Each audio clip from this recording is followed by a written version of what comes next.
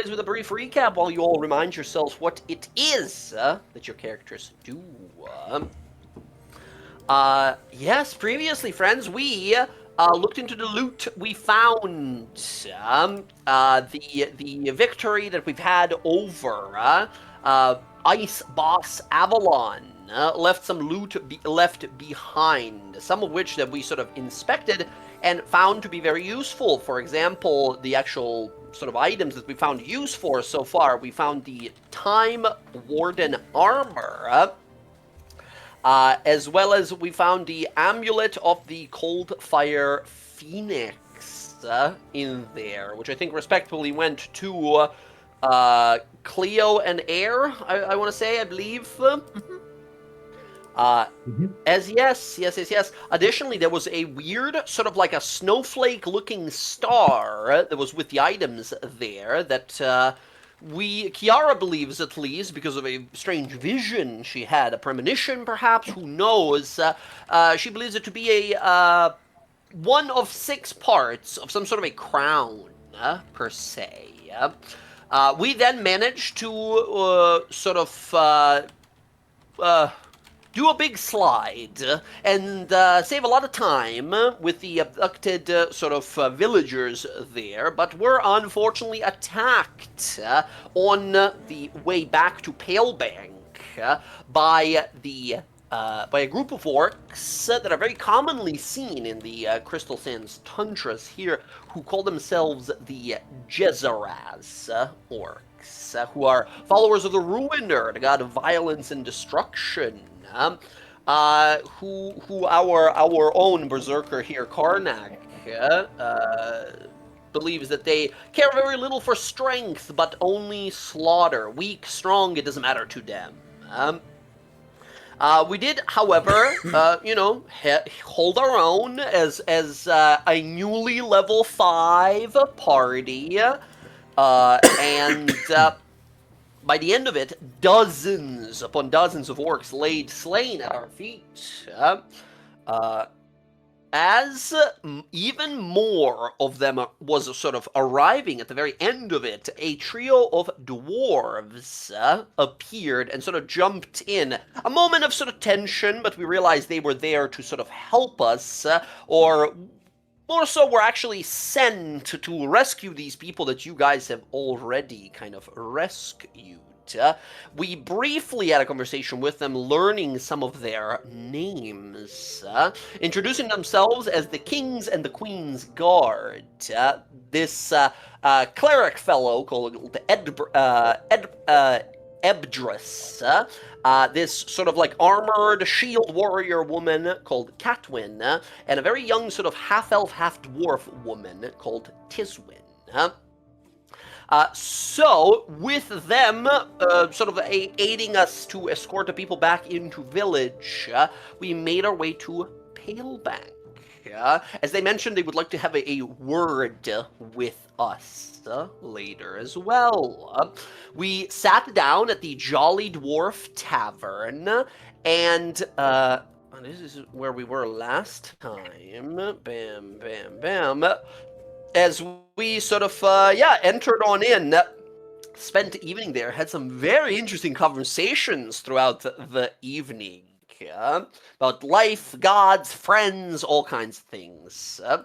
As the next morning rolls around now, finally able to have a fine, warm meal for dinner, a cold drink, a pleasant and warm bed, soft bed to sleep on.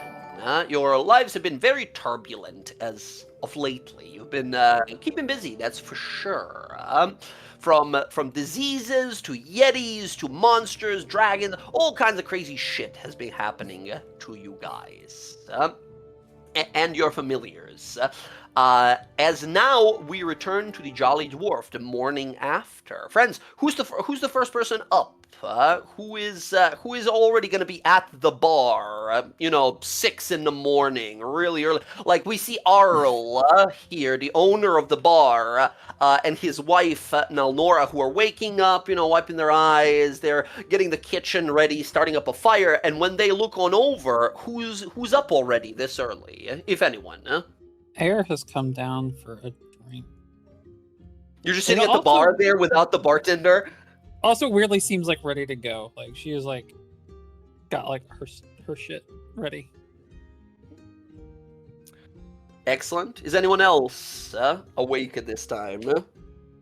I think Cleo is too, but she's kind of just still in her room trying to get the last of the exhaustion off of her. Yeah. So she's just in her room reading her book. She's in her reading her book of Exandria. I think Kalis is probably up. He probably got really early, and he's probably like in the corner or something. In the lounge there. Gotcha. Cool. Yeah. Kalis Rook is sort of sitting at the table there in front of you. Whatever scraps of a meal that was left here last night that weren't sort of fully cleaned, he's just pecking away at little breadcrumbs and pieces of meat that have sort of fallen off someone's plate. Yeah, you guys gonna sit there. Ara looks a little surprised to see you there. Air says, "Oh, sorry, I didn't realize we'd have customers this early in the morning. You thirsty, hungry?" I wouldn't mind something to drink and eat before. All right. Everything gets underway. Tea, perhaps. We have different kinds. We have eggplant juice, if that's something you like. We have a potato alcohol of sorts. It's not very strong, but I don't know if you want strong this early in the morning. Guys want something that is warm and something good to eat. Filling, preferably. Very well. Now, Nora, dear, do you mind lighting up? And she's like, I got it. And she moves off into the kitchen and starts sort of starting up the fire. Says, it'll take a moment to get the fire going, so if you don't mind waiting 10, 20 minutes. No, I can wait. All right. As you sort of sit on down there, Air, I think you turn around and realize, stealthy and quiet as always, unseen by most of the party and most times, you see Kayla sitting there. That moment of tension last night of the conversation. Well, I don't know if tension is the right word, but yeah, you see Kayla's there across, sitting by. It's just the two of you guys, I believe, at this point. I will see him as I was about to take a seat over here where I'm at. See him. And then I will instead cross over and sit here.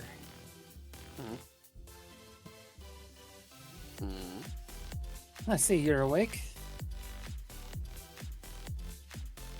I see you're awake as well. Early start, I suppose. What did they say? Early bird gets the worm? Something to that effect. What has you awake so early?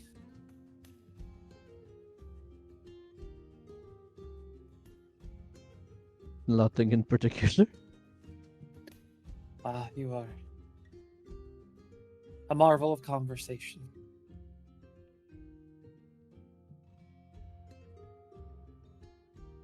Thanks.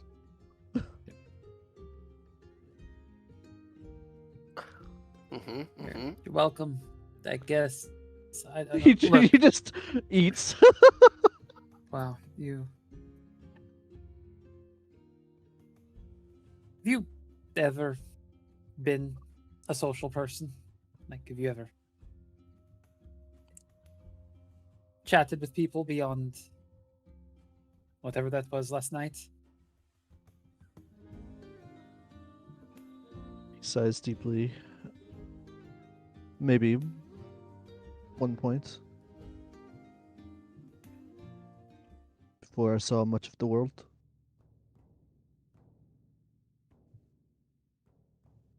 All right. I want to ask you something before the others get here. What happened that made you the way that you are? Genuinely, not allegories or prose or pretty analogies. What actually happened?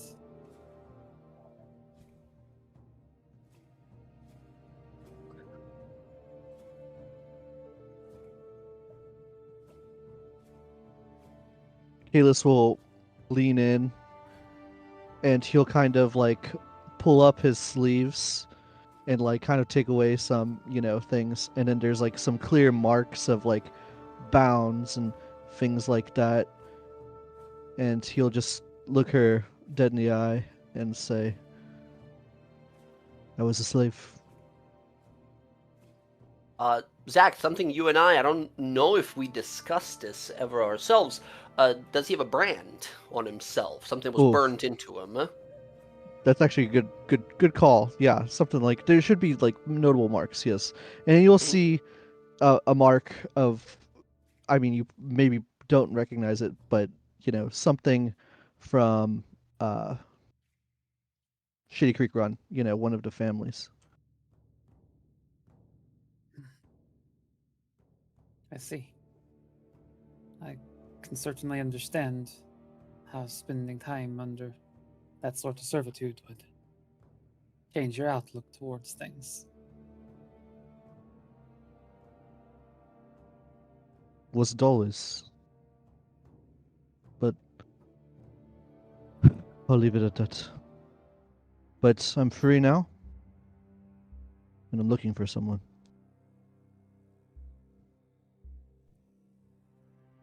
Another slave. Friend or one who wronged you? My wife.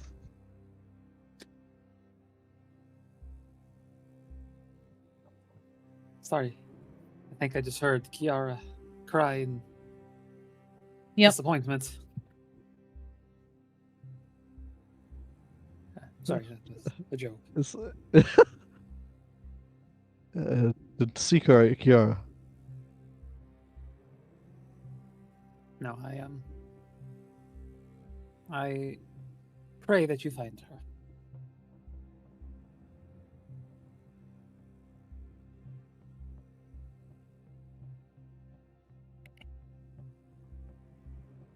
Praying doesn't do anything. It's not going to get me closer to my goal.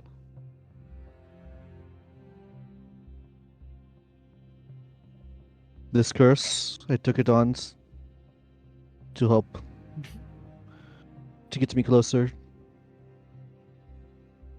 to find the people who took her.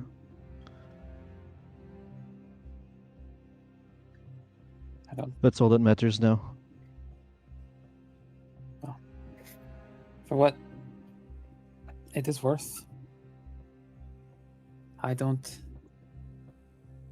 condemn that sort of action. I know I'm probably the furthest thing from your mind in terms of worrying is, what do people actually think of me, but I can at least say, from my standpoint, I do not see what you have done as a terrible thing, and I would never hold it against you.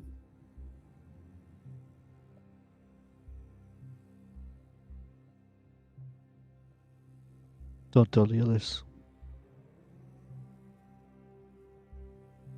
Your secret is safe with me.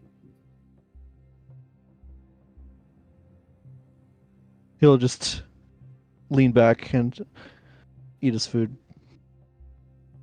His gaze kind of hard and cold. Mhm. I think Sigurd will sit back and, or not Sigurd, Sigurd's another character of mine. Air will lean back and she'll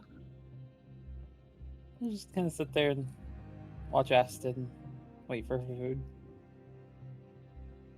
A few minutes pass. You see Nelnora, Bortok, here, bring out a plate, and then they're gonna jump a little bit, seeing Kalis there, sort of, obscured someone in the shadows, not even having noticed them before. Oh, sorry. 2 plates it is, right? Sorry. As she brings one out. Here, it is some sort of probably leftovers from last night, semi, like well cooked, but semi stale, like potatoes. And some sort of kind of like a meaty, like a rabbit type of meat that they have prepared here for you. It's not the biggest meal you ever had, but it'll do. As she sort of pours you a big old drink of some sort of kind of lighter, like cold beverage, basically some sort of like a vegetable juice, right? She basically gives you carrot juice that she sort of pours for you. Fair. And what's funny is like once all this gets out, like, and this is, Kalis will see this. Air doesn't really treat acid like a typical familiar. Like, it's like she takes like the food that she gets and like breaks off chunks of it and like sets it aside on like a smaller plate, and then also takes like some of the drink itself too and like puts it in like a little container beside for acid to get. Like, she's weirdly like very like attentive to something that should just be a familiar. But I think like actually sitting like with her, like you get to like see that a bit more firsthand than her like doing it really when no one's like paying attention. Mm-hmm. Yeah. Hmm. The two of you spend the next probably 30-40 minutes before someone else wakes up here. Anyone else in the party? Are you waking up? At normal morning hours? Are we all sleeping in? I think eventually Cleo would make her way to Kiara and Karnak's room, just like give a gentle little knock.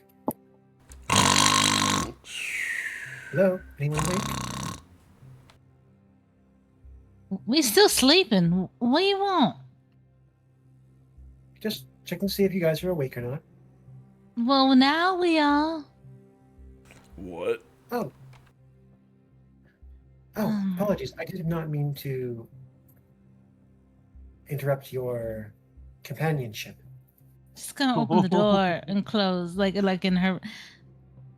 Cleo, me and him drink a lot, and we party a lot, so we kind of go to bed real late.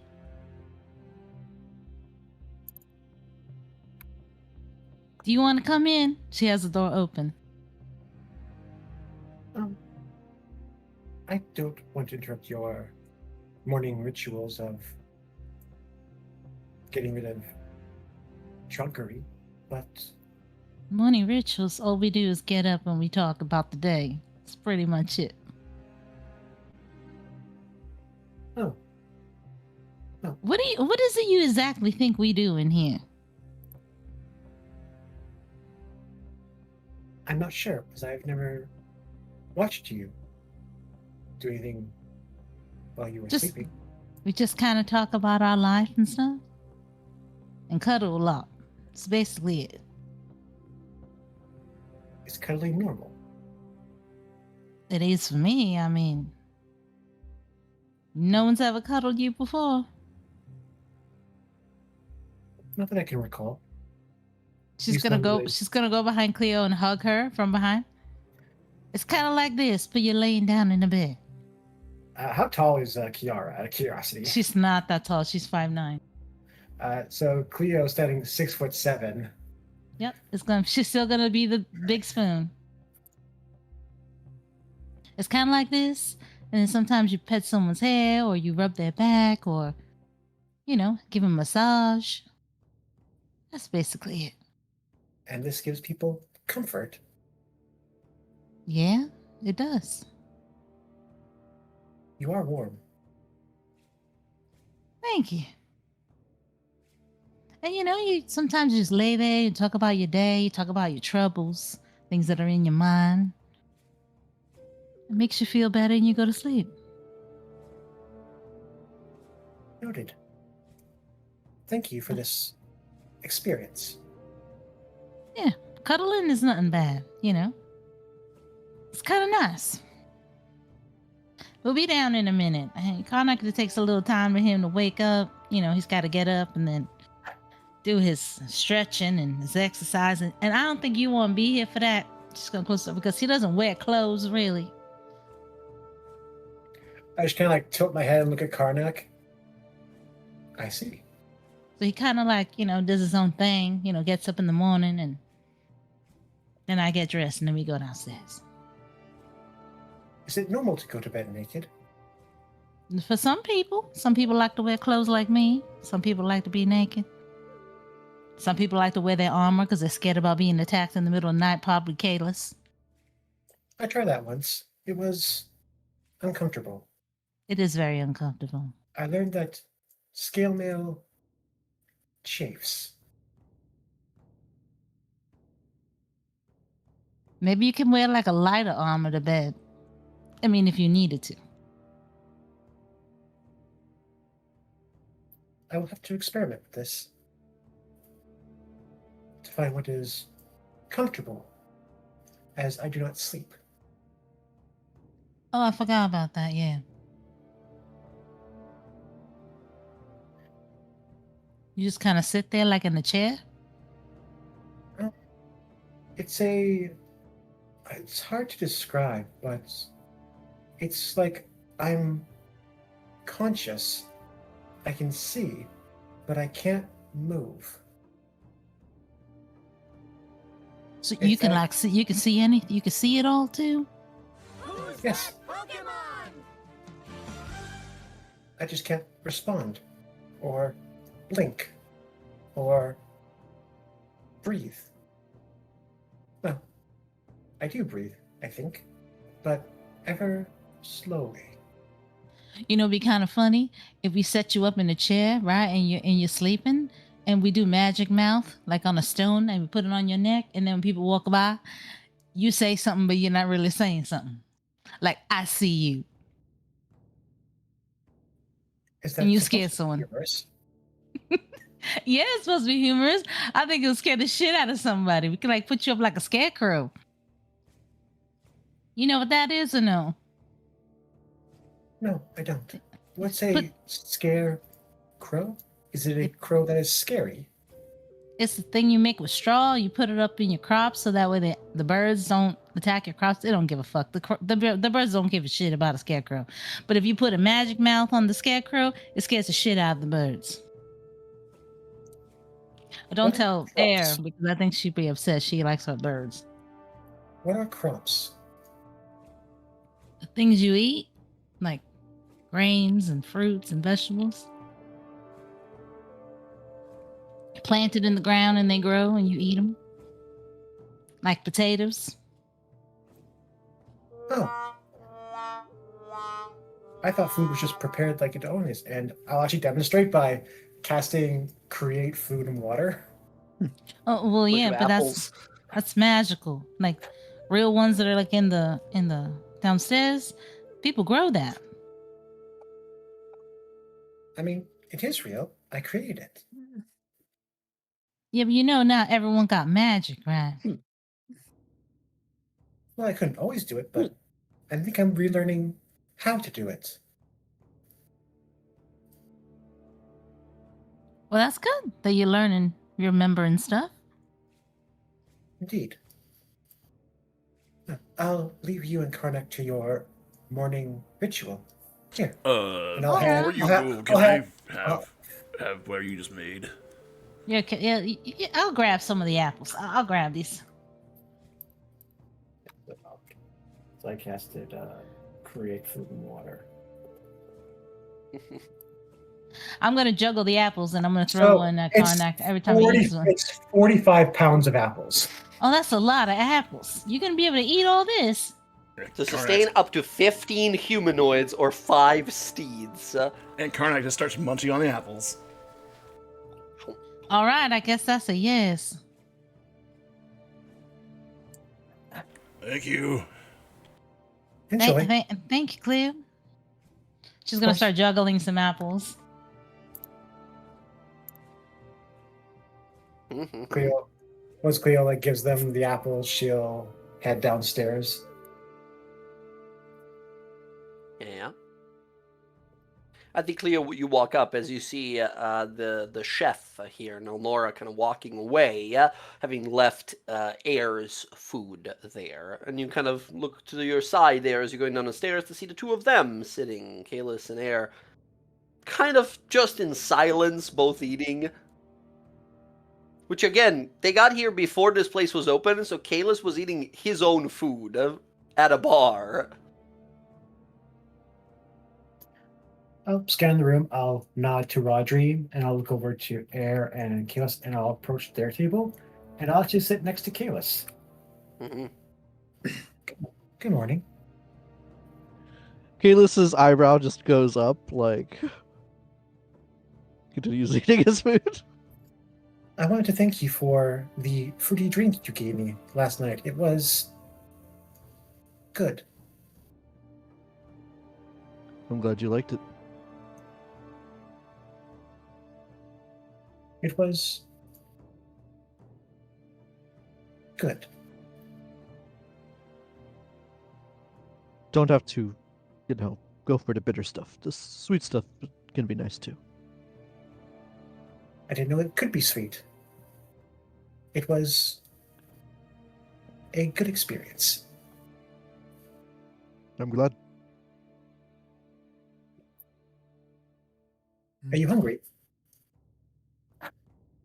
He's literally eating.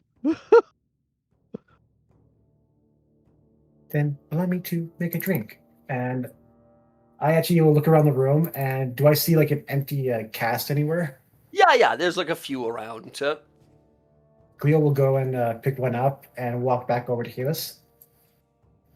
What would you like to drink? No, I'm good. Just takes a sip of his tankard that's already has water. Can't bring him anywhere. My God. Well, if any of you are still hungry, I made 45 pounds of apples upstairs for Kiara and Karnak. You Uh, 45 pounds of apple. Anyone tell you there's 2 sacks full of apples upstairs? Apples don't even grow in this region.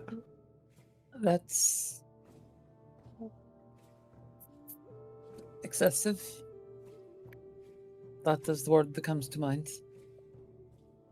Well, I'm not sure how much people eat, so I made enough for 15 people. Guess it depends on what you're doing.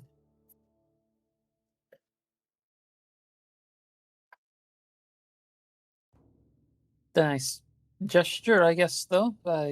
45 pounds of apples. Ugh. It's been That's a long lot time of since fucking I've had an apples. apple. Yeah. I don't think they're permanent, so they won't rot. That's the good thing. It's honestly been a very long time since I've had an apple. Couple Just kids because my actually mind remember. is now Sorry, I was just gonna say because my mind is now spiraling. A large sack of apples is roughly 5 to 12 pounds. Yeah, that's what I'm saying. 45 pounds of There's apples 5 is a ridiculous sacks of amount. apples. Yeah. That's ridiculous. Well, if we can't finish it all, I'll take it out to town and hand it out. I'm assuming people will be hungry this morning. Mhm. Cleo, can you do me a favor? Of course. What? Just look straight ahead at me for a moment. I'll look deadpan into Air's eyes. Jay, Air's been wondering this for a while after some of the stuff Cleo has said. Dumb question, but is there anything about Cleo that's like at all in any way, shape, or form like vaguely familiar? To you? Yeah. I mean, give me an insight roll.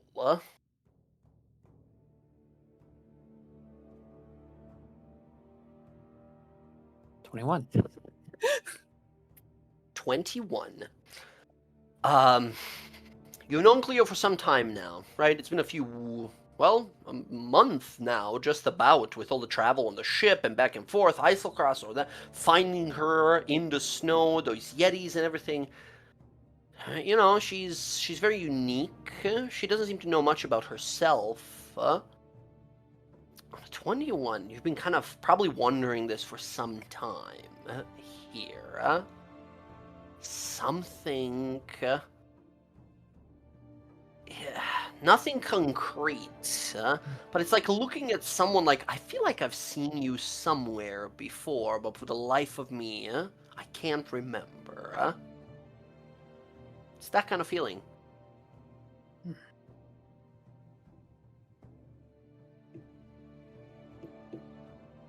All right. More questions than answers, but also answers in a weird way. Thank you. Was I at all helpful?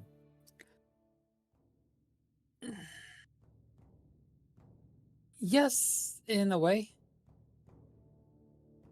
So, She gives like a little pale little smile. I've been thinking about it for a while. In the time that we've been together, I've never really ever like stopped and thought about it terribly much, but over like the last week or so, I've listened and watched, and there's a weird familiarity about you, and I don't know. I get this feeling like once before we had met. I just can't really place the where or the face. But it's like looking at someone that you swear you know, and just struggle to recall where I know you from. So my past could be connected to yours. Potentially. A new thread to look through. Thank you, Air. Don't mention it. I'm also curious about it myself. Question for everyone. Is What's it that? normal to spoon your other in bed? Say again?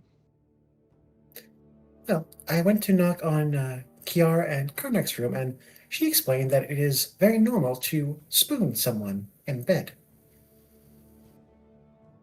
You mean like cuddling? Yes.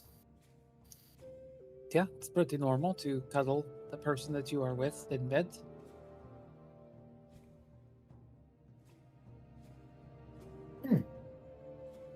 So I could spoon you then. Yeah.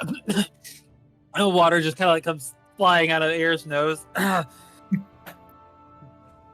What? What? I was asking. heard her. Well, I asked if it's normal to spoon.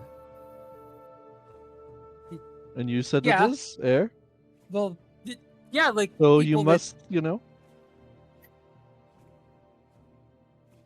since it's so normal, Usually- why don't you, Well, like what I'm trying to say is that like it's normal for people that are in like a relationship together. You know, like husbands and wives. You know, people that are dating. You know, people that are seeing each other in a bit of a romantic sort of way.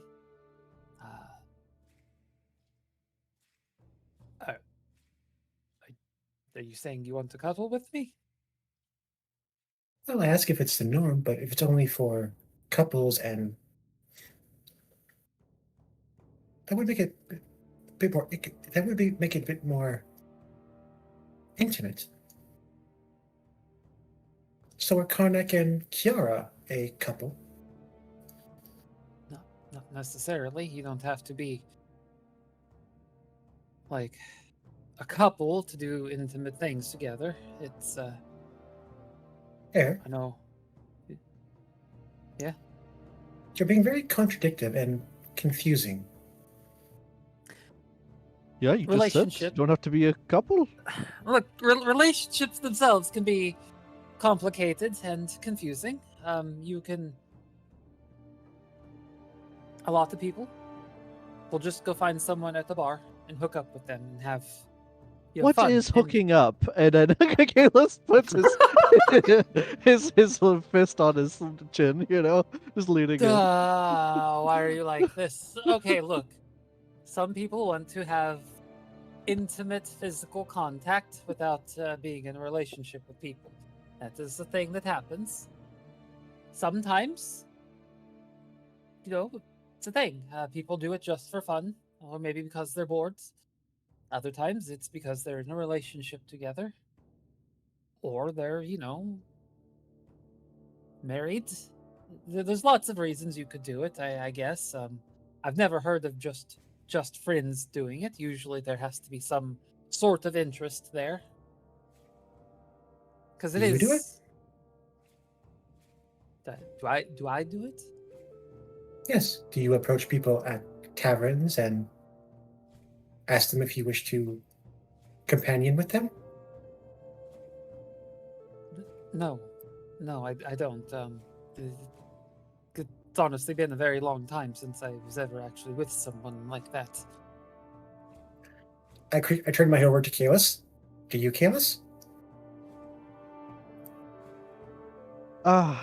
Not anymore. Implying you did. Maybe one time back at my village? I don't know where you hail from, Kalis. It's of no importance. I'm more intrigued by air over here. What? What's intriguing about me? Oh, just your answers. They're hilarious. All right. Any other questions, Cleo? I was gonna say at this point, I think I want to check in I will here, say- Rodri. Oh I yeah, think sorry. Cleo turned to Rodri, who's like at the table at the end across from them. Rodri, Well, I don't think you- is Rodri actually down here. I don't know if you just didn't move a token or not. In his room, writing in his notebook at this point. Gotcha. And he spends his morning studying spells and stuff. So Gotcha. I Sorry, I didn't move my think you token. hear. I think you start to hear some like conversation throughout the walls and the hallways as people are slowly waking up as well. all right, I'll put my stuff away and start walking downstairs. If I see that bag of apples, I pick one up and put it in my mouth. No, you don't got. Okay. We got all the we got all the apples in the room. But I would They make have sure 40 that I won't see it pounds then. of apples. I wouldn't make sure that he wouldn't eat them all. I would save at least 2 bags for other people. I'd be like, Connor, you had 3 bags. 3 bags is Amazing. enough. So if there is one available, Rodri will stop by, snack, grab it, put it in his mouth, and just this look of disappointment. And then he walks back down to the table and waits for breakfast. I was gonna say, at that I point. think at this point, as the conversation is going up, this is where Karnak, Kiara, and Rodri, you guys are sort of coming down as well. As you see, like, the lanterns are lit, and the candles are being lit here, and there's warmth coming from the fire in the kitchen at this point, as Arl over here gives a little wave, and is going to be preparing breakfast for you guys as well. As, yeah, you see Cleo, Kalis, and Air having a conversation here, as all of you start coming down the stairs. I will say there is a point in that conversation where Air looks at Cleo and goes, "Look, I already said that I find you interesting. If you want to cuddle, I will cuddle you."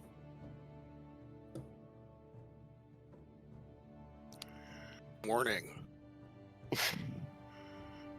Are people still tired? No, we are awake and eating.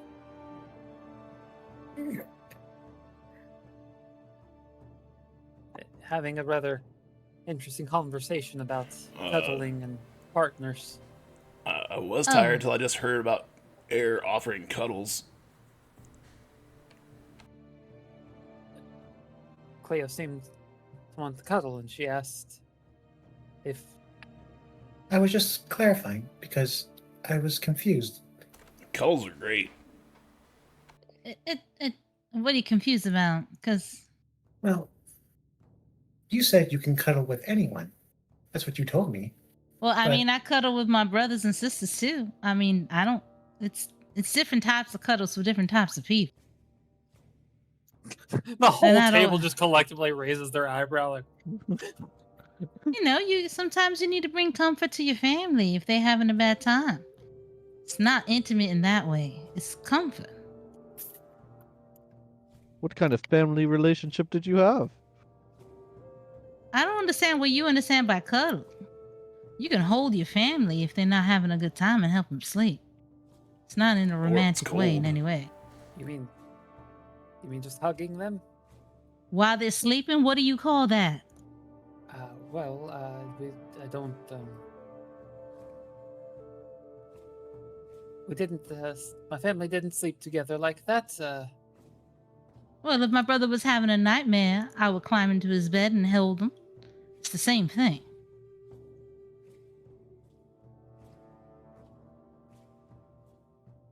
I see that we have different definitions of cuddling.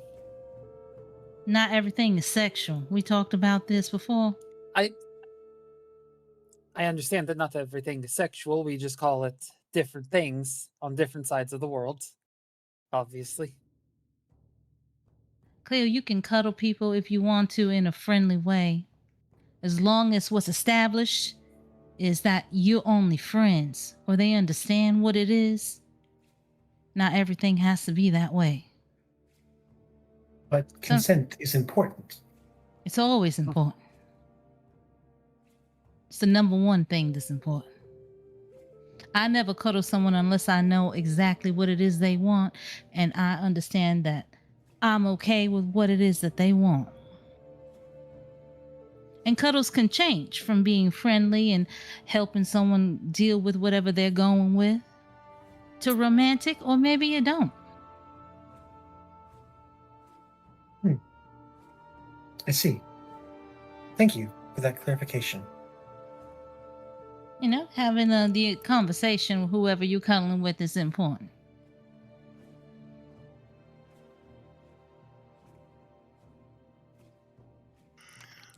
Well, there you go. Hoffer still stands. doesn't he? Amused and Now here's some damn apples, since apparently I'm some pervert who likes to cuddle with my damn family. She'll All right. she'll slam the bag of apples on the table because she's pissed. Mhm. Also, what So was we're- I was gonna say, Darren, what did Roger say? I think you got cut off there by your mic. Yep. just kind of amused and confused at the same time when you're talking about the cuddling.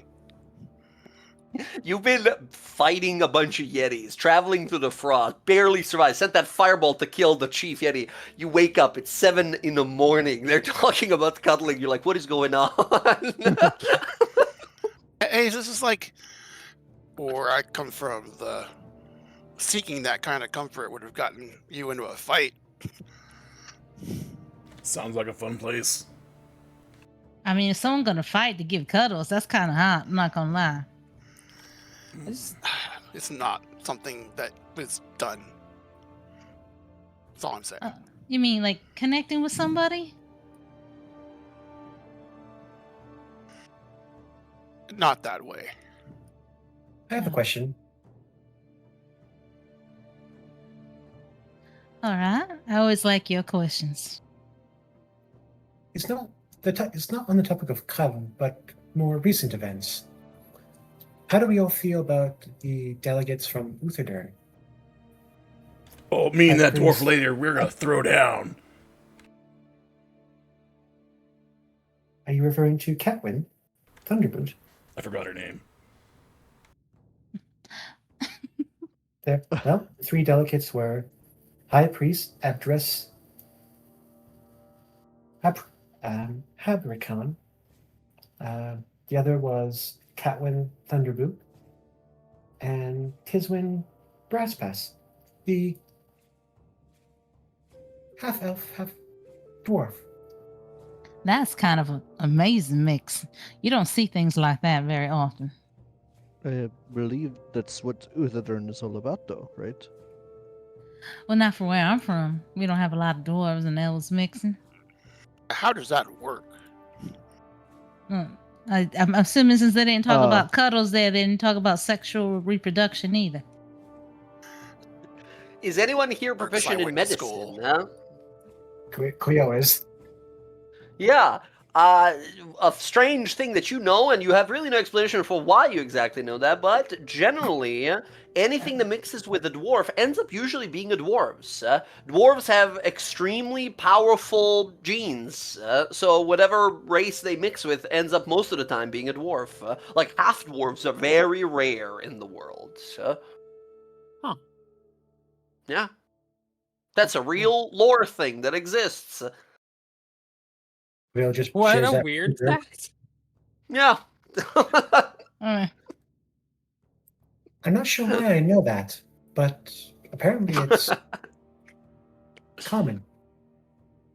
It must be important for them to tell us that they're half elf, like, cause if we wouldn't know that, right? You guys assumed because she's a little Tiswin Bravefast. She's a little taller than most dwarves, but looks still kind of that squat dwarven appearance, but has those like pointed elven, half elvenish kind of ears.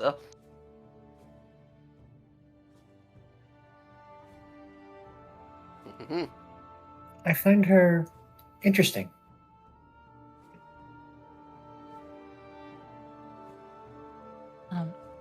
You find that interesting because of like her abilities or because of her heritage?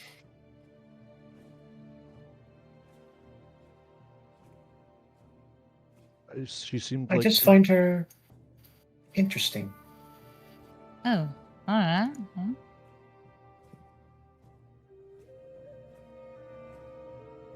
But I I guess my other thing is, I'm hoping they don't treat me and Air with any hostility. Well, they shouldn't. I mean, we help.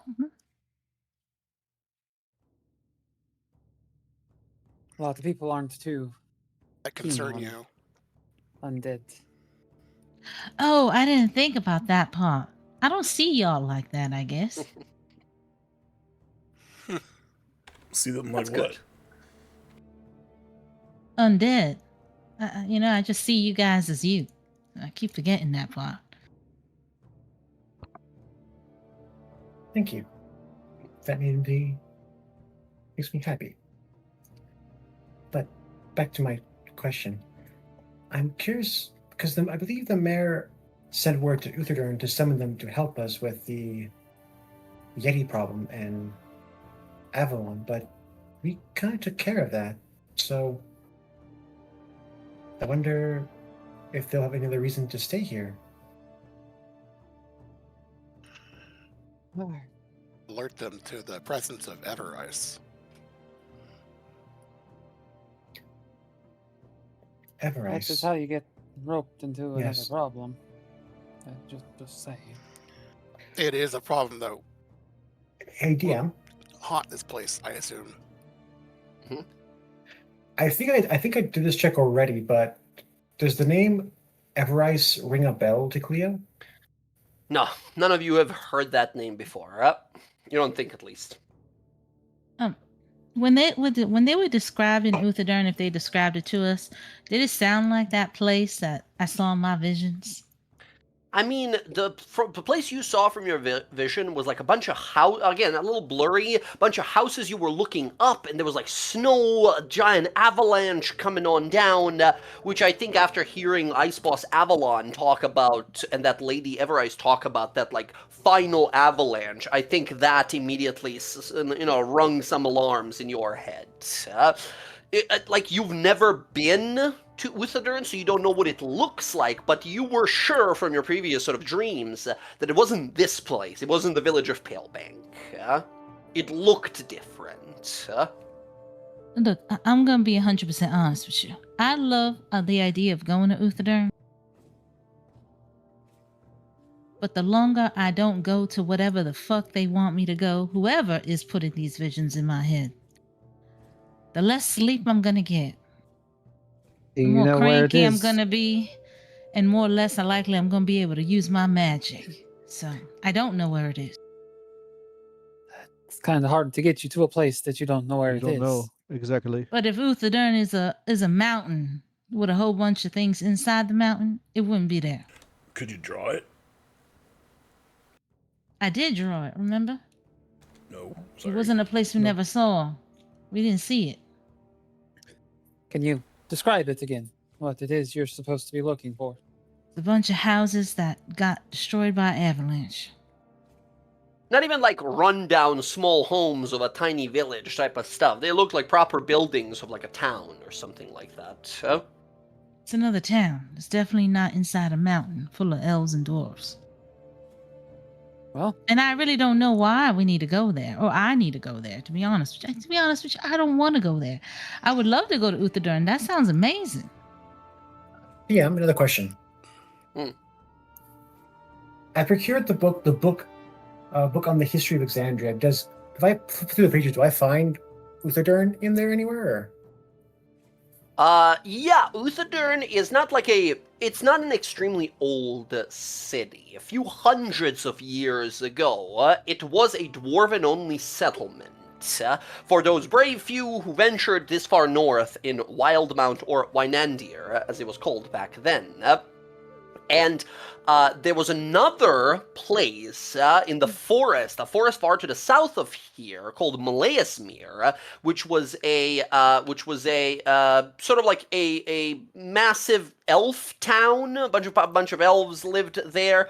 And then it speaks of some sort of catastrophe that has happened a few hundreds of years ago, and then all of those elves either fled south to this kingdom of the Dwendalian Empire, or moved north and became like a twin nation together, twin nation state city type of thing, where now they're kind of equal part elves and dwarves, and they call it Uthadurn together.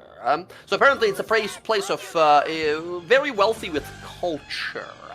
Any skilled craftsmen or creators, be it art or function, always seek to go to Uthadurn, as some of the greatest masters of just about any kinds of tools have shops and locations in Uthadurn, where they equal part worship the elven god of art and magic, Corellon, or the Archheart, as well as the dwarven god of creation and crafting, Olhammer or Moradin. It is a place of creation. you know, for what it's worth, maybe going to Uthadurn might shed some light on at least where you're supposed to go. Surely they would know of any cities buried under an avalanche. Maybe it's not that you're supposed to go there, but to prevent it. I don't know about that.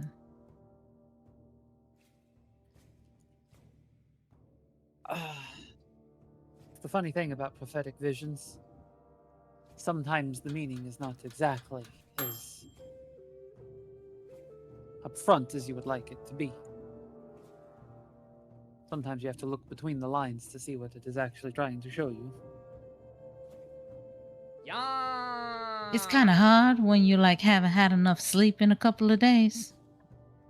Eventually it becomes to the part that I don't sleep at all.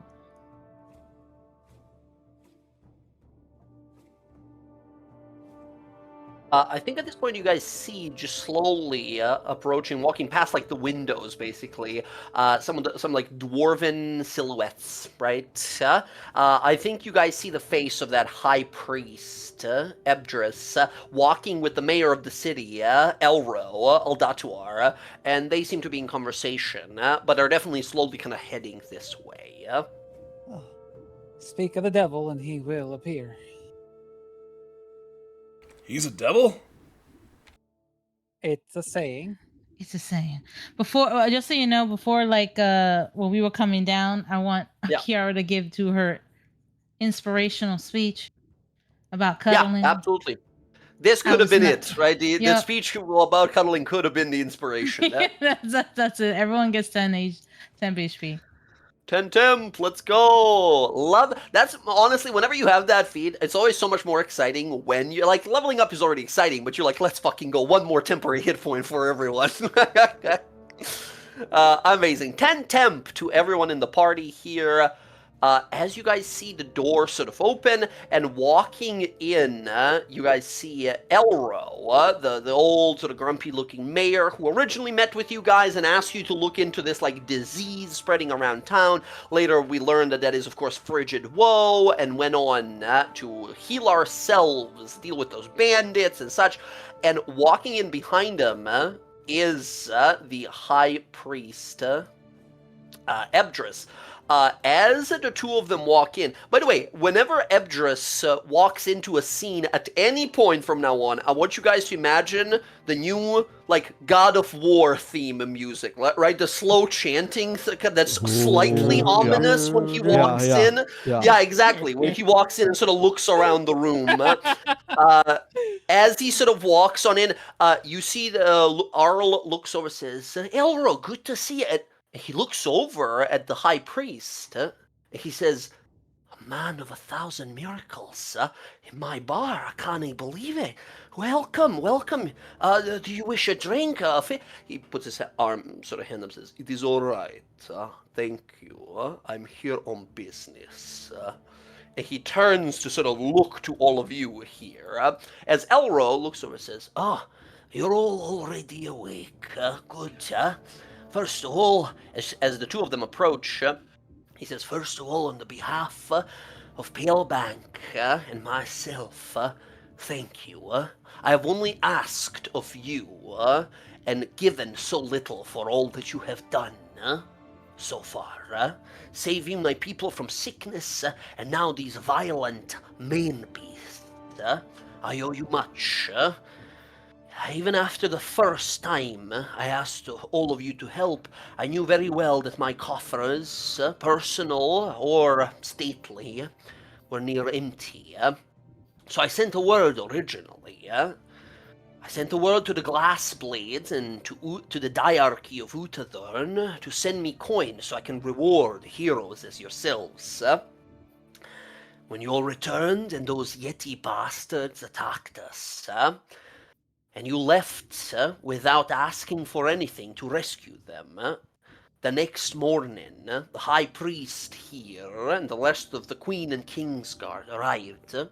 I told them all in a hurry where you went, and they went after you, but it seems that your heroics know no bounds.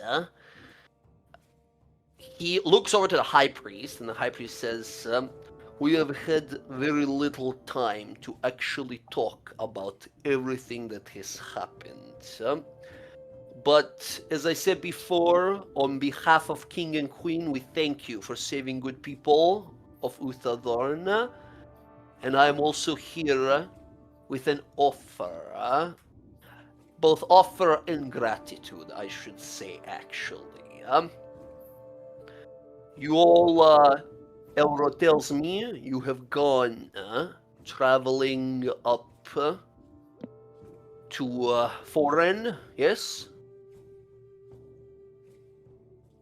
We have, yes. Big Island and Isocross, all those ruins and such. Yes. You have experience fighting, you're obviously capable. You fight Yetis, even bigger, abominable one. This Ice Boss Avalon, as they call him. There was reward on his head. You know this before you go to rescue these people, or was this selflessness? Oh, I knew. We knew of the rewards, but it was a decision to save the people over the rewards. And all of you have this same selflessness in heart. He's inside checking you guys, right? He looks around to everyone to be, if anyone's gonna be like, well, actually, I love money. No, I just wanted to take his horn, and he shows the horn. Karnak shows the horn of Avalon. You're a weird guy. Okay. Very well. If this is true, then I have reward to give to you. Not on me, of course. I take it out of coffers of King and Queen once we come back. We go back to Uther myself. But I did not bring your gold here as we did not know you were going to kill Ice Boss Avalon. So seeing how you are capable, seeing how you are tough, and seeing, points to Karnak says, how you take no shit from no one, even commander of Diarchy's warriors of Glassblades. Catwin said she wanted to bash your fucking teeth in, but that's a compliment, I think, the way she talks. Oh, I'd love to tingle her. Well, you might just get the chance. If you want to, I have offer for you. First of all, like I said, I give you money, I give you coin back in Uthadern, and then an offer. There's been strange things happening around Greying Wildlands, around Uthadern. We are looking for people who know just enough that can assist us in untangling some secrets of the past, and also possibly dealing with things even worse than Yeti. Are you those kinds of people? What sort of issues with the past are you wanting to delve into? We are, well, state secrets of sorts, sir, but if I want you to perhaps be interested, I might as well share with you. It is about a prophecy. Thing written in stone thousands of years ago. Some say written by gods, some claim written by devils. But the signs have been showing over the last year or so that we would be foolish to ignore. They call it Last Avalanche. That's what they call the prophecy? Yes. Hold on. What did you say it was called? You are not dressed appropriately for this temperature.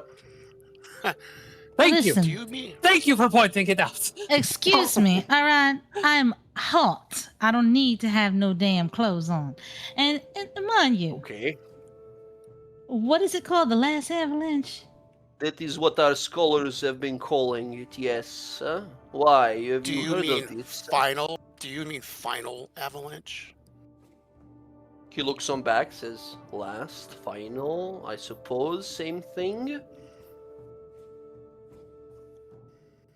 Why? I've been having dreams Green about looks an at the rest of the avalanche. party.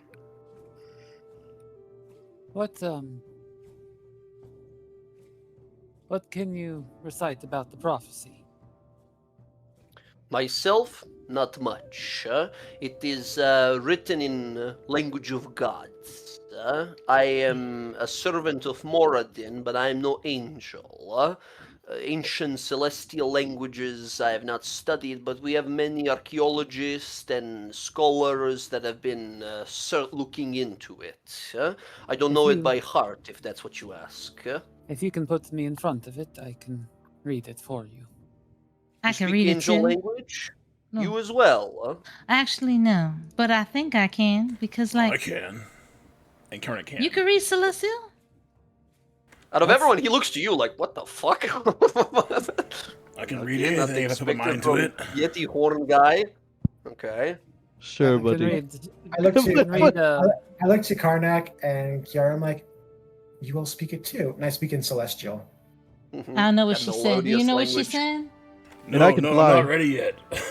Yeah, she said, and then she'll recite it back to Kiara. Like, yeah, she said. It's hard to explain. Like I can see Kiara, it and understand you it. understood like a third of that. I'm gonna be honest with you. I have no idea what's going on with my visions. But it talk about an Can you- avalanche. One more You have thing. visions? Sorry, one more thing. Kiara, when Cleo says, "Do you so you understand what I'm saying?" It's not in Cleo's normal dialect where she's asking like a question. She is speaking it like you would have a normal conversation with yourself. Ah, that is fucking me. Big time, Cleo. In what way Not, does it not, make- not, Then- not, then- not, then not in I- a bad way. like- Not in a bad like way. It's I gotta get used to it, all right? I gotta get used to it. I can't explain why. Audrey but looks whenever- over at whenever I speak Edris. like this, I speak like it comes out more clear. My thoughts come clear when I speak like this. I'm just speaking in celestial, like to the whole tavern. Yeah. He Rodri looks over at Ebdris, and Mhm. could you just give us the gist of it? Gist says something about dragons falling from sky or something, speaking about a pillar of ice, a realm of frost, and then some big avalanche. Again, I am Queensguard. I'm not person in charge of this prophecy, but I know enough about it that when I see fate hand me people who obviously seem to know a little bit about it as well. I know enough not to let the opportunity pass. Would that prophecy, just like the gist of it, explanation that he gives, would that sound like anything I have ever heard over my lifetime? Give me a history roll. Whew.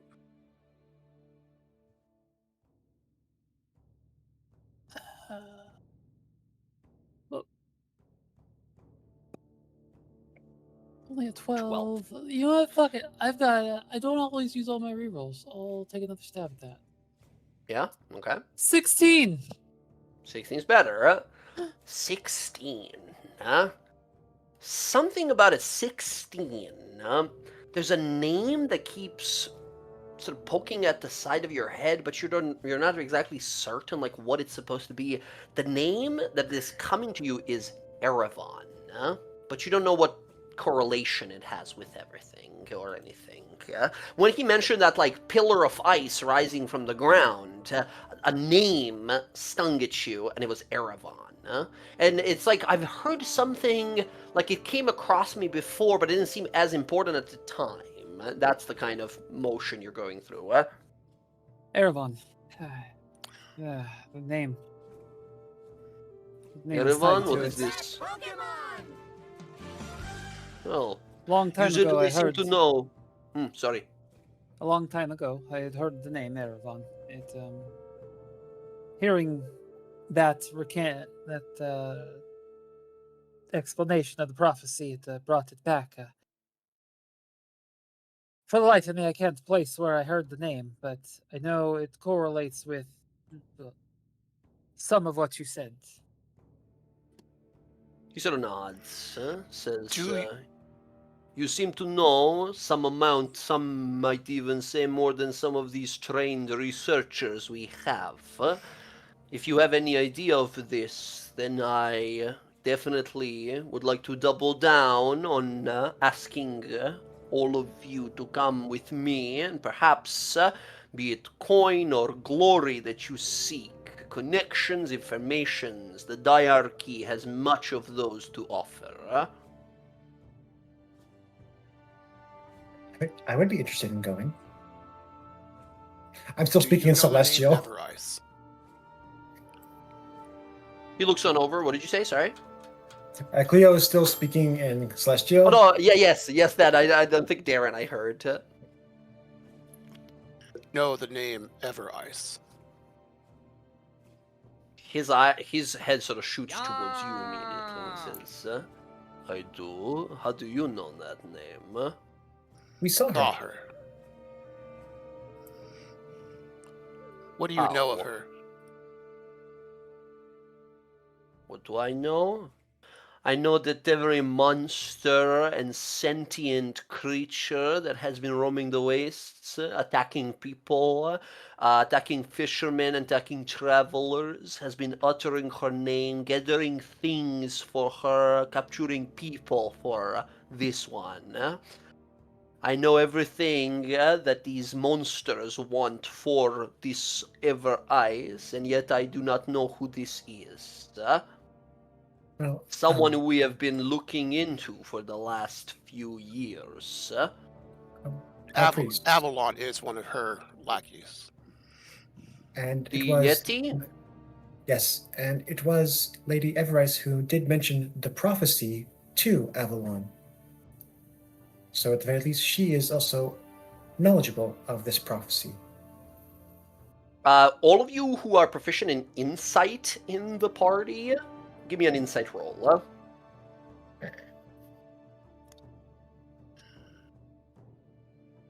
Not bad, not bad. Very nice. Okay, okay. Okay. On a 17 or above, so Karnak and Kalis here, Air, it sort of slips you by as you're kind of thinking on that name. Erevan, that is interesting. Kalis and Karnak, you see a look, it is a minuscule, and on his face, he wears it for just a quarter of a moment, right? There is a look in his eyes when he sort of narrows his eyes looking at you, and there is a look of like what you guys just said. This like ice boss talking to this lady Everice, talking about this like last final avalanche. That connects and makes sense to something he knew before, some suspicion or some knowledge that he had from before. He doesn't say anything about it. He says, "I see. That is good to know, huh?" Very well. Ballers might benefit from coming to the Avalon's resting place, as she called it the site of her greatest defeat, and there is the corpse of a dragon there. You say this place is 200 feet off the ground in an ice cave? Not really easy to explore, huh? That's true. Doesn't matter though. Maybe we get some skilled enough rangers, pay them well enough, where they would want to risk their lives. Well, it doesn't matter. In either case, we must do what we can with what we have and know. So, if you want, I offer, first of all, I give you your just reward for killing Ice Boss, Avalon. If you want, you travel with me now. We go to the place of power of the diarchy, to the city of Uthadurn. You might even get a chance to meet Queen Simone, and perhaps even King Imathan, if it is important enough as we go down this spiral. And perhaps, if you are interested after reading this prophecy, this old stone we have, you decide if what we have to offer you for your services and help in this excavation, investigation, is worth your time. Sound good? Karnak looks to Kiara.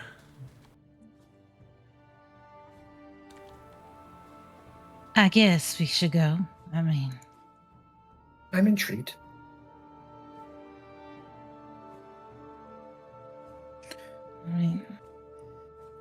it might Roger be a doesn't- bit. It might be a bit for me, just so you understand. Me not getting enough sleep until we get there to the actual place. I don't know if it's gonna stop once we get to I can Uther. put you to sleep with magic if you need sleeping, yeah? Don't you dare touch me with your damn magic. It's not just about said- that. You He's- don't I understand. I offer solution, you say no. Okay. Very well. It's not the way you explain it. You can put me to sleep. It don't matter. The dreams will still happen. You have strange dreams. That's very And- weird. It's not weird. People dream all Well, the time. No, it's not weird. That's not what I'm saying. I speak sort of slow. You have to let me finish. The girl that is with us, she's a new member of Kingsguard, Tiswin. She's been saying she's been having sort of restless nights as well lately. Her last name is not. We call her Brave Pass because she just saved a bunch of people in this canyon. Long story short, ever since she had strange visions in her head as well. Don't let her sleep. Interesting. That's That's- strange. That's the strange part.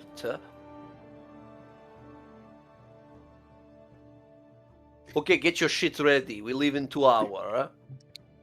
I already got my stuff ready.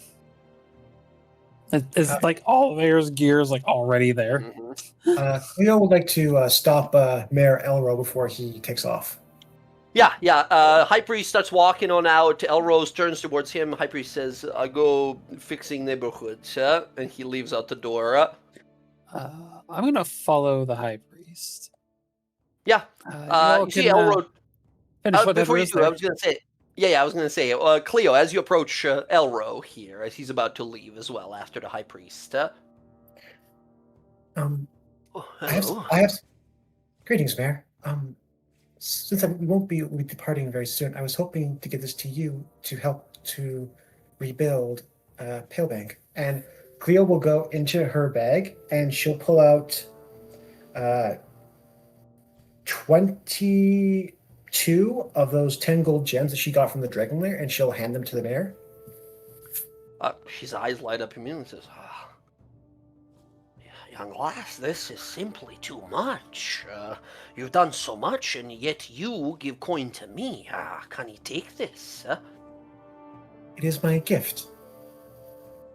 I wanted to go towards rebuilding Palebank to better fortify, to make sure this tragedy does not happen again. There was much suffering. As I said, my coffers were emptying out. I couldn't pay you enough for your services almost, but this'll go a very long way. Thank you. You're welcome. Thank you greatly. God's and people's blessings be on you. Lawbearer's blessings upon you too, Mayor Elro. He sort of looks to you, gives a deep bow, looks to the whole party, kind of gives a deep bow, and walks out with these gemstones.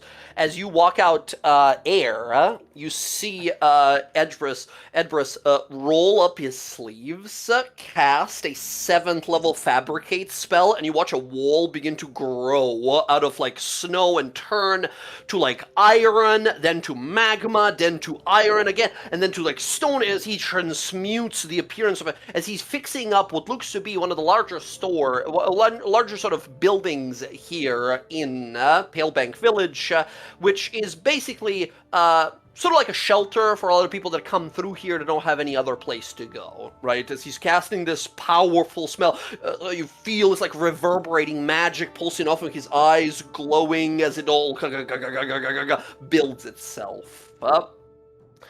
You see nearby Catwin, Commander Catwin, that like giant shield lady, looks over as she's leaning, and kind of nervously standing nearby is that like half-elf dwarf girl, Tiswin, who is just sort of like doing some like practice swings with her sword ready for the journey. High Priest sort of looks back to you, says, is you the one who's ready to travel? Yeah, but not right away. You have name? Air. Okay. Can I be helping? Yes, I wanted to ask you a question. I know you, when we first met, you took a long, hard look at myself and then over at Cleo. And it's Yes. kind of like that, like knowing look of like I know what you saw, kind of a thing. I want to be Yes. certain that there's not going to be an issue for her and I. Issue, huh? Oh, I see. You're thinking because you are you and your friend are some sort of walking corpse? A bit more than that, but yes, that is the gist of Yes. I don't care how much your rot stinks as long as you're able to help me, and help people be safe in Diarchy, yeah? it. Good. As long as it's not an issue, then I'd be happy to lend my assistance. I hear of this, often. I kill many unliving things before, but they never speak. They never think. Those ones that have time for their brain to rot long enough, they don't do only thinking, they do scheming. That's when it becomes problem. You're not gonna have that problem, right? I have been this way longer than I think your kingdom has existed. Don't worry. If I wanted to scheme against it, I probably already would have. That is good enough, is good enough for me, And your other friend with music voice of Celestials, she doesn't seem like scheming type either, Cleo wouldn't hurt a soul, and she's devoted to Arathis, so Lady of Balance, civilization, Not a lot of balance out here in the snow, but it's one of the better ones. Very well. Okay, here, you're going to City of Craftsmen. If you were ever thinking of learning how to smith or cobble or knit or any profession, is a great place for everyone to learn. I will keep that in mind if anything strikes my fancy. For now, though, and she like gestures to the spider bag. I've got Weird bag. yeah, I know. I've got stuff to hand out across the village, so I'm gonna go take care Okay. of that. And You then do that.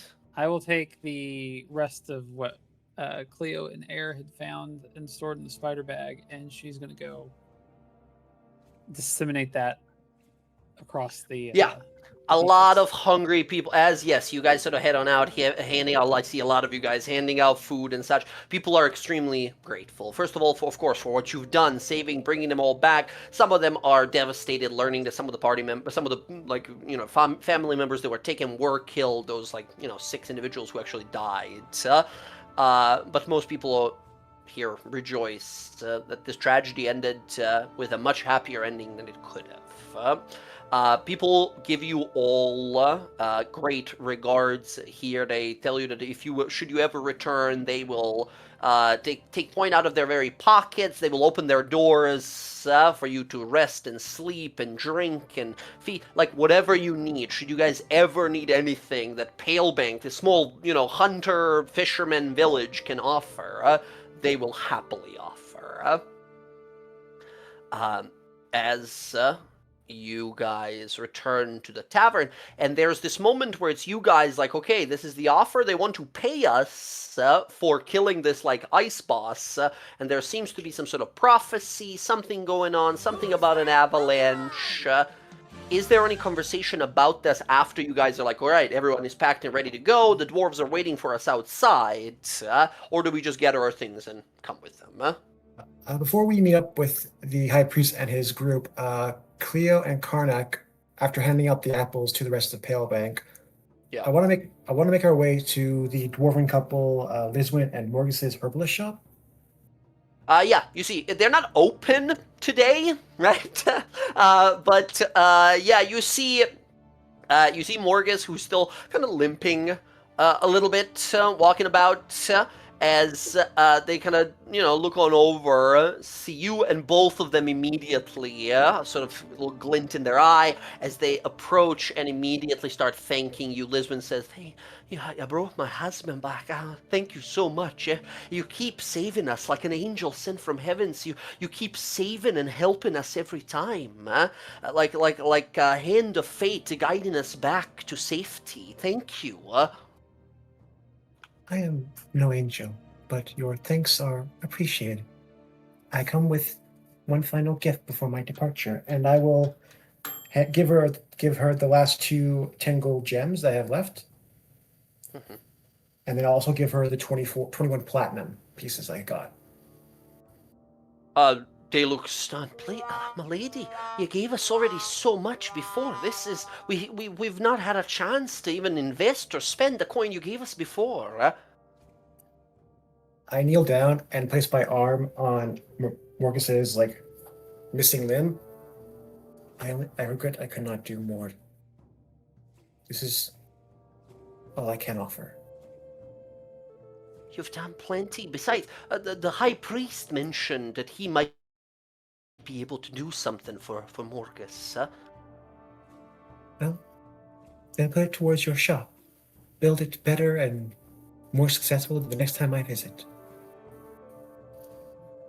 Should the fates allow it, should no more misfortune come our way, should you come around here again, first batch of whatever kinds of potions we make, every time we try a new recipe, the first batch we're gonna put away for you, should you ever come back and need it.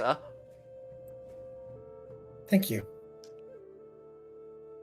She breaks down, starts crying, and gives you a massive hug. Morgus sort of puts his one good hand on you as well and gives a squeeze. Thank you, my lady. You say you say your friends you say to your friends thank you, and you yourself, of course, you already know how grateful we are. May the lawbearer grant you her blessings, and blessings upon you and your craft. And you see both of them here. There's a moment here where both of them look at you with a bit of reverence here, looking to your holy symbol. You think you might have just converted two people who weren't as intensely into gods to become like believers and followers of the lawbearer. As both of them just sort of look to you with great gratitude and sort of incredible kind of interest, very much so piqued by this symbol that has been in front of them the whole time, that has appeared to save them multiple times now.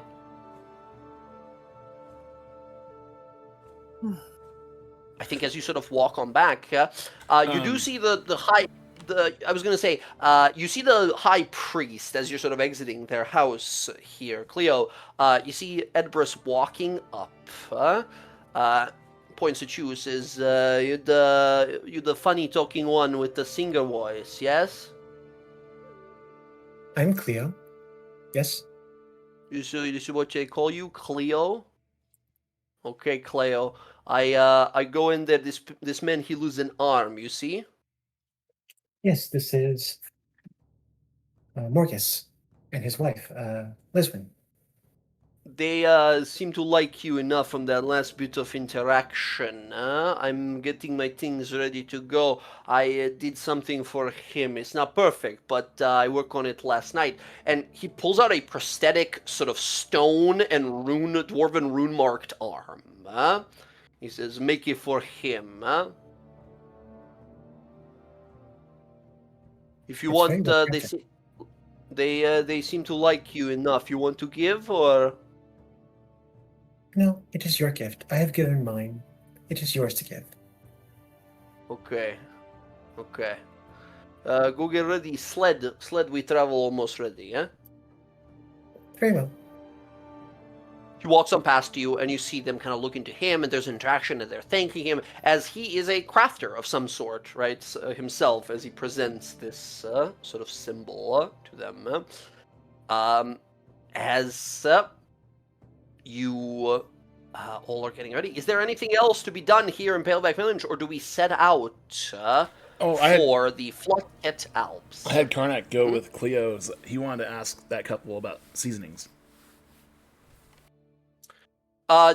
So they have a greenhouse. It's not like they don't have any like seasonings or stuff like that. They are trying to open a herbalism shop, right? But they just recently started. They like opened the greenhouse, the green room greenhouse, whatever, like month ago, and then all of this craziness has been happening, and then Cleo made like an investment, gave him some coin before, and now you saved the husband as well, so they don't have anything, unfortunately, right now, but they do basically like herbalism stuff. Okay. I wanted to talk to the lady who had the visions. Yeah, you see, let me put you guys on a big map here of the Graying Wildlands. Yeah, the three dwarves right there. You see this lady, the half-dwarf, half-elf, right? Piercing sort of blue eyes, braids in the hair, elven kind of ears. You see, she has, you know in Berserk, the sword that Guts has, that way too big of a giant sword? That's what she's doing, right? She's like, yeah, and she's obviously still in training because she's not, like, wielding it with greatest ease. She's sort of swinging it around. And she sort of looks over and says, "Oh, hello, sorry." It's all right. I don't mean to interrupt you with your training. It's all But right. How can I help you? She sort of puts the sword away. He mentioned over there, the one who speaks really slow. Oh, You've been the having, high priest, his reverence. You've been having visions. Oh, he told you about that? Yes, yes, some strange things I've been seeing in my dreams. I've been looking to speak with some, diviner or someone who can look into my mind or something like that to discover why I'm having this. I've been having some lack of sleep because of it. I mean, same. Lack I of get sleep? Well, yes, because of visions. Oh, you're having what kind of visions are you having? About an avalanche in the city. And you see her eyes kind of widen, and her kind of demeanor kind of drops a little bit, kind of taken aback. It says, "I, I've been, I've been having similar, a town of some sort that I've never seen before, and clouds above, and then something in the clouds." Yes, I've seen the same things. And she's sort of stunned, wide-eyed, looking at you. She says, "What? I thought I was going crazy. How is it possible that someone else? Where are you from, my lady?" Where I'm from? I'm from Marquette. Well, not Marquette, but the continent that Marquette. Marquette is on. Where I'm from, you probably would never heard of it. Wow, and you're all the way out here. I thought you were a noble from some exotic land, the appearance and everything. Um, okay. Wow, that is. I'm so sorry. I don't know what to say or do here. I thought I was going crazy, and now there's someone else who's been having these strange dreams. You said you said something else. You said visions rather than dreams. Well, they're Do you- very vivid and they constantly happen all night, every night. Yeah. The same Yeah, dream over and over, constantly. Are you a sorcerer of some sort? Do you have like a powerful bloodline of some sort? Are you a cleric, a follower of gods? I myself am neither of those, and was looking for any reason why I would be having these visions, and I just couldn't find anything. She's gonna pull her away from that lady who's next to her. Yeah, the shielded dwarf lady who just sort of looks at you guys, spits on the side, yells at some random person that looks at her like, "What are you looking at?" And they're like, "Oh, sorry," just sort of walks off. She sort of walks aside with you. So no, I'm not a cleric or a sorcerer. Okay. My mama told me a long time ago this silly story, but I didn't really believe her. We're part of a family that is descendants from Avandra, the change bringer. I've heard of Avandra. We have a small shrine to Avandra in Uther. Not a lot of people, followers for Avandra visit other than pilgrims, people on eternal journeys. Pilgrims. Well, people from all around the world. Sometimes they come. It's a very small, secluded place, but people often come to it across the years. It's some people believe it's an important site to Avandra, but not a lot of people worship Avandra in the city. Yeah, I mean, we do. We're in our home. Mama's really Okay. big into it. Something about that, she's part of that family or bloodline is part of it. So at first I thought she was just, making stories about it. Wow. But now I feel a little bit like maybe she'd been right. I'm so sorry. I'm so curious. These visions, when did they start for you? It depends. I had a vision before that I had to come to this place. And she pointed around like the Green Wildlands. I had to come here and then they stopped once I got here. Which was great. I thought I did my part and got where the hell they wanted me to go. But then we started helping people and then the vision started again. Wow, I've been having them for some time now. It's hard to say. It feels like it's all blended into one, like weeks or months, maybe. I really don't know, but it feels like. And you see her sort of struggling with it, like, when's the last time you had a dream or a vision? I have them every night until I get to my destination. They never stop.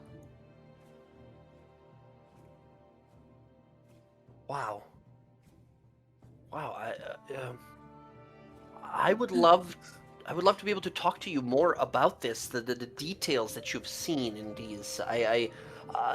The others, I'm the newest member of the King's Guard, so there's a lot for me to sort of prove, right? I'm just starting my sort of heroic knightly journey, whatever you wish to call it. So these visions have been such a distraction for me such a long time. I just can't believe I met someone else. If you would spare a moment of your time, I would love to talk details, like everything you've seen, things I might have missed, maybe, and maybe like why we too are having these and not everyone around us. I mean, yeah, if you want to have the conversation, we can while we walking or wherever, traveling to Uthodurn or whatever it is you want to do. Yeah, I'm so sorry. I don't believe I know your name. My name's Kiara.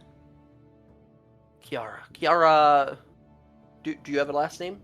Of course, I have a last name. Everybody does. Well, Fontaine is my last name. Kiara Fontaine.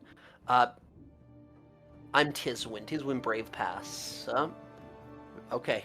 Yes, I would love to speak to you more. I'm being currently trained by both Catwin and High Priest Edbrus. I am a knight in paladinly training. So I'm learning some divine magic from High Priest Edbrus, and I'm learning sort of martial training from Commander Catwin. They are both very different in their approaches, so I'll be taken up a lot of the time, even when we travel. I will make sure that you all are safe while we travel, but whenever I have a moment in evenings, during watches, sometimes if you're around, I would love to speak more to you. All right. All right. You have very piercing eyes. Mine or yours? Because Sorry, yours are I really just, blue. sorry, I just blurted out. I didn't mean to say it. I don't know why I said that. My bad. Don't worry. Forget that. It's all right. I mean, yours are nice too. Oh, thank you. Thank you. I've worked hard. No, that's stupid. Why did I say that? I should go. Thank you for your time. All right. Thank you. You have a good one. Blushes a little bit and kind of awkwardly excuses herself and walks away. Yep. You sort of look down the fucking lane here. You see Karnak, all like leaning the same way that Commander Catwin is. She looks over to him, so squints. You fucking mocking me? He squints. Is that what Are you're you doing? mocking me? Oh, yes, goodness son of a gracious. bitch. Is that the way we're gonna be traveling, eh? Until With we a throw jokester. down. Throw down? I'm gonna throw you in that fucking frozen lake. See how well orcs swim. You want that? This is gonna be the whole fight, or the whole trip all the way out. Oh, this whole trip. He he's gonna started be provoking fucking with her. me first. He started fucking with me first. He's pointing over. Oh, You see yeah. the priest And walk he's like up. nodding, and he's gonna keep provoking her until they actually do throw down. Eventually. She starts to get a little like riled up immediately. She seems to have a very sort of short fuse. You see the high priest walks up, puts his hand up, and says, "We do not have time to be fighting our new allies. They are going to be traveling with us back to the Alps, back to Uthodurn." Commander Catwin looks over and says, fucking shite. And starts walking away immediately.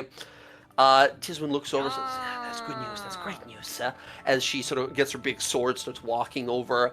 High Priest looks over and says, "It's a long journey. We have dog sled here. We have 3 dog sleds. 4 people fit on 1 sled. 3 of us fit on 1. 1 can fit with us if you want. You have 2 other sleds. You decide how you travel on them. Any of you good with animals? You know how to, mush, command, make sure they don't take you off a cliff?"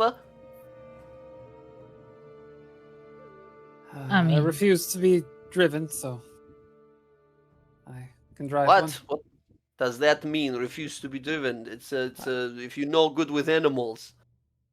Yeah, Are I'm you good not- with animals? Like to think I am. That's not. That, I mean that's saying I'm like to be good at something that I like to be good at. It's not the same Any thing. of you druid know how to speak to animal? Make it easy? That would be too easy, of course not.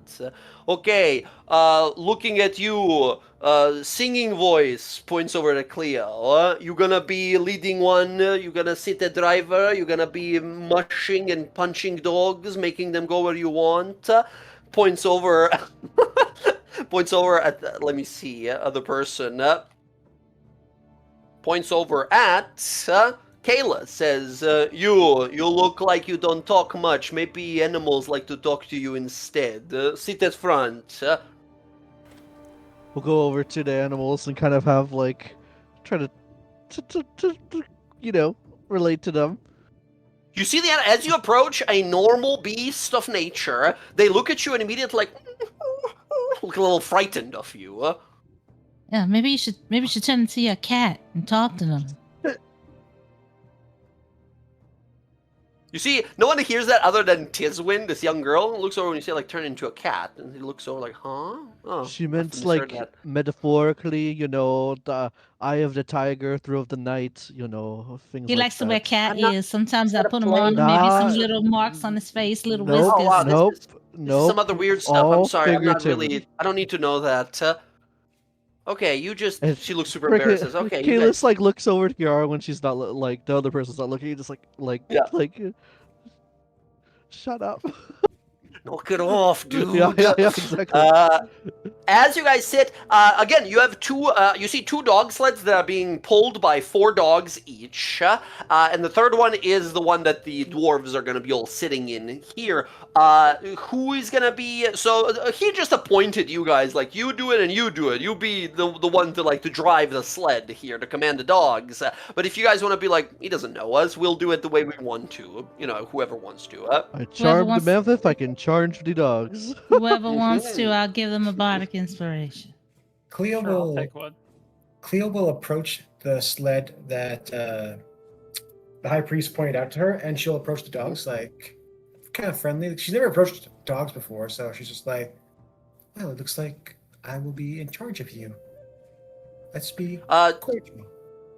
Opposite reaction. Dogs look at you, wagging tail, start sort of licking at your face if you kneel down to pet him. Very happy to see you. Just have to scratch their heads. Excellent. Good dogs. Karnak will jump on the sled with Tisman, Catwin, and the dwarf. She punches you in the head and pushes you off the fucking You wagon. can't Fully travel just with clocks them. you in the side of the head, says, "Get the fuck out. I'm not traveling with this one." Karnak You see the high Going priest smiles. over to the Commander, second, please. the second sled that was pointed for that they pointed to Kalis, and Air steps up to the back of it like, I'm too big to get on there. Sorry, I don't fit. Mm-hmm. So you get to sit, my friend. Who gets to sit? You. That's not what I was told. Sorry, and she just steps on the back of the sled. Cleo I was will already go there. to- What do you mean? Yeah, You were yeah, up by the Caleb is- dogs.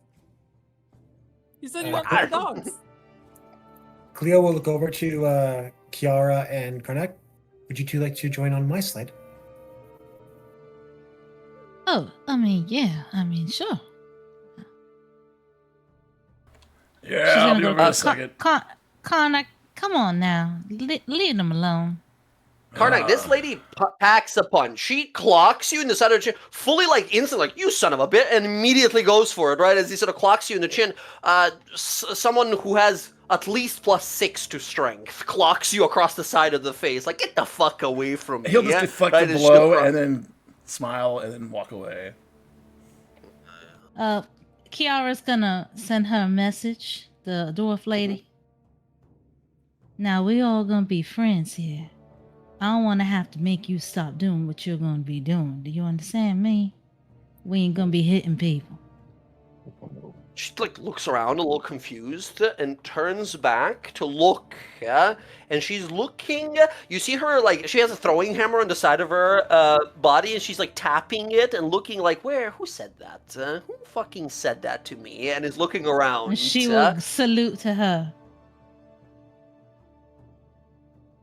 She's just staring at you.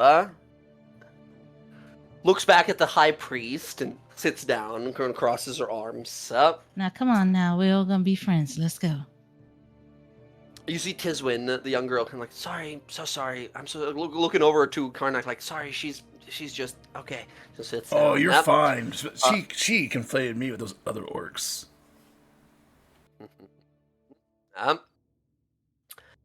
You see the high priest says, okay, enough talking. I make my dog unnatural. He casts a spell, and all of the dogs on his sled grow to twice the size. Like these gigantic dire dogs instead. Else he like enlarges a group of them. And he starts moving as you guys go to Mush here. Kalis, as I think, Era, you're trying to get on to like drive the one that like was pointed over to Kalis. Is that what's happening? She refuses to be driven around. Okay. Kalis, do you protest this or? Yeah, I mean, like, I don't get her deal. I have a bit of pride, and I refuse to be driven around. I don't care. Get in the back. I'm not getting on the back. Yes, you are. Well, I guess technically I am getting on the back because the front Again, is it's a where sled, the dogs so the are. person on the back is where the one, and everyone's sitting in front of them, right? Yeah, That's so, how like, sleds work. When you said you went up front, Air went to the back.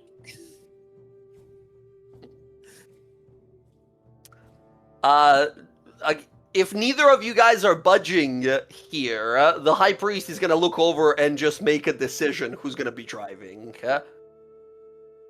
Okay, let's ain't backing down. He's kind of mad at this. I refuse. I refuse to be driven.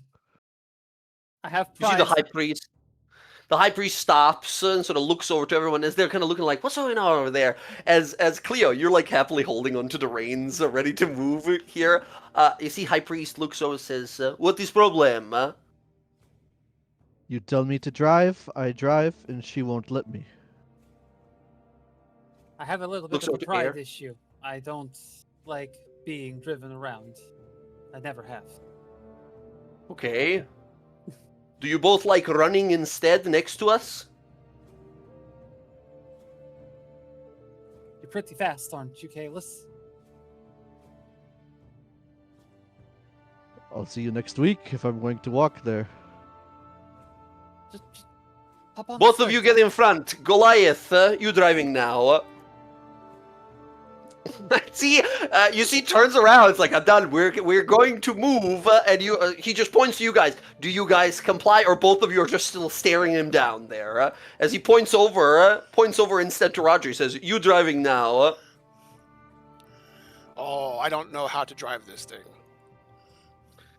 Well, at least you're not the one ready to fight for it. Can I try something? Cleo is going to target the area around the Rodri, Air, and Kalis. She's going to Okay. channel Divinity Orders Demand. Jesus. You attempt to charm all of them. Okay, gotcha. I think Air, Kalis, and Rodri, I guess those are going to be wisdom saves for you guys. You become charmed by your cleric. Wisdom saves? Okay. Yeah, these are wisdom saves. Great. Uh-huh. 4. Amazing. Rodri, a wisdom save from you as well, because you are just in the area. Amazing. Roger's the only one who makes it. What is your order's demand here? Cleo will look to both Kalis and Air. Kalis, Air, would you mind, please, calming your pride and just getting comfortable in the sled? We are being held up, and would you please, as a favor to me, be cordial? I will be comfortable in Rodri's the getting the driver's driver's seat. seat. Both No, of you are I think currently she just told us charmed. to like sit down.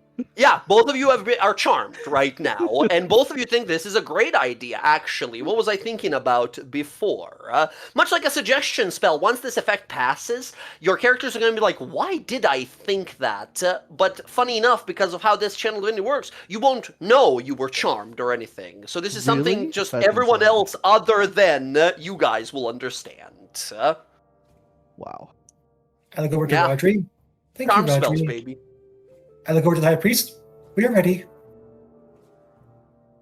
Halfway Alright. through this drive, she's just gonna look to Kayla's like, the fuck happens? I don't know. Both are just sitting there next to each other like, how did we get here? Hang on to something, please. Amazing. Unless we have land vehicle proficiency on any of you, which for sure I know you do not, I would like... Bardics for both of you. Bardics for both of you. Bardics for the drivers. Here, I would like Rodri and Cleo to make me a animal handling roll. I'm so frustrated, Jay. Literally, the whole campaign is Bella never came up. Land vehicles. Land vehicles. Inspirational reroll. Man, And I'm going to add knowledge from a past life to this as well. Yeah, and you have an inspiration of D8, both of you. And I have then good animal handling. 1, 2, 3. Yeah. Ooh. Cool. Okay. So it's 13. you are Rodri. Has Rodri first of all? Well, first of all, Cleo, you do a fine job, right? This is not like a crazy high DC. You needed a 12. So all of these rolls together added are plenty enough, right? The dogs listen, and I think you are just sort of having a little more fun with it than you expected, right? As these beasts very happily obey as you point and direct them here. Rodri, on a roll of 24, has Rodri had pets before, other than who? But what you see him doing is he starts off by throwing a chunk of food or meat in the front of the dogs and just keeps Universal tossing them language, until they get going. Yeah. Amazing. As you guys mush and take off, the dogs begin to ride across the Crystal Sands tundra. And as you guys set out from Palebank for the next about 4 days of travel, you guys are going to be journeying with these 3 dwarves and these hounds. Not a road in sight, no path, no beaten trail that people always travel. Not a lot of people out here in the first place. You guys travel calmly and peacefully, funny enough, as long as you sort of follow the edge of the mountains there for the first 2 days.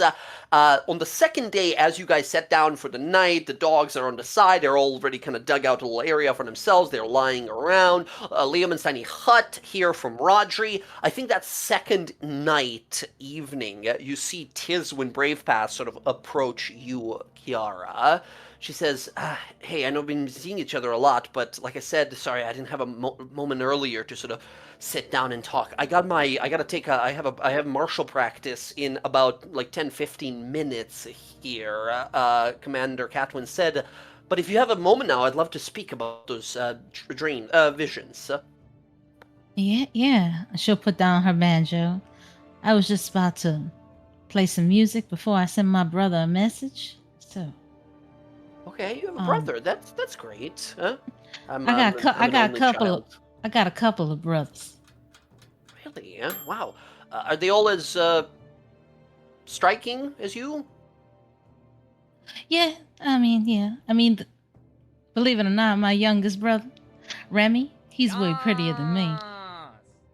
Wow. And is he single? I mean, doesn't matter. We should talk about. Okay. He's single. Yeah. He's also dumb as a bag of rocks. The High Priest would say that's not a functional, useful question, so I'm just gonna forget that I asked that. Visions. Sorry. Do you want to go first, or should I tell you what I see in these dreams first? Sure, you can tell me about your dreams. Okay, so the dreams. It's always strange. It's always out of nowhere. It feels like it's the moment I fall asleep, it starts. In my dreams, I see a town. It's not really familiar architecture. Like, I've never seen buildings of that style before, but everything is kind of coated in ice and frost. There's icicles dangling from roof tiles and such, and there's rumbling and shaking, like something big is coming. Yeah? And then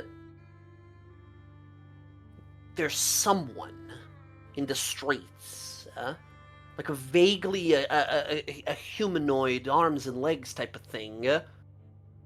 And then snow comes in from all directions. And just recently, I was able to sort of like look around, like I was there. You know what I mean? Like I am going to be there. But it's weird because I'm able to almost kind of look, take in my surroundings, and I swear last time I saw something in the clouds above, like a shape. That's usually Yeah. where it ends. Mine's are similar. It's mostly buildings, watching the avalanche travel through them. But wings in the sky. Wings. I haven't seen wings in mine. Okay. And do you remember? Was there any numbers on the buildings, or like a mailbox, or a window, or like a shop sign, or anything in yours? I always try to focus to see if there's any names, but I can't I've focus never on seen any. anything. Things are real blurry for me. Yeah. Damn. Okay. You said wings? You're pretty sure it was wings? Something winged in the sky? Yeah. Okay. Yeah, I've not seen that before.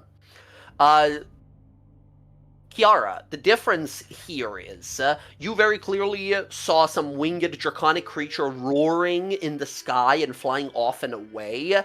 And the only difference between what she has seen is she said some sort of a humanoid figure like walking through the streets. Yeah. But she also like I didn't know, like person, but what kind I could never see. Do you Maybe think more there's with time we'll get more visions? I mean, that's what I'm thinking. maybe? Okay. You're a mage of some sort, right? Well, I play music. A music mage. A minstrel, like a bard. Yeah. That's amazing. I heard some bards have abilities to like soothe the mind and calm people. I imagine that's not something you could do, or is it? I mean, I calm people, but not the way that I think you think it is. Like I don't follow. Sorry. It's a little bit more like intimate, Intimate, so. like cuddling, or massage? like a massage, or maybe like hanging out, talking about your feelings, making you feel better, getting your mind off of things. Oh, okay. I've not talked about my feelings in a long while, but I don't know if that'll help with any of this. I was only mentioning because I figured, some people have ability to soothe the mind or even read thoughts. God, what I would give for someone with a scroll of that spell, like mind reading spell, to just look in there and see what I can see. Someone with a better pair of eyes than mine, I guess. Oh yeah, I can't read into people's mind. Right. Well, most people can't, so don't beat yourself up, I guess. I was just gonna say, now that I've met someone else who's had this happening to them, I can maybe try, I don't know, to wake you up when I know you're having these dreams. I'm sure there are telltale signs of restlessness when you try to sleep, or you can do the same for me. Oh, do you think, as a bard, you can figure out how to read minds? Because if you can do that and look into your own mind or mine, that might help us. I can look into it. I mean, Sorry, that sounded like a demand or something. I don't mean to be. No, it's not that. It's just poking. like I feel like prying into people's minds is sometimes a good thing, possibly not always. Okay. Oh, yeah. Oh, I see what you mean. Yeah, that feels kind of invasive. Well, you'd be using it for yourself. I don't know. It's possible. I mean, Maybe I only have a little bit of clerical training. I have very little knowledge of arcane training. Oh, one of your friends is a wizard of some sort, right? oh, Roger, yeah, With the he's food. he's a food wizard. Yes. Oh, well, if he's a wizard, he might be able to help you with that, right? Wizards are very rare and usually very, trained in all kinds of magic. I can ask him what kind of magic he does. Okay. I mean, a lot of times, I see him reading books, but I really don't ask him too much about it. Okay. Maybe Well, he's reading that's what I heard. cookbooks. Maybe he really is a food wizard. I never really thought about it. I just figured with all the books he has, that's usually a telltale sign of a wizard, a scholar, a mage. Right. Okay.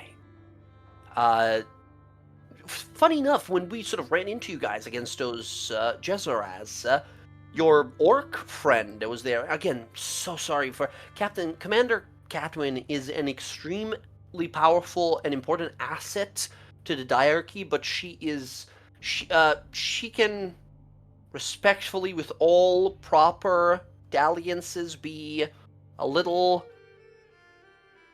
difficult at times. Great warrior, very skilled commander, brave defender, one of the great shields of the diarchy. She can be a little rude at times. Oh, she don't bother me. She just bothered Karnak. And I don't mind her being rude. It's all about physically touching people. You understand? That's when you kind of like get to a limit that you shouldn't be. Yeah, she likes to hit people. She likes to hit people a lot. Well, that's great for her. She can hit people that are not my friends. Oh, yeah. Because that becomes a little bit of a Very problem. reasonable. That's very reasonable. Okay, well, thank you so much for talking to me here. I got to get back to my practice, but maybe you can tell me about more of your dreams and your family and your younger hot. Doesn't matter. I'm gonna get back to my. I get go. All right, you have a good one. She just blushes again, walks. You hear her as she's walking away, I don't know how to talk to this person, and she just walks away. As you come on back, you see a bunch of dogs that have been taken off the sleds and just resting there, sleeping there, relaxing at the moment. A few tents that have been set up here as you guys cleared out a little area in the snow here. You see, you are resting at what is basically what is about to be a massive frozen river that you're supposed to pass somehow. And you see before everyone's sort of heading to sleep, the high priest sort of walks up, looks across the sort of frozen wasteland here. He holds out his hand, and you watch his palm glows molten fiery gold. As he raises his hand up, you see he's muttering something under his breath. His eyes begin to sort of glow, glinting gold, and as he pushes his palm out and brings it down, you guys see appearing in front of him, about 30 foot tall, and maybe 40, 50 foot tall, actually, and about 10, 15 foot wide, this massive set of wooden logs begins to appear, and rope begins to appear, winding around those, sort of manifesting out of nothing as he pushes his hand forward and down, and this massive log bridge, boom, clicks together and boom, falls down over this massive river here. As he moves his hands, you watch a bunch of stakes appear and anchored ropes around it, securing, creating a bridge across this river with some sort of creation spell, right? As you see his holy symbol of the Allhammer glow. Puts his hand away. You see Commander Catman says, you couldn't do it any louder? And he looks over and says, works of crafting are never quiet. Speak loud of your creations indeed, as loud as you can. And she just sort of like grumbles to that. As Very this impressive. giant fucking bridge falls down. Very impressive, High Priest. Thank you. I make things. My god is one of creation. I am one of his tools.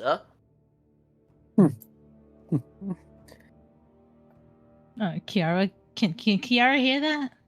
Yeah, all of you hear it. A giant fucking 40-foot bridge just fell down onto over a river. All of you definitely hear that. I've always found the Allfather's followers to be some of the most impressively creative. It's about what is in your heart. That comes to it for every single god and every single follower. I, in my heart, have wished to make things. Things that make this world easier and better. Those who follow Pelor, god of light, they have bright and warmth in their heart to heal and protect. Platinum Dragon wish to shield and defend those who cannot shield and defend themselves. Those who follow Loth have trickery and wish and lust for more. Asmodeus is deception and manipulation of others. Yeah, fuck that Every guy. god. That's right. That's what we say. Fuck that guy. That's every god has reason. They offer power, and every mortal has a reason they accept power. Sort of walks back slowly. Kiara's Everybody. gonna create something because he likes to create. Mhm. What do you create with your bardic ability? Well, I'll let Air talk while I start thinking about what she wants to create. Mm-hmm. You know, Jess, were you saying? Mhm. Asmodeus is not just trickery and manipulation. He sort of looks over to you. Asmodeus, god of hell, god of devils, of manipulation and lying. It's more is what than he what is. you would make him out to be. What would I make him out to be, What was. history makes him out to be, There is another side of him that gets overshadowed by what is taught. That is the side of justice that nobody wants to give him credit for. On one hand, you have Arathis, who harbors and embodies the spirit of the law. Asmodeus enforces the letter of it. It is he who oversees oaths and vows and promises. Breaking your word falls within his domain, because it is an extension of what it means to violate law, written and spoken.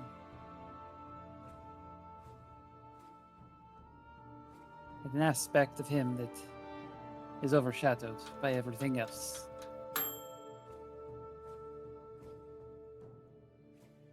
Okay, it doesn't matter. Betrayer gods, called that for a reason. Decided that their way is better and better without us. So we kick him. We kick him back to whatever hells they all belong Oh, in. I would love to do that myself. That's One right. day. Everybody would love to do that. There's a reason hell is filled with demons and devils. They are not people anymore, but they were at once people. And I'm a great believer in one thing in this world. And you see, like, Tiswin kind of look over to him as well here. He says, If you go out and kill 1,000 men and women and children, only to save one, you should be put down. Your crusade is not worth it. Your love is not good enough for this world. There is no excuse for one to be greater than any other. What you believe in is wrong. Is if it is a pact of devil power that you need. If Lolth is the one that whispers to your ear, it is lies. If Grumsh is one whispering into your ear, it is because he wants you to kill, not because he wants you to achieve what you want. If Asmodeus is telling you to do something, it's not because it fits into your plan, it's because it fits into his. Wouldn't you say your god's the same? I do. I think so, yes. Except we call my god Prime Deity. It's the ones who fought for us. And then finally made sacrifice, kicking themselves in the back of the head, leaving this world to us. Instead of walking around stepping on our heads.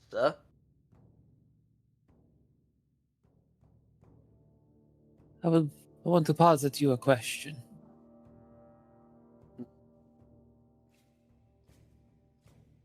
You talk about if you kill 1,000 people and save just one life. You mean nothing. You are worth dying. You get exactly what you deserve. What if you violate one of the ultimate laws of the universe? What if you yourself violate divinity?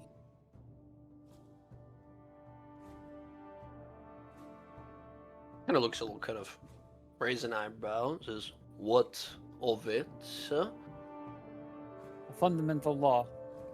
It is so important that even just breaking it once would damn you for life. Do you think people that do that deserve any sort of redemption, or they get exactly what law dictates that they get?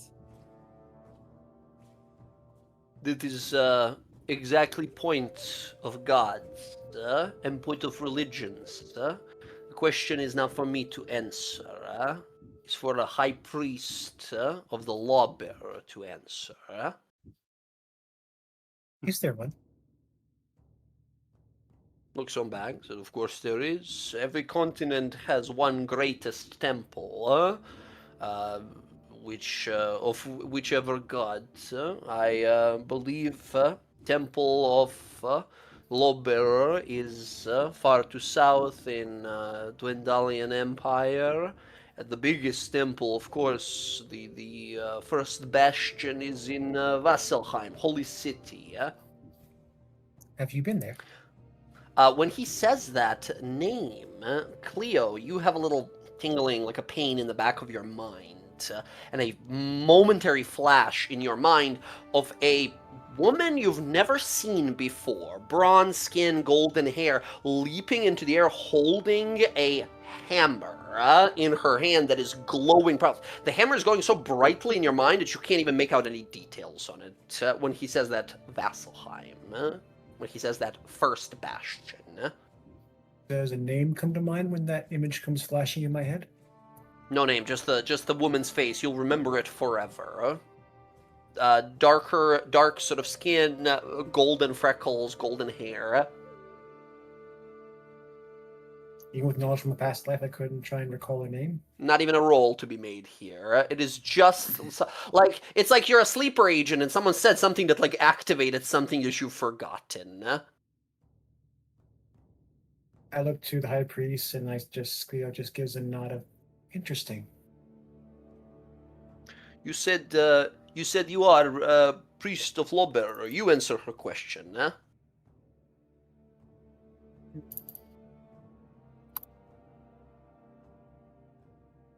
I look to Cleo. Mortals are, from what I find, complicated. It's not black and white, it's shades of gray, where one may follow a prime because it is the voice in their mind and soul that resonates with that god. The same is true for another whose heart and soul resonate with that of betrayer. From what I've experienced in my brief existence, one cannot be defined by their god or by the actions that they take in the name of the god, but in what the reason is for what they chose that god for their life. I don't know. And Cleo kind of goes quiet for a moment. This is That very is not my complicated. question. Sorry, It's an I got lost. As an acolyte of the lawbearer, if somebody were to violate a divine law, would they, or would they not,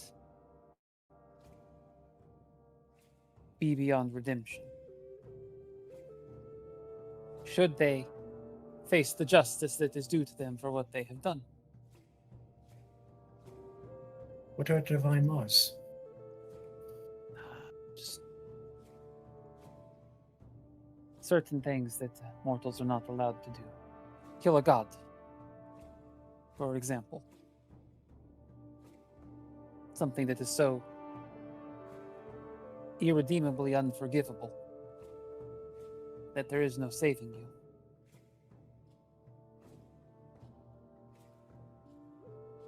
I don't have an answer to that.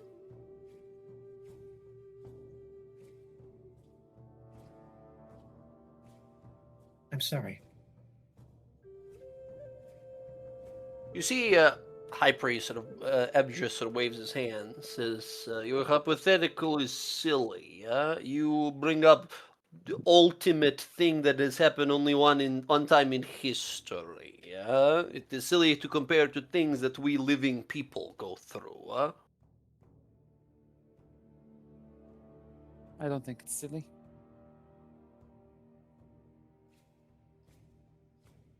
Sort of looks to you. You think comparing to whatever is happening to you in your life is same as comparing death of a god.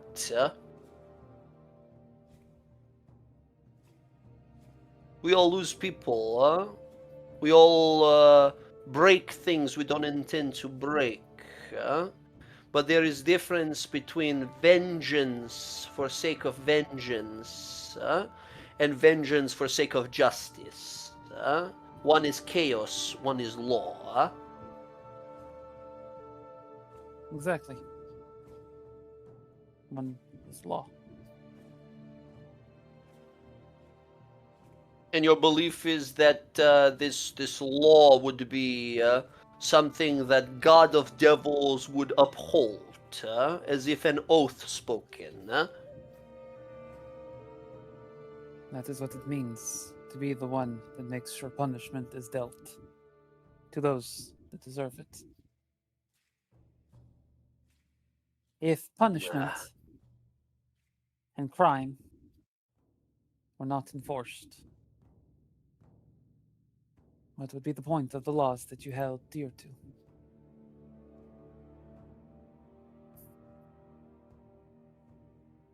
Your thinking is not strange. Your point's even solid.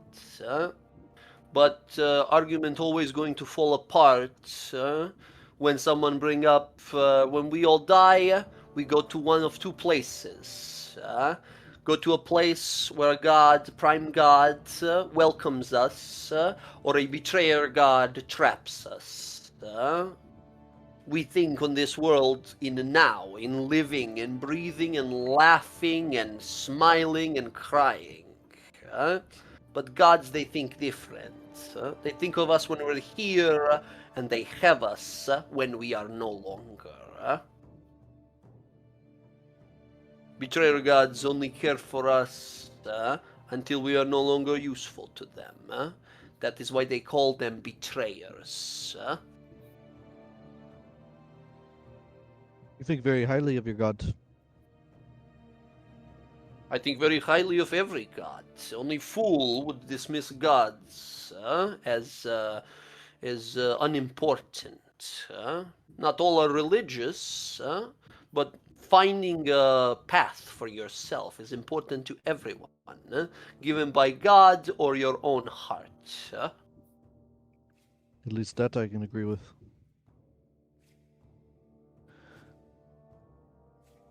It's just Sort of looks around. fascinating conversation to have. Nice. Like Air just kind of like tries real hard not to like break down into like laughing, not like mockingly, but it's like one of those things of like somebody that's laughing because they never thought that they would ever be here at this point in their life having this conversation, and it's just like she's like just trying to fathom the fact that this is where she is.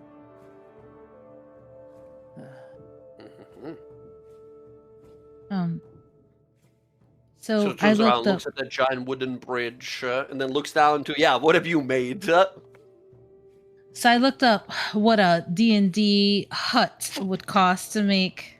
Oh no. So a hovel All right. is 5 GP, but a cottage is 100 GP.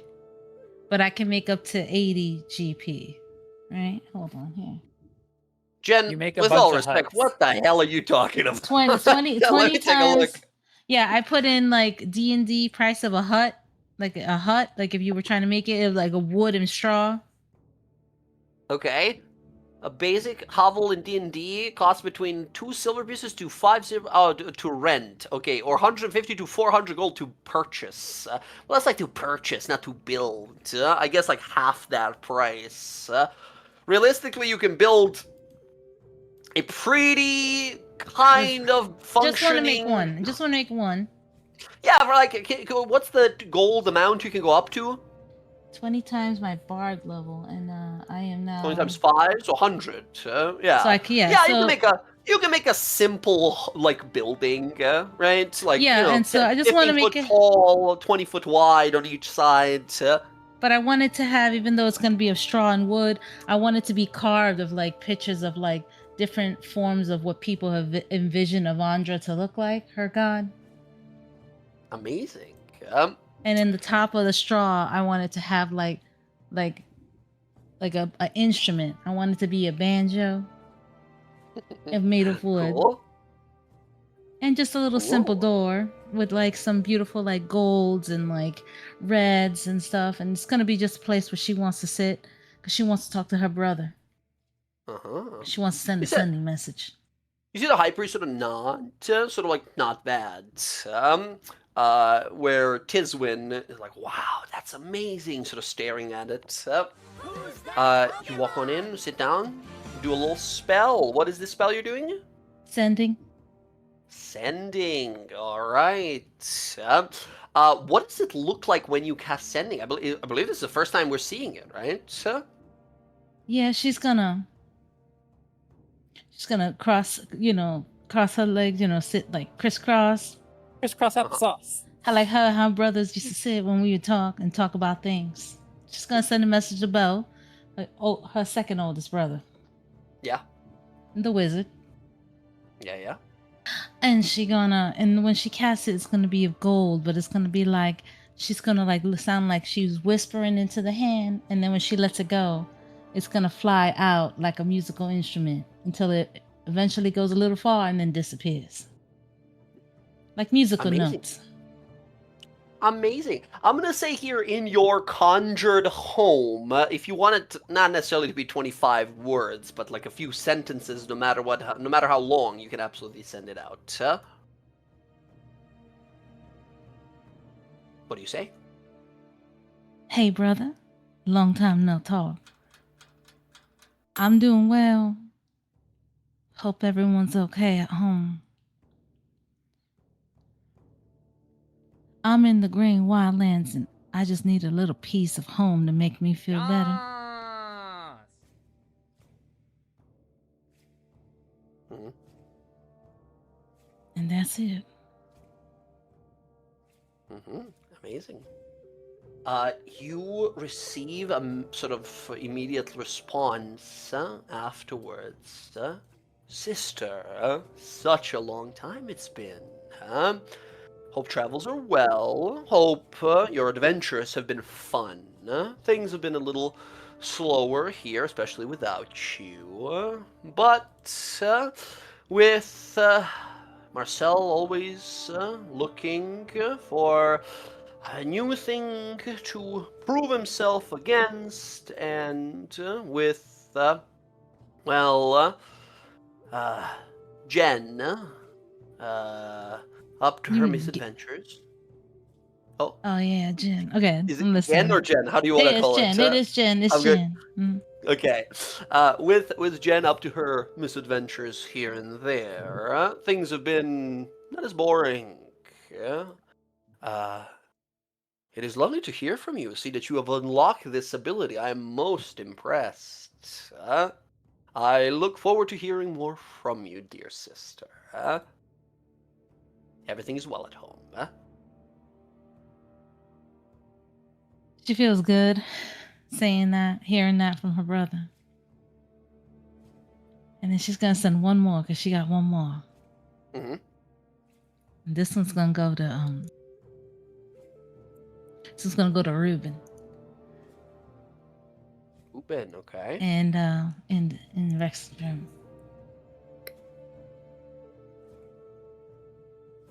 Hey, darling, I made it to the Green Wildlands, and I'm off on another adventure because of these visions. I know you're probably real busy. I just want to let you know I'm still alive, and I hope everything's going all right with you.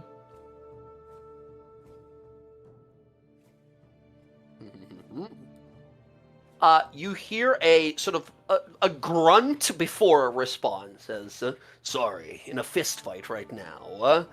So hot. Damn, I missed your voice. God, it's been what, years since I last saw you? That's what it fucking feels like, at least. Really looking forward to seeing you again. Hope your dreams have eased up. Hope you're doing all right enough. Hold on one. You son of a bitch! You sorry, have to get back to this. Miss you. Oh, That's where it ends. well, you know, that's nice. I think I'll probably have some good dreams now. She's gonna come out and tell everyone that's in the party, you know, y'all can come inside the hut, whatever, if you don't want to be out in the cold. Catwin walks right past you. The commander, she just walks right past you into it. Oh, all right. About damn time you invite us. Welcome. It's made of wood and straw, so please no fighting in here. Tiswin walks in and says, "Sorry, again, she's a little... Sorry." It's all right. Walks. It's all right. Come on in. See, High Priest looks over and says, "It's good construction. Using just magic, this you do with your mind?" And music. You know, music. You are a more creative type than sort of to-function type, yes? I don't know what that means. Creative to function. What does that mean? Well, there's people that make think so they only have one function, and there's people who make it so it can be used in different ways. Oh, yeah. I just really hate the fucking cold out there with the snow and the I the tell you, tent's you dress great. not right. You need to dress different here. I like the way I dress. How would Your you like legs it if are gonna someone freezing, How would you like it if someone tell you the way you speak is not nice? Can't change it, can you? I can't change It's the way hard I to am. change. It's hard to change. The hardest thing we can do as people is change. You know, you just get yourself a big old man to stand next to your woman. You know, keep you warm. That's what I do. I Wait, don't like you this way, but I will stay in your house. I don't know what that means. The hovel, She looks I like. will stay in. Oh, you like my hovel? All right, you can come on in. It's not bad. It's not bad. I always appreciate in creation. He walks in. All right, well, It's very well built. thank you, Cleo.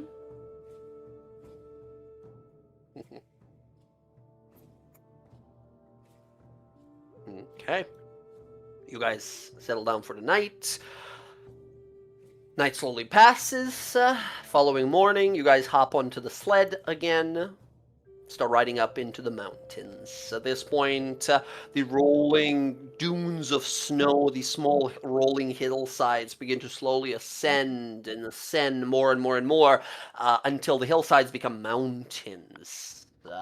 And you guys begin to see some signs of civilization. You begin to see lampposts, paved, not roads, in the sense of like cobblestone and such, but you see carved out areas around the mountains, these mountain paths, some of them even burrowing, like drilled through some edges of massive sort of cliffs and such, tunnels, if you will, until you begin to see up ahead a tower off in the distance. As you begin to roll around to this massive hillside, down below in front of you all, you guys see a vast, set of towers.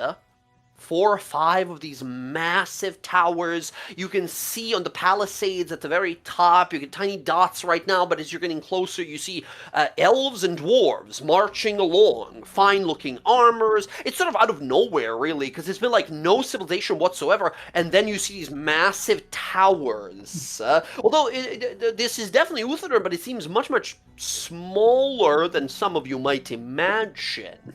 Only a handful of buildings, and in fact, most of them seem to be, like, militaristic, for purpose, really. Like barracks and jails and sort of like law offices off to the side or something like that. And these 4 towers kind of encompass this small settlement here.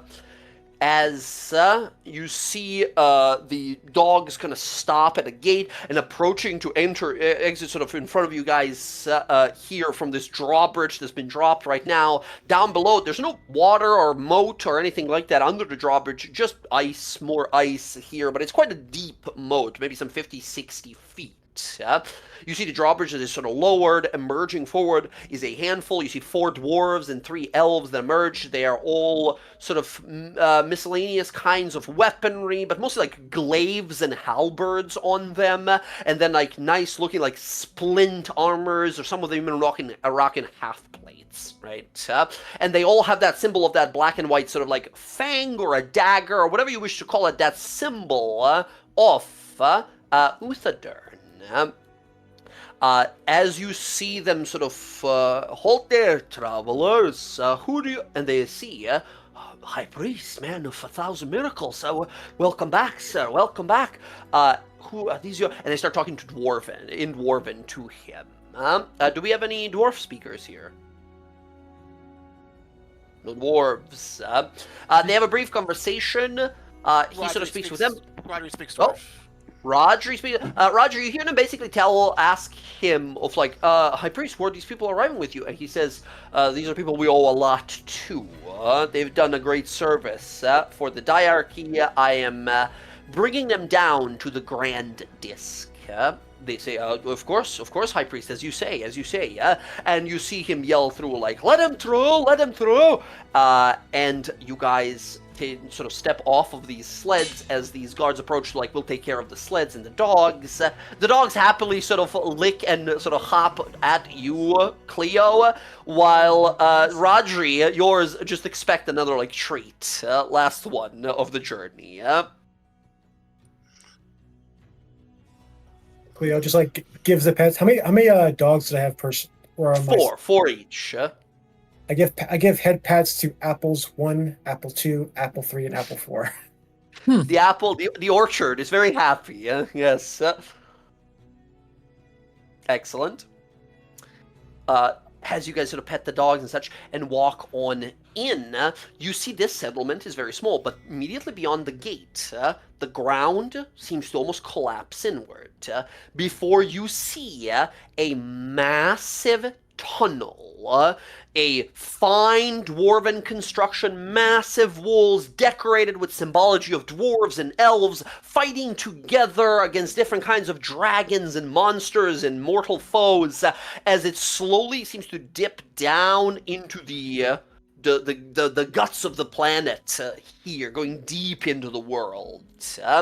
As you see a lot of these guards, the moment they clock Commander Catwin, they all snap to attention immediately. As she walks off, she says, fine enough journey, points over to Karnak, says, if you still want a bout or a fight or a training of some sort, I'll be over at the Glassblades Kasarn. Find me there, and we can see what you're really made of. I'll be there. All right. She walks off, and you see fucking 30 dwarves and elves sort of swarm her, guards who are talking to her about reports about everything. You see the high priest looks over, says, Tiswin, send word to the king that we've made it back. I'm taking the rest of them down to the Grand Disc. They'll probably be staying at the Underrest. And she says, yes, sir, I will be do so. She looks to all of you, says, great pleasure meeting you all. We'll probably see each other again, but until then, thank you all and goodbye. And she kind of awkwardly runs off, and then she comes back like, forgot my sword, and takes it and runs off with it. Carol sent her a message before she goes. Don't freak out if you hear my voice in your head. I'll drops the sword. Mickey, send you a message. Oh, what? Oh, that was you. I in my head. Oh, okay. She'll Takes the sword, wave at runs her. off. Gives a big wave. High priestess. She's child, very clumsy, not prepared for what world has to offer. But she will learn. She has good place. She has a good thing that is in her soul. Come with me. We're going all the way through Volition Disc, Deliberation Disc, and all the way down to Grand Disc. You all been to Uthadurn? Anyone here been to Uthadurn before? No, what's a disc? What's a disc? Is a disc like a place? I suppose. Like you throw it? This place, that No. place. No, not that either. Both wrong. Both super wrong. You need somebody. Hey, calls over, and one of these guys approaches. They have a little conversation, Dwarven, and this guy runs off and catches up to you guys later on as you're walking. As you guys begin to walk down into this tunnel, and this person brings basically like a brochure of like a map of the entirety of Uthadurn. Says for all of you here, check out. This is what this is about. As you guys are about to crest down into these tunnels, last thing you see on the massive icy sort of mountain sides in front of you, beyond it, you guys are like, what the fuck? You see a mountain of black rock and fire. As right where this town is, the next mountain range beyond it is a volcano with like dark smoke rising from it. He points. Kravarat, old volcano. Far enough, we won't drown in lava. We're fine. Everyone always ask if we have lava. We don't have lava in city, As he begins to descend and hand you guys these like brochure, basically one, right? But all of you can read through it, as here's a little art of Kravarad the volcano and a little information about Uthadurn the city here. Uthadurn has just under 80,000 people living in it, and here are some interesting details that you guys can learn or read about should you want. Should you ever need to revisit this handout, you can find it in the handouts and then towns and locations. That's the big volcano in the background. As there is also a map of the place there as well. Friends, this is Uthadurn. Welcome! From the top left, the symbol of Uthadurn that you see looks something like this here at the entrance to the city. And as you guys enter down, this is what these underground holes look like as you pass from that entrance area down to the Volition Disc here. This first part of the city, the Volition Disc, or as you sort of look around here, it is mostly mishmash of old kind of angular stone abodes and lofty elven homesteads. As you see, this place has multiple mines. It sort of stretches out. If any of you are interested, here's a bird's eye view of like as you guys are going down, how you're doing so. Right, you're not just going down a massive staircase. You're kind of going a roundabout way. Let's go. And you guys are going down through this city. It's going to take a better part of like half an hour to go to each of these discs, as they call them. First disc, you guys see mostly common folk walking about, people living in this area. It's sort of like middle of the day right now, so not a lot of people are here. Most people are in the deliberation disc below or up above, working, doing whatever jobs they tend to here daily. As you sort of enter and walk on through the Volition disc, there is a massive, on the sort of like, on the west side, one of the biggest waterfalls any of you have ever seen. There is like a 300-foot drop waterfall that is maybe like 200 feet wide. It is a truly gigantic waterfall that is falling into a massive sort of lake that is flowing into a little river and disappearing into the rock. You see multiple bridges and a little sort of like windmills that have been set, not windmills, but sorry, like water mills that have been set up nearby. There is all kinds of interesting locations here, but you guys continue right on down, as again, this is the surface where we enter, and then travel. How warm is it down here? House what? How warm is it down here? It is considerably warmer than the outside, but it's like slightly under room temperature. It's pretty kind of cool-ish in this area. Okay. As you guys continue and make it down to the deliberation disc over here, here there is a lot more shops and businesses and sort of emporiums. Deliberation disc, also known as the Liber or Liber disc, is, forges, taverns, brothels, gambling houses, and such, all kinds of places of art and business, of craftsmanship and entertainment. You see, as you guys are walking through this place here, pointing it sort of out to you guys, if you're looking to get drunk, you come here, you make your way over to Tumbling Tankards. A good place, they have good alcohol. Don't ask for special. None of you are dwarves, you're not strong enough for special. Also here, there is, you going to get some money from us? You're gonna get coin if you already have coin before. There is, adventurers always asking magic shop. It's called Relics and Rarities, up the street over here, just past Plexus Post. Okay, right over there. As he continues to sort of lead you down, he points out another building as you guys are getting close to the exit of the deliberation disc. He says, any of you do researching, librarians, gathering knowledge, that type of stuff? You're wizard, yes? And points over to Rodri. You like spell scroll and stuff. Odds. Yep. There is a place here, biggest library in all of Greying Wildlands. Vellum Steeple, they call, a big archive. If you need go research, that's where you go. Is there a great many books there? Many books. We have one of the biggest libraries on the continent here. It's nothing compared, of course, to big Cobalt Soul libraries, but we have just about every book here. That can be found across Exandria.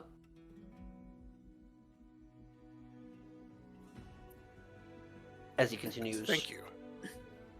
As he continues to finally lead you to the entrance of the Grand Disc. I said of rolling sort of neighborhoods that descend further and further down below until all of a sudden you guys see a massive structure. Something you maybe didn't expect. And Yes, it gets slightly warmer and warmer the further you go. But even here at the bottom level, at the grand disk, it is not like hot. At this point, it's like room temperature, right? Comfortable temperature at this point. Here, you guys see, as he stands there and looks at it, even himself, a high cleric of the god of craftsmanship, looks with great awe and reverence to the Grand Cast Citadel. A inverted, basically upside down citadel that is built from the ceiling downwards to the ground. That is this weird looking thing that you guys kind of see here, carved of this giant chunk of some sort of what looks like ice or maybe metal of some sort. You're not really exactly sure.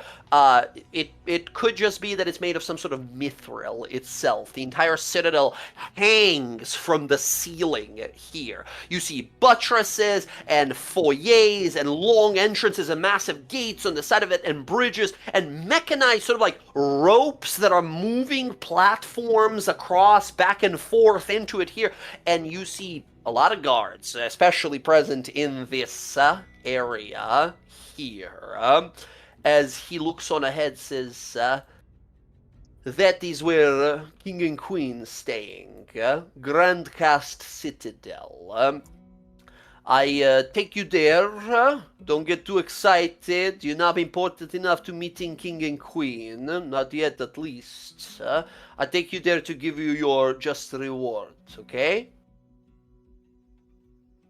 Thank you. Question. Unless- Question. What would be a good place for us to stay, like to sleep? There's a tavern. It's not tavern. It's like what you call hotel. There's hotel you can stay. Call it Underrest, just north of the Citadel. Nice place. We pay for your stay there as long as you help working with us. It's a little fancier than Jolly Dwarf you were staying at before. Fancy. They don't, fancy, you know. They don't drinking beer. They drinking wine. They don't eating. They not eating what you call prepared, just caught and killed deer and elk. They eating like stuff that arrived from different place and continent and you know, fancier. You know, when they put, they give you plate of food, but there's also just like lines of sauce, and you're like, what am I supposed to do with this? It's just decoration, it's not food at this point. Oh. Why, you want to stay in less fancy place? No, I don't mind. I was just curious because I was gonna figure out how to get us a cheaper rate. But if you're paying for it, then. Are you working with us? You be paying. You work for, technically speaking, just to clarify, if you're going to be helping us with this prophecy, you're going to be working for me. I am your, if you want to say employer, but not really. I am just lost here as you might be. But you are the people that, you know, we give money and you have enough time to dedicate time to look into this, where we can solve it, right? So if it's easy for you to call me employer, call me employer. If it's easy for you to call me difficult to work with, save it for yourself. I don't want to hear it. As he keeps walking with you guys. Again, very blunt. Yeah, very blunt instrument, this fellow. As he leads you guys, and you guys see this massive citadel that, again, goes sort of from the top of the ceiling downwards, which, by the way, at this point, we are like 800 feet below the surface, maybe a little more than that, right, as we've been zigzagging and walking our way down. And it's like been like an hour and a half of us walking through this city, right? You guys arrive down here, you see this massive citadel, there's a gate, a bunch of guards, he talks to them, they let him through, they welcome him in here. He has an exchange with another. You guys see an elven man walk out, tall elven man, long sort of silvery hair, very kind of pale of appearance, very sort of bright as snow appearance, sort of complexion. They have a conversation. This guy has like two long swords, but they're like elven curved kind of long swords, dexterity based long swords. swords, right? Also looks to be another member of the Queen's Guard here. They have a brief interaction, and this guy walks off. As they walk in, all the guards are saluting as the high priest walks by, and you guys see an entrance to a grand hall. The doors are just being now closed as some sort of foreign diplomat is speaking to what you guys see up ahead, just off in the distance, barely notice it at what you think might be the queen. You see a dwarven woman, a sort of, a little broader of a woman, crown on her head, a beautiful, long, sort of enchanted or just that bejeweled, with fine craftsmanship of a dress that she wears. You see two thrones up ahead, although you just see what might be the queen, you don't see the king anywhere. But it's like, you spot it for a moment and then the doors are closed as you guys continue down another corridor. You're brought to a little office. It is his sort of office here, High Priest's office. You see a massive symbol of the face of the dwarven god, the symbols of the two hammers underneath it. There's a small shrine in the corner, a stack of papers on the desk, a massive bookshelf, typical sort of office. And he, you see, has already informed someone, as someone is already waiting there with a large chest of gold, as he picks up a paper off the table and points. Description and vague drawing. Icebus Avalon, causing me trouble for many months now, almost a year now. Wanted dead or alive, you make sure he dead. 3,000 gold for you. And you see a chest opens, overflowing with coin and gems. As all of you can mark down, amongst the 6 of you, 500 gold pieces each. Or, 50 platinum if that's easier for you. Nice. Good job of killing. That was each? Diarchy owing you big favor. Those each? 500 each, yes. Basically, right? Now, if someone doesn't want their cut, say so. But yeah, it's a good amount of money, yeah? That's real good. Yeah, you work very good, so it's only fair. When I appreciate that. when are we going to look at the tablet that you have? He sort of looks around, says, very raring to go, yes? Color me curious. It's not every time I get to see something as old as this. It's not that simple. I can't just walk you in. I have to get confirmation. Again, I just got in. I have to talk to Queen. I have to get permission for her. She has to give command and such. Give it a day or two here in town. Relax. We've been traveling. You've been fighting. You need to sit down some time. Recover. Let bones rest.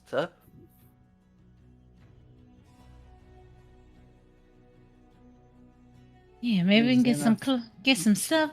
I might like to get some things, possibly. Okay, if you need something, he takes up thing off the table, says, paper, here is a scroll, says, you take to underrest, says, by Queen demand, by demand of Grand Priest, it says in here, you staying as long as you need to stay, you have 4 meals a day, you have anything like regular services they have offered to you, no charge for you. One of you take this. He just holds it out. Take it. Yeah, there you go. Question: does that paper give us any kind of discounts for any stores or anything like that? Discount for store? You know, like magic shops and things like that.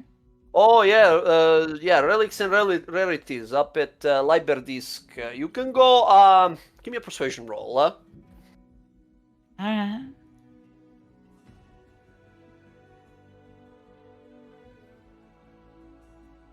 13. Ooh, I'm gonna re-roll that. Damn, natural 2. Plus 11. General level 5. There we go. Knock There it we go. off. That's better. 27. Jesus. He looks over and says, okay, you make cool things with your mind. You creative enough. I have it somewhere. Hold on. He looks on through. Says, okay, I have it. Take a. And he gives you another rolled up piece of paper. You sort of fold the piece of paper he holds out. He says, woman that working at relics and rarities. She one time sort of owing me for magic item delivery coming late and such. Turned out it was problem or whatever. Basically owing me one-time favor. You tell her it had my signature on it. She said 50% off one item. Is all I can do. I don't own the place. All right. Thank you. She'll take the paper. Okay. She's a very beautiful woman. Very beautiful beard. Oh, she has a nice beard. Most dwarven women, they like to keep a little. Oh. Does she get a vibe like he likes this lady? This man is a blunt stone rock, right? This is the first time you've seen him express any sort of interest in anyone, right? So you're like, all right, they might be a thing, those two. All right. Now she's gonna clock that. She's gonna use that for her advantage. Very well. Okay, you want to be going to under rest? Do you need me anymore? Do you want to go exploring city? You have permission here also. He gives another piece of paper to every one of you. Says, paper says you are allowed to be moving in between the discs without being hassled or asked by the guards. You are not dwarf, you're not elf. They won't recognize you. They will ask you questions for safety of people. This paper here says, don't mess with me, let me pass. Don't abuse it. If I hear anyone breaking into people's homes, if I hear people stealing, if I hear people making trouble, I rethink us working together, okay? Works for me. Question. What would be the best place to go to get something to eat that isn't necessarily the tavern? Like a good standalone restaurant? Just like nice place to eat? Yeah. There's a few nice places. If you're looking for drinking, up in Liberdisk, Tumbling Tankards. If you're looking for a nice place to eat, a little, touristy, where a lot of people from outside of city come. If you're looking to see some faces from outside, all the way up in Deliberation. All the way up at the Volition Disc. There's a place called Broken Stool. Okay. And what about it's a nice restaurant, but it's funny name because one time Queen of Pastime come over and she sit and her chair break, and they get closed down for some time. But they had really good food, so the protesting made it reopen. So they kept name as like a joke. What about the place for just quiet eating? Good food. Quiet eating, I really hope there is no such place in town here. Dwarves don't eat quiet, If there is one, you gotta look for it yourself. And you said what was the stool? What was that place called? Broken Stool. It's called Broken Stool up at Volition Disc. Thank you for that. Okay. Anyone needing anything else? Any other question about town? I happy to have. If you need, I send someone to be with you as valet, as friend, as help. You guys want? I can get Tizwin if you want following you. Yeah, that'd be great. She's really great. She is very clumsy and very incapable, but okay, as you say. Come on now, we all gotta start somewhere. I'm sure when you became a person with your magic, you weren't always the way you are right now. I turned out pretty awesome from start. Okay, I send her to sort of following you. She'll be coming here in like 5-10 minutes if you want to wait. I'll write for her if you don't want to wait, guys. I can see you're etching to go get something to eat. Not. Are you willing to wait? Not really. Yeah, I was just asking for understanding. But thank you for assuming everything I do is to get out of here quicker. I would like to speak to her too. Okay. I'm itching to go get an apology. He looks over. He looks over to Karnak. Says, "You be careful, okay? Not a lot of people see here orcs walking around. I don't have problem with you or anything like that. Just don't be surprised if people look at you a little weird. Is dwarf and elf country. One thing we have in common ever since the beginning of time is we fighting orcs. Awesome. Look forward to it. Right.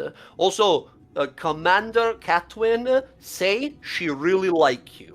Is bad sign. She never have good relationships in the past. Just watch out. What? I don't know. I'm not her. We're not friends like that. It's just that's the vibe I get from her. She still owes me an apology. I'm gonna go get it. All right. This guy, weird guy. This guy, very weird guy.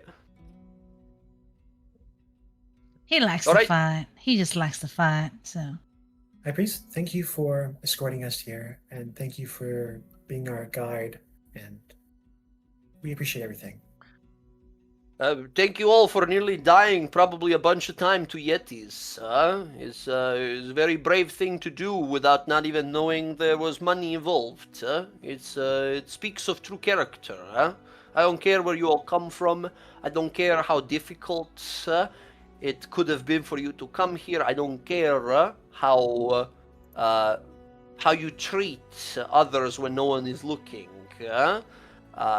I only care to know that a group of people that seem to be a bunch of strangers from across Exandria all looked each other in the eye and said, let's save these people who can't save themselves. That's the only thing I care about.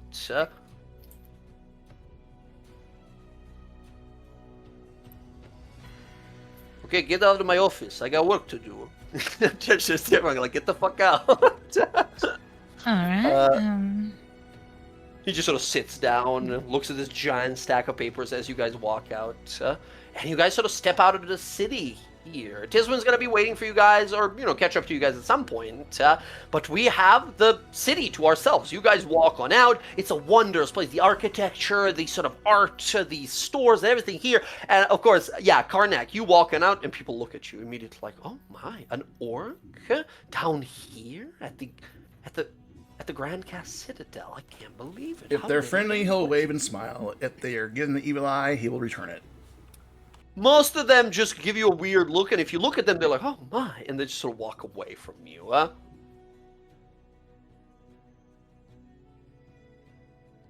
Well, where shall we go from here? You guys Seems are like we're right going here. to be here a few days before we get to actually do anything. Maybe we should get our room settled. That way we can leave our things there before we venture out.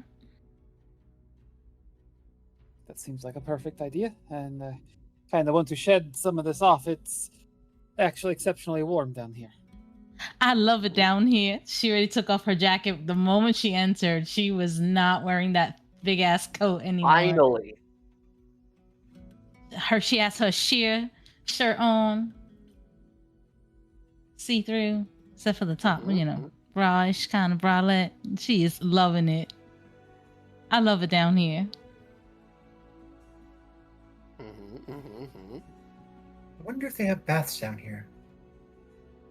Yeah, they got water, so I'm sure they got baths.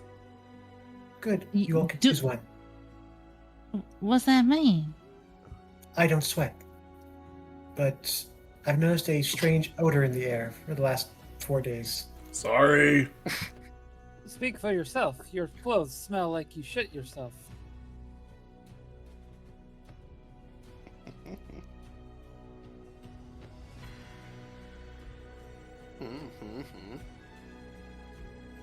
I mean- kind of hook an arm around Cleo. If I'm going to do it too, you're going with me. Yep. All right. A You should clean still- corpse is a yeah. happy corpse. Just still bathe, even if you don't sweat.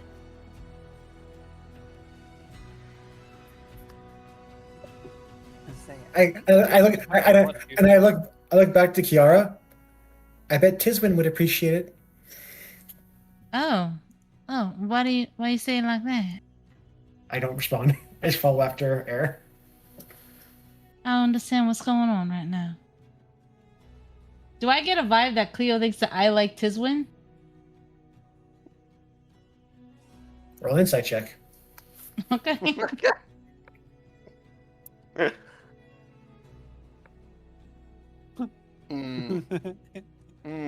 Hard to say. That hand. I think you're just like a little surprised by the comment. Like, what does that mean? Excellent. Are we just looking for like a public bath type of an area, or do you guys want to go to this under rest place and see if this hotel has like a, like a? If it's a fancy hotel, I'm sure they pool or might have something? a bath there. Yeah, That's how it is in Marquette. The real fancy places, they got real nice baths. And people who do massages and stuff. we can check out the hotel first and see what's up. I think, and then Yeah. go from there. Absolutely. You guys see a massive elven architecture style building here. 3 floors, very wide, very massive, a lot of not wagons, but like carriages parked in front of it. As you approach, there's a dwarven valet there who, takes your coats as you enter. You guys walk in, there's a big lobby, there's a elven lady sitting at the front there. Welcome, welcome, welcome to the Underrest, a place of respite for all the weary travelers. Are you interested in a suite here? We have the VIP suite available this week if you are interested. We offer all kinds of services, from meals to relaxation or relaxing. How may we help you today? We have been given quarters by High Priest Ebdris. High Priest of Moradin, really? Do you have any invitations or any paperwork with you? Cleo will present the documentation they were given. And Kiara will lean over and be like, and say in Elven. If she can speak Elven. Mm-hmm. It's very important. We are high esteemed guests that we get the best place to rest. We're on a very important mission. She looks back and says in Elven, like, you speak in Elven tongue. Thank you very much. I'm honored to speak with you in the Elven tongue.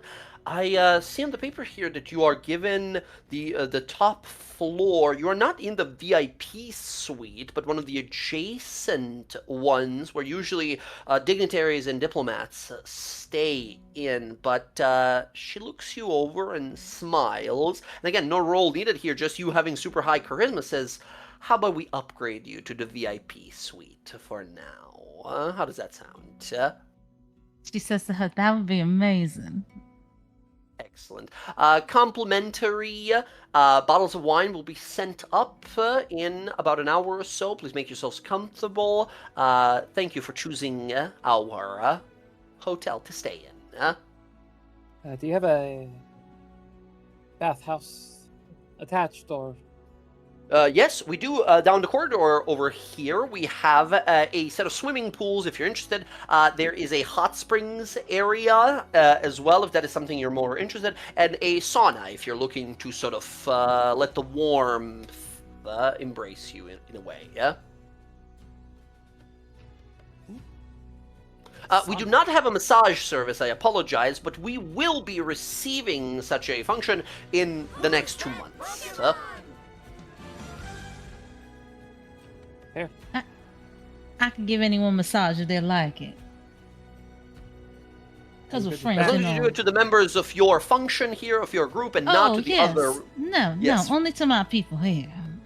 Of course. I mean, depends on the person who wants a massage. I will. Oh Here my. looks over it. Go. How good are you with a back? You want a massage in the bath? No, my back. Back. Back. Oh yeah, I got your back. I can massage your back. That's not a problem. Well, Fantastic. welcome to the Outers. Please, the robes will be in your rooms up there if you wish. Pick those up and head right on over to one your choice of relaxation. Do you all have any needs or specific demands you would want us to know before going in? Do you prefer your meals any certain way, or do you have any necessities? Does anyone need a translator for sign language, perhaps? Does anyone have difficulty walking? Any tools you would need? For going into the bath? No, just overall while you're staying here at the hotel. It's extra accommodations to make sure that you're taken care of perfectly. Yes. I think everyone here can walk. I don't think anyone here has a specific diet. How about access to your kitchen? Access to the kitchen? You wish to preview the meals as when they're made, or I have some. do you have an allergy of some sort? I have some high quality goods I'd like to cook myself, or with my friend Roger. Oh, you wish to use the kitchen? Yes. Huh? It's a rather unusual request, but I'm certain we can organize. It's a rather for unusual for the guests, for the friends of the High Priest, certainly. Yeah. Do you have anything from Marquette? Any kind of wines or? Marquette, wines, drinks. We do not have any wines. I terribly apologize, but we do have a few crates of something called Sandkeg's Hide. It's supposedly a very powerful alcoholic beverage. Oh man, you guys are gonna love it. Local dwarven patronage we've had has recommended it greatly.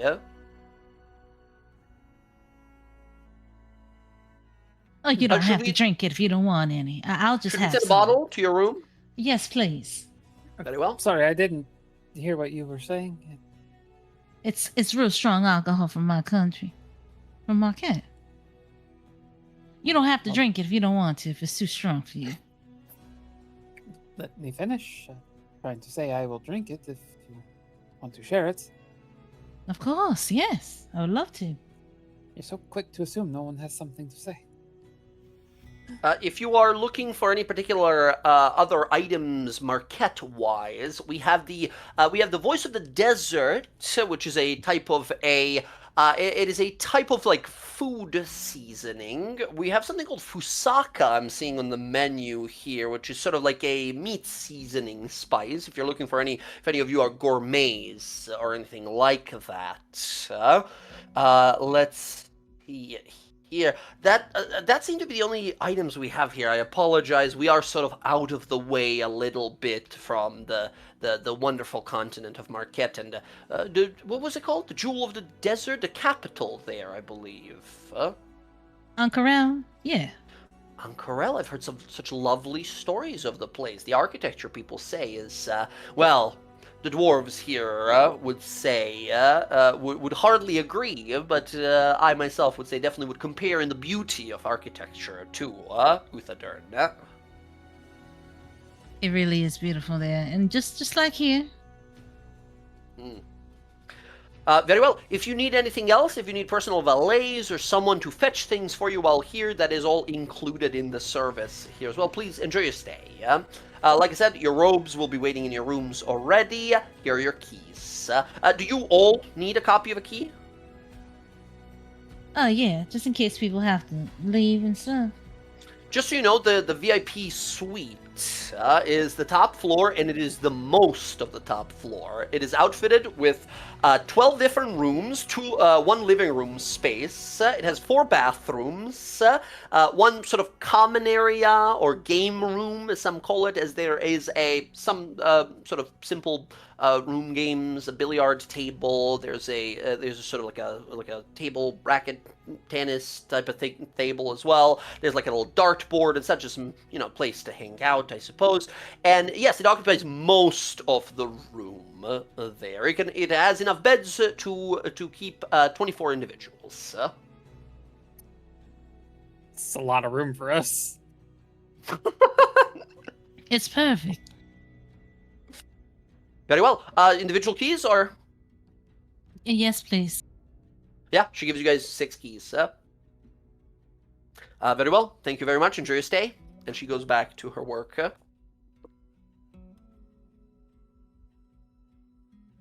This place is almost as fancy. While we're walking up. Mhm. This place is almost as fancy as the time I pretended to be this crazy diplomat and got the best room in the house. This is better than that. It's certainly an upgrade from the Jolly Dwarf. You see, like, Kalis is kind of like uncomfortable, you know, just like never been in a city this big, never been in like accommodations this nice, besides maybe some manners. But, 900 feet underground. Yeah, 900 feet underground. A very, yeah, like just kind of like a little like looking around, like doesn't get snuck up on, you know, yeah, very restless. Mhm.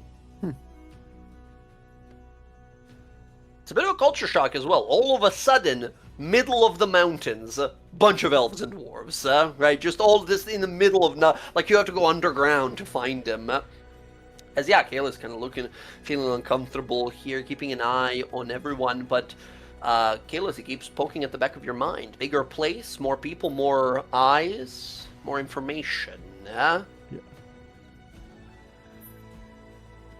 You guys make it to your suite. It is so spacious, you guys. Like, this is where foreign diplomats and their, like, entourage stay, right? Like, this room is, this suite is meant for, like, 20 people to be in. And you guys, because you have a very charismatic bard, and also you're friends with the high priest, you get access to the whole fucking place, right? You walk out, the back part of it, like, the northern side of the room, is a massive stained glass window. You see a dwarven rune that's glowing there, and if one of you approaches and examines it, you'll find out that you can press it, and the stained glass window will become visible through, right? You will be able to see the whole sort of like the southern side of the hotel room here is stained glass window that can remove that effect of the stained glass, and it can be a window to like look at the entirety of the Grand Cast Citadel and rest of the Grand Disc to the south of here. There's a balcony you can step out on. There's a bunch of like games in the little kind of common area, the game room, whatever you wish to call it. And there's just so many rooms for everyone to pick. All of them, and this is classified in D&D terms. This is a aristocratic lifestyle that you guys are currently enjoying. We're talking 10 to 50 gold a day worth of staying at a fancy place, right? Jesus. Yeah. Well, Amazing.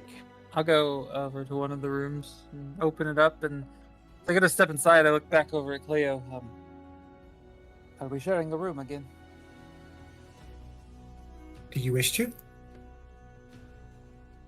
Honestly, at this point, it's been sort of what we've done. I don't respond to change very well. All right. So, If it'll make you comfortable. not. Very well. King-sized bed, massive torches on the wall that can be illuminated easily there. There are some magic things in here, but it's not like heavily magical, right? There's like the thing with the glass you can remove, and there's like a thing in the game room where they have for like the pool table, the billiard table, right? There's a little button you can press on it, and the whole thing glows, and it like magnetically some magic like gathers all the balls, and again on the table that you can. In the rooms, less so, nothing too magical, except for the bathrooms. Bathrooms all have a little thing above like the toilet that can like clean it instantly. They have medieval, magical, modern, like flushing, right? Thank Christ, we don't have to have a repeat of Karnak in the toilet.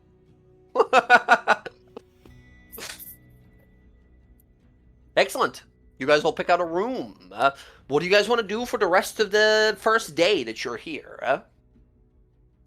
So I have two things I want to do.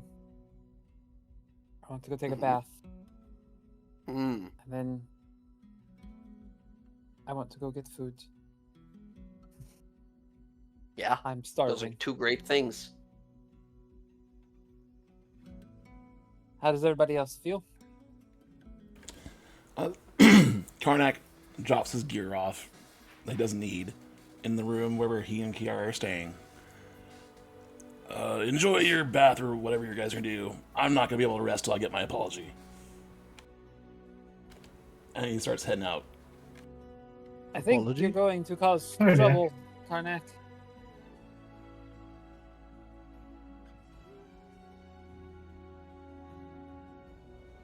Trouble? Mhm. She invited me. I mean, I Remember can what- go. I can go with him if you want. No, I'll go. Just really feel like this is one of those situations where you should heed what you were told by the priest of don't do anything that would cause trouble. And I feel like no offense. I'm not gonna I'm cause not- trouble. She invited me to go fight her. That's what I'm gonna go do. Get my apology. Which, by the way, again, like you arrive into New York. That's it. I'm gonna fight the chief of police, and you go out. Karnak, would you consider holding off on your challenge for one day of rest and then challenging her tomorrow? I won't be able to sleep. You'll be able to get pets and cuddles in a nice bed from Kiara. It's fine. I'll go with him.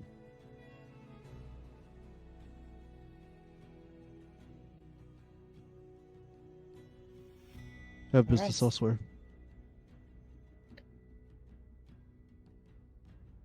But before y'all go, I mean, I understand y'all want to fight and all that.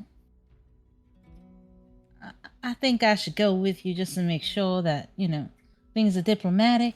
That's fine. You're 'Cause always there- welcome. there- Because there are things that you can't really say. I mean, that I can to stop things from getting worse. What's that supposed to mean? I know how to speak while y'all know how to hit things. I could speak plenty well. You can come, Kiara. When I You're need always to. welcome with me.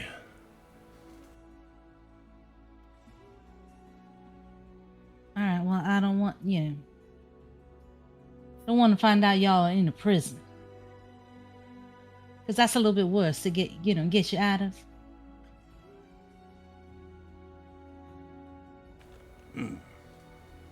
Okay.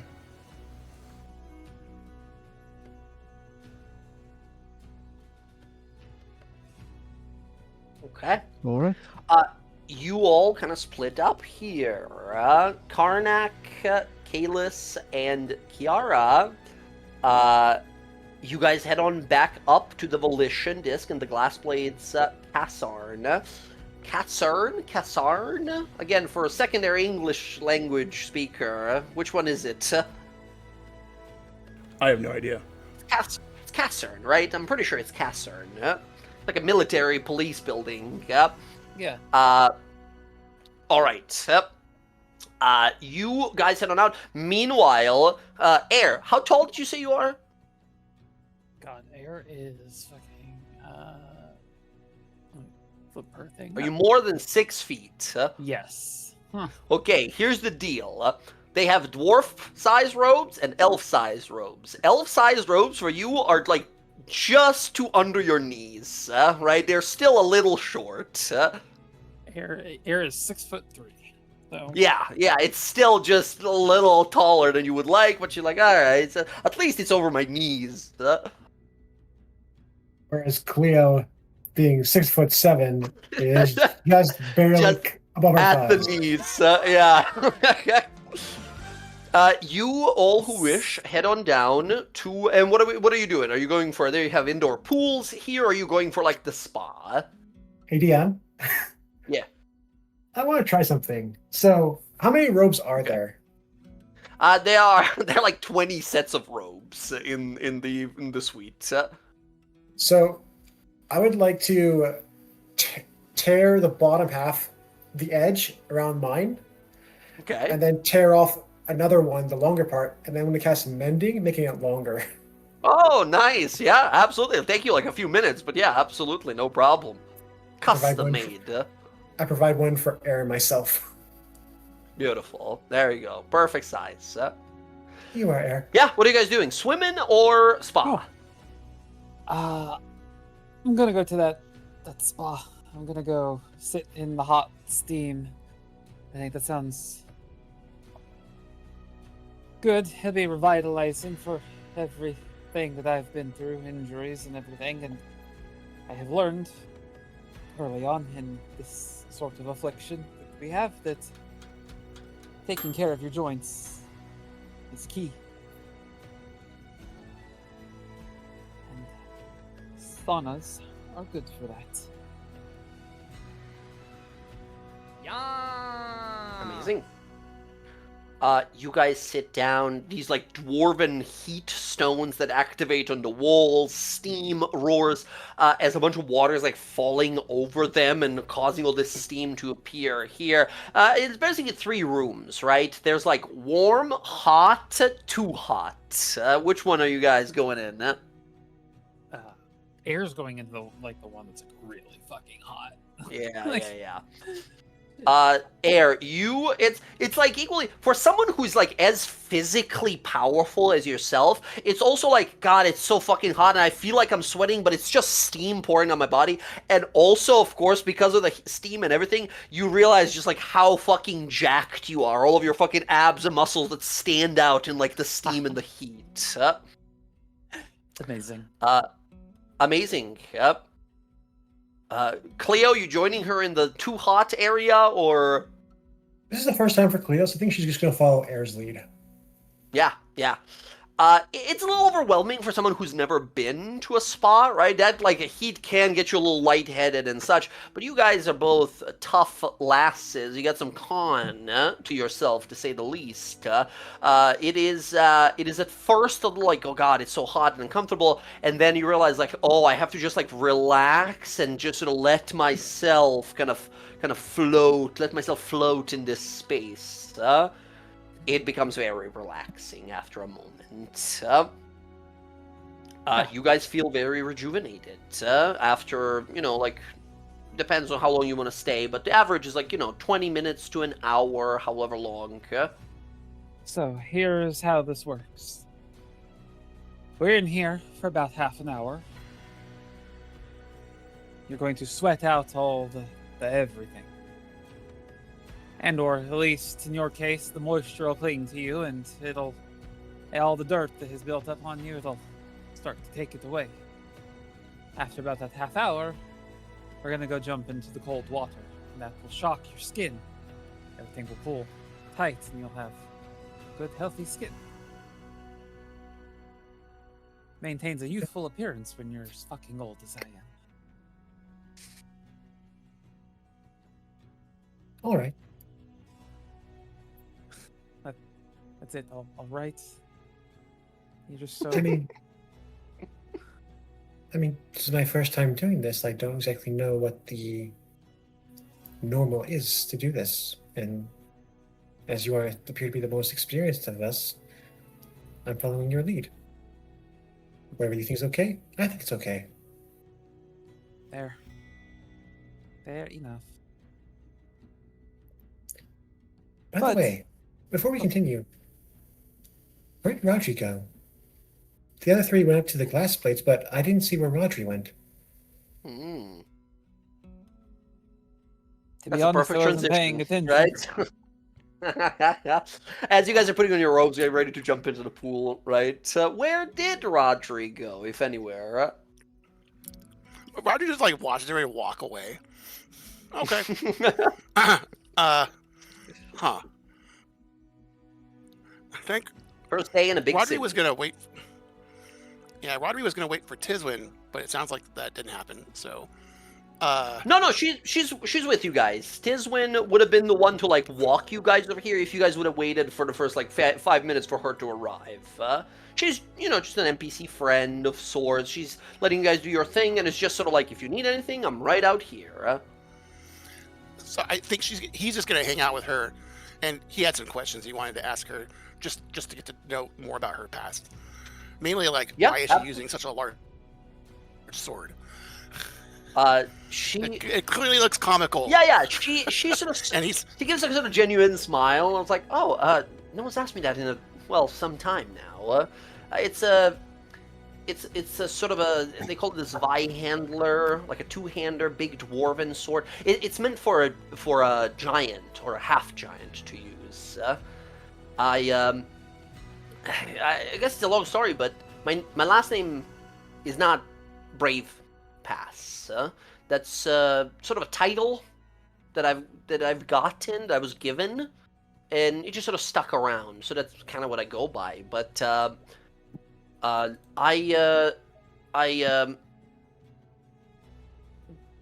been in charge. Basically, there's this canyon that exists, and a bunch of monsters would attack it often, and I was a soldier there. And one day, a bunch of giants attacked, and my captain at the time died to a giant sword. I was able to pick up the sword and kill the giant. So they sort of gave me this title because the place is called Coward's Pass. So they gave me the title of Brave Pass. And well, after that, I got invited for training with the Queen's Guard and the King's Guard and everything. So this is that giant's sword that I still carry with me. It's very unwieldy, but it's like a mother. It's pretty hard.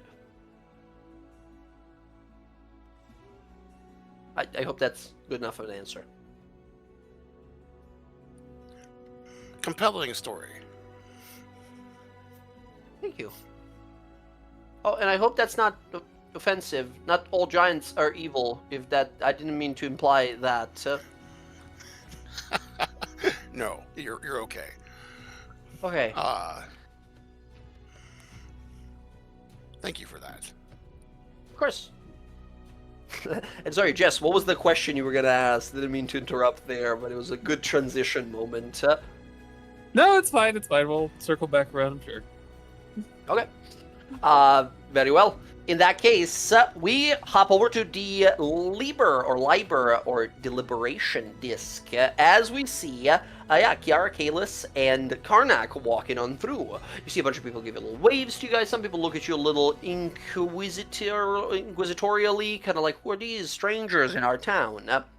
Kiara's like waving at them, like what a big happy smile, waving at them all. Absolutely everyone is waving at you. And then they see Karnak and they're like, a little kind of concerned. Here in the Deliberation disc, there are so many shops. Clothing, articles of different kinds of food, places where you can buy anything from kitchen utensils to shoes to hats to just about anything you can possibly imagine around here. You do walk past that area, the little magic shop, as well as you see the building off to the side, but you can return to it later as you get your apology first. You make it all the way up. The guards stop you for a moment, but the moment you guys show them we got the papers, they let you by. Eventually, you make it all the way to the Glass Blades Caserne, where you see a lot of elves and dwarves training in the art of archery with both bows and crossbows. You see a lot of them training with mostly large weapons. For dwarves, it seems to be very much a thing to be wielding some sort of longer weapon, having that extra reach, being such much shorter individuals. A lot of spears and pikes and halberds and glaives and stuff like that. You see amongst all of them, Catwin Thunderboot currently is talking to a bunch of recruits currently. There's about 15 elves and dwarves, men and women, who are currently sparring with each other currently. She walks up and smacks one guy in the back of the head and starts sort of berating him in Dwarven, telling him something. As another person you spot nearby, who's neither elf and dwarf, you see a human who's amongst them, who kind of looks confused. She sighs and says, what I was telling him is that if an enemy makes an opening like that, you capitalize. You don't ask, oh, I almost hit you, are you alright? You think a fucking Yeti's gonna wait for you to answer that? Hit him in the fucking gut. It's called a lesson. As this person's like, oh yeah, yes sir, yes sir. She spins around. You see, she has like armor on her shield is on her back, and her just that massive hammer she has that's like the head of is the size of an anvil. It's just kind of resting near a wall. She turns to look at you all. Looks to Karnak first, and sort of smiles a bit and raises an eyebrow, kind of like, not like, I'm happy to see you, but like, you have to be fucking kidding me. He showed up. And then sort of looks to Kiara and Kalis, and then looks back to you, Karnak, says, what's this? Scared to see me yourself, so you brought your girlfriend or your boyfriend? Oh, they're just here to come with me and watch. To watch? Voyeurs. That's a crime here in the city, just so you know. Oh, that means... That's a crime. That's a crime. It's a crime Yes, in you this fucking city. What are you, a peeping Tom? You like looking through people's windows and such when they're doing the deed? That's not what that means.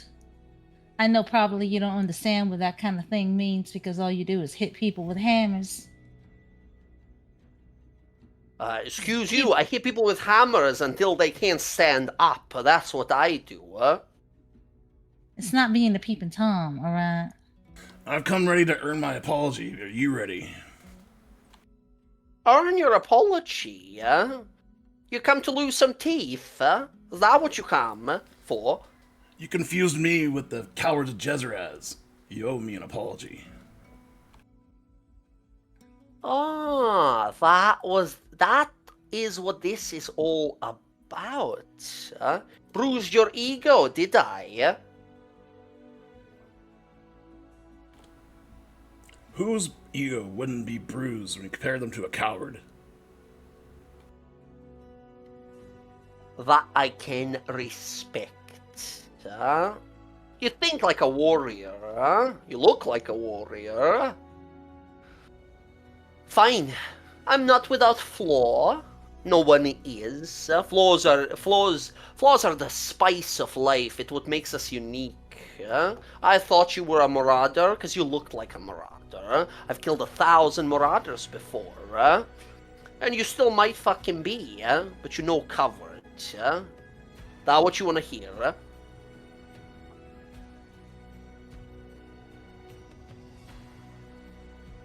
No, I don't want you to. I don't want to hear it. I want you to show me.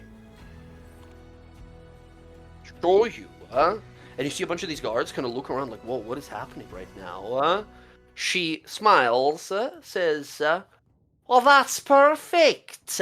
Everyone, gather round. This here is a warrior, someone who you might encounter on the road who might try to attack you. I'm going to display to you all what a fight looks like, what your life will look like once you join and become a member of the Glass Blades. That what you want, Orc? Yup. And he's gonna turn around to his friends, like, turn his back to Catman, and like, she's gonna kick my ass, but it's gonna be fun. Don't intervene. Do your best. Kiara's gonna say, do your best, darling Karnak. And Always will. She's gonna play him a musical instrument. She's gonna play a musical instrument. She's gonna give him a bardic inspiration. She's gonna inspire him. Bardic inspiration, amazing. She walks over, says, we're using weapons, or you want me to bitch slap your ass the whole time? However you want to do it. How will these guys' opponents meet them on the road? Very well. Weapons it is. You see a priest walks up to her, says a little prayer, says, this shite again. The priest says, I'm so sorry, Commander, you know the protocol for a duel. He casts a spell on her weapon, and then approaches you, goes to cast the spell on your weapon. Do you let him? Yeah. Yep. He casts a spell on your weapon, you see your weapons glow for a moment. The priest says, your weapons have been magically tempered. Even though they have a bladed edge, they will not cut or spill blood. They will bruise and bludgeon, but they won't break bones or land a lethal blow. They're incapable of doing so right now. Good. Can you temper me? What? My weapons aren't my only weapons. I don't. He's gonna cast spells. Oh, they don't know that, right? And he's like, temper you, like your punch or something. I'll be careful. Don't worry about it. Okay, very well. You see she walks up. She picks up that massive hammer she has, lifts this shield, and the moment she slams the shield down, there is a wave of air and cold that pushes out from her. She smiles, and in your mind, standing there, Karnak, whenever you roll initiative against this person, you, instead of seeing her there, it's like you're looking at an iron fortress. With massive gates and iron bar protections, as she says, "All right, let's go." And she, boom, does that like shield charge move she did against the orcs when you first saw her. Karnak, roll initiative. Oh,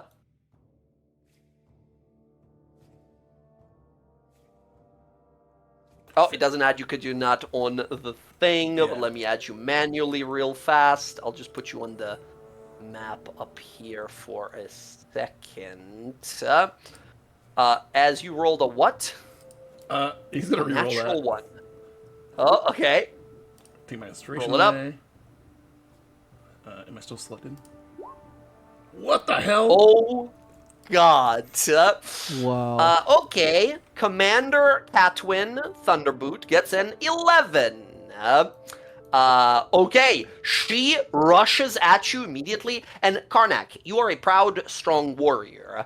In an instant, you are hit by a rolling boulder of iron that fully sort of punches right into your chest immediately. As this combat begins here, she does not hold back, not even a little bit, right? As you see her look to the others, the recruits here, says, "Like I said, listen." And she starts swinging. She makes 3 attacks against her. This might just be over, friends. This might be over before it begins here. Let's see how this goes. She swings with a warhammer 3 times. First time is a natural 1 that misses.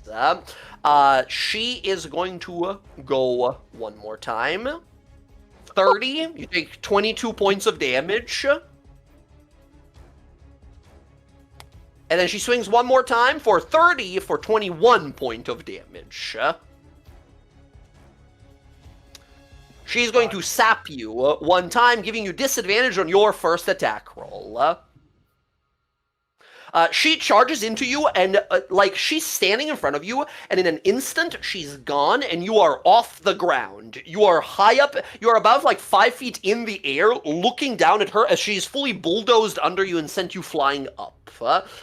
She spins around and with the hammer drives it upward into your ribs as you fall to the ground and sort of land, having survived these insane wounds. As you realize, like, all right, commander of the army here, this person has insane physical power. She raises her shield, says, "Done already? Little disappointed. Your turn." Oh, you're good. He is going to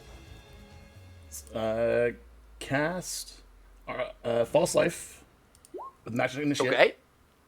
With Magic Okay. Initiate. Yeah, and then Gotcha. Go into a rage, All right.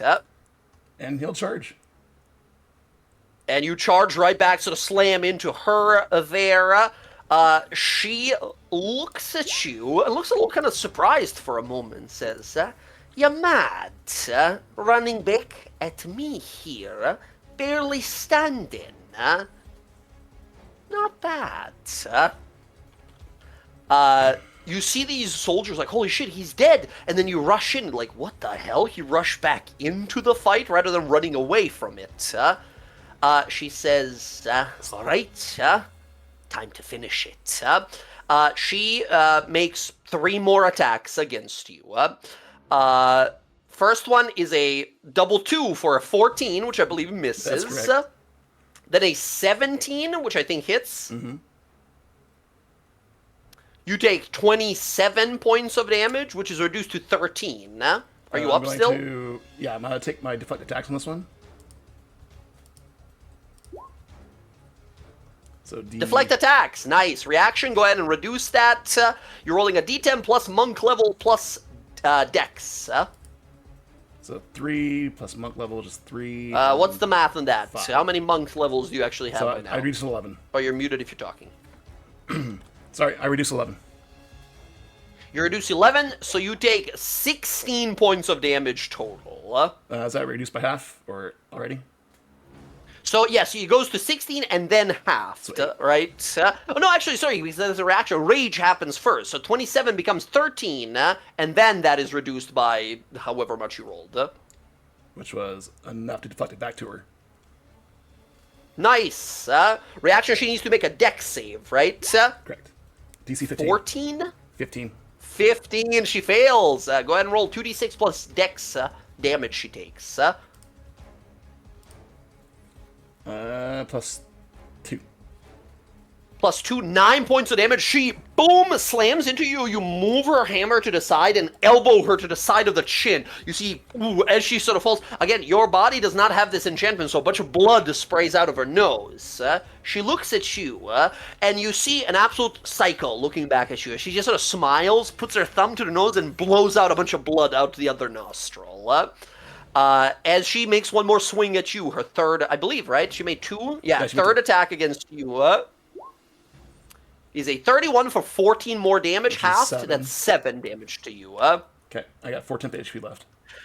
She, boom, boom, boom. This, and by the way, this is not just 2 rounds of combat. This is going to be you, basically a montage of you guys fighting for like 5-6 minutes back and forth. But she obviously has you in the ropes the whole time. You realize, like, okay, this lady is an insanely high-level fighter. She's a much more powerful, sort of, currently, physical combatant. She slams the hammer second time into you here after a few minutes of fighting and brings it back to swing, says, do you yield? Nope. Karnak has one goal in mind, and here it comes. We're going to start with the hand axe. He's got one goal, Okay. is get her on the ground. Okay, 15. 15 misses. Blocks it with her shield. Nick?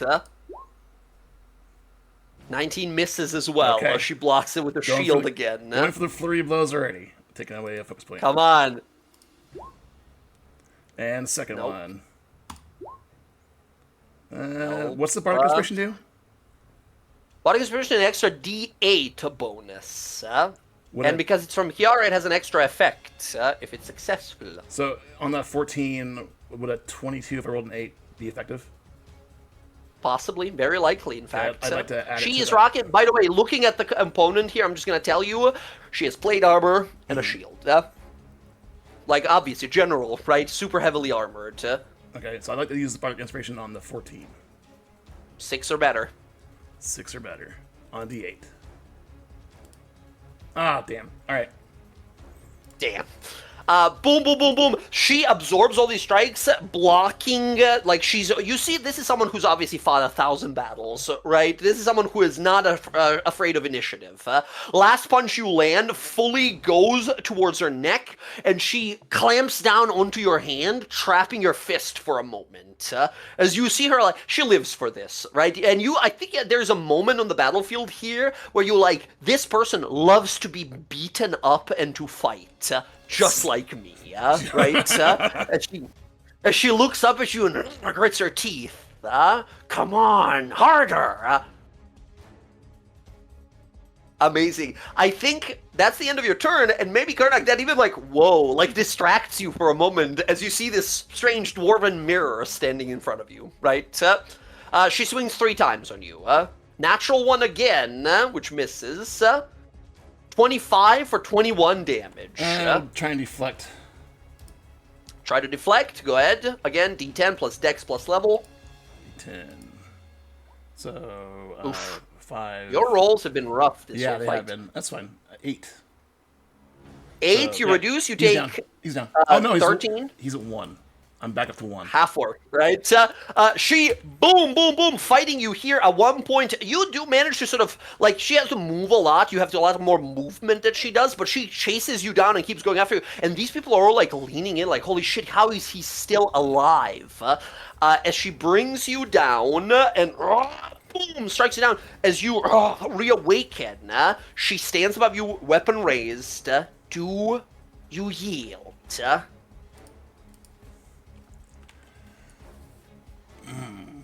Good fight. What do you say? He'll put his hands up. I yield. Oh, Rav, you're muted if you're talking. Oh, sorry. He put his hands up. Good fight. I yield. Damn shame, huh? She throws the hammer down, holds her arm out, and helps you get up. He'll take it. He's excited about the fight. I've seen how you fight now. I'll be ready next time. And I've firmly discovered you're no coward. You're no Jezerass. Appreciate that. You know, apologies for the harsh words before, but we're warriors. We only know harsh. Well, speaking for myself. You should try You pets. can always use a fine...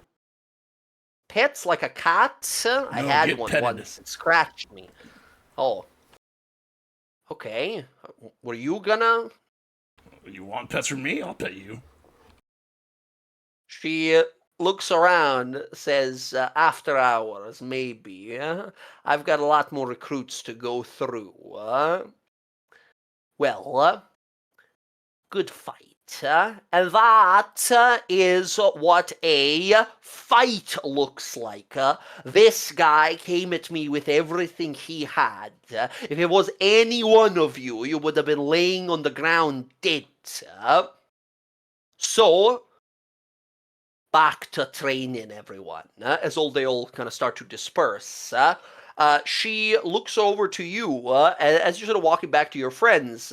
You guys see her looking over. Like Karnak is the only one who doesn't see this as he's walking away. She's doing that like what's his name? Fucking what's the actor that does the creepy nod? You know the one that I'm thinking of. Jack Nicholson. You know the Jack Nicholson creepy nod. That's what she's doing as she's looking at him walking away. As she just smiles as Karnak rejoins you guys. You guys see Karnak for the first time lose a fight. As there are like bloody fist prints on her shield and armor where he was striking her, but she's a fucking tough cookie to crack. Okay. I can sleep now. Well, we're not going to sleep. Remember, we're going to go to the bathhouse and then we're going to go to dinner? And I think Kayla's here want to talk to somebody. I did. Do you need us to be with you to talk to them? No. You sure? No. Go ahead. No stealing. You understand? Nothing shady. Not while we're Nothing here. shady. Okay. I was gonna say, you guys don't even know that Kalis is a rogue. He has not stolen anything or lockpicked anything or like. Yeah, But I'm I an know that he upstanding assassinated citizen. I anyone. know that he was able to follow me without me seeing him for days. Sure, I'm yeah. a sneaky guy. It doesn't mean I'm a bad guy. All right, well, here's some inspiration. You look really nice today. And she'll give him a bark against me. Oh, that's well, thank nice. you. He looks nice every day. What are you talking about? I know that, but he doesn't need to know that, Connor. Let's go. And she's gonna grab his arm and be like, that lady is totally into you, by the way, Connor. Yeah, she wanted me to go pet her later. I think I'll take her up on I don't think you know what that means. that. I'll That's explain right. it to you on the way. Oh, okay. She'll explain to him that she wants to bang him. Yeah, for sure. 100% without a doubt. Okay, amazing. You guys make your way back through the deliberation disc down to the under down to the under rest. Kalis, rogue or maybe not rogue, we don't really know. Where are you off to? Well, I want to. I'm here for a reason, right? So I Mhm. want to start putting some feelers out there for some information about obviously slave trade and things like that. But obviously, I'm not going to just be like, hey, where's the slaves, So, You guys up to some crimes? I'd like to know about some crimes. yeah, yeah. You can go ahead and give me an investigation roll or a persuasion roll, looking for darker corners, not so frequented streets, seeing if you see anyone who gives off that vibe of like maybe connected to some more shady elements of society. Let's use inspiration. You have your humane inspiration Yeah. as well for today. Yeah. Let's well, I think I have both, right? So let's just use the session's almost over, so might as well use the session inspiration, right? Here we go. Yeah, much better. 25. You spot a dwarven man in one of the sort of alleyways who is currently talking to what looks to be like a well-to-do, kind of like a noble merchant, maybe someone, who's not struggling, to say the least. And you see this dwarf pass him off some sort of bag of little crystals. And this person takes the crystal and crushes one of them into powder and inhales the smoke and says, "Oh, that's the stuff I was looking for. Thank you so much." And there you go. Coin, as always, thank your friends, your patrons. We are very thankful for the relaxants. He's like, yeah, off you go. Have a pleasant evening. It's gonna be a party to remember. And they sort of wander on off. As this guy sort of like, turns around, starts looking through a little bag of items he has. He looks around himself to see if anyone's observing him. Are you like Batman above him on a building, or are you just like walking up? So, is this the guy who bought the drugs or the guy who sold them? This is the guy who's selling them, yeah. I'd walk you up might to him. guess might be connected to shadier types. Yeah, I walk up to him. I see you might be in the business of providing people what they're looking for. He looks over his shoulder, says, "All depends. Who's asking?" I am. And who the hell are you supposed to be?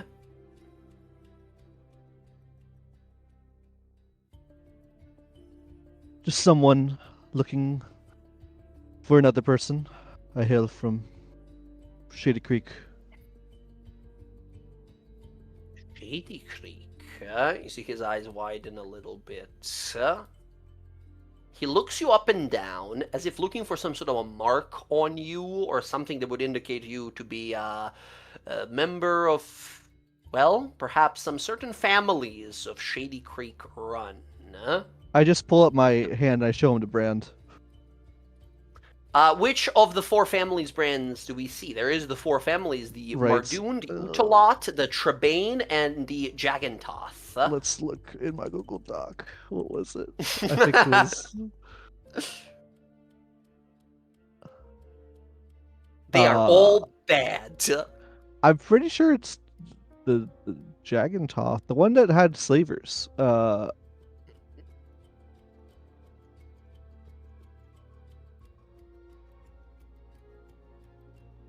I am scrolling through.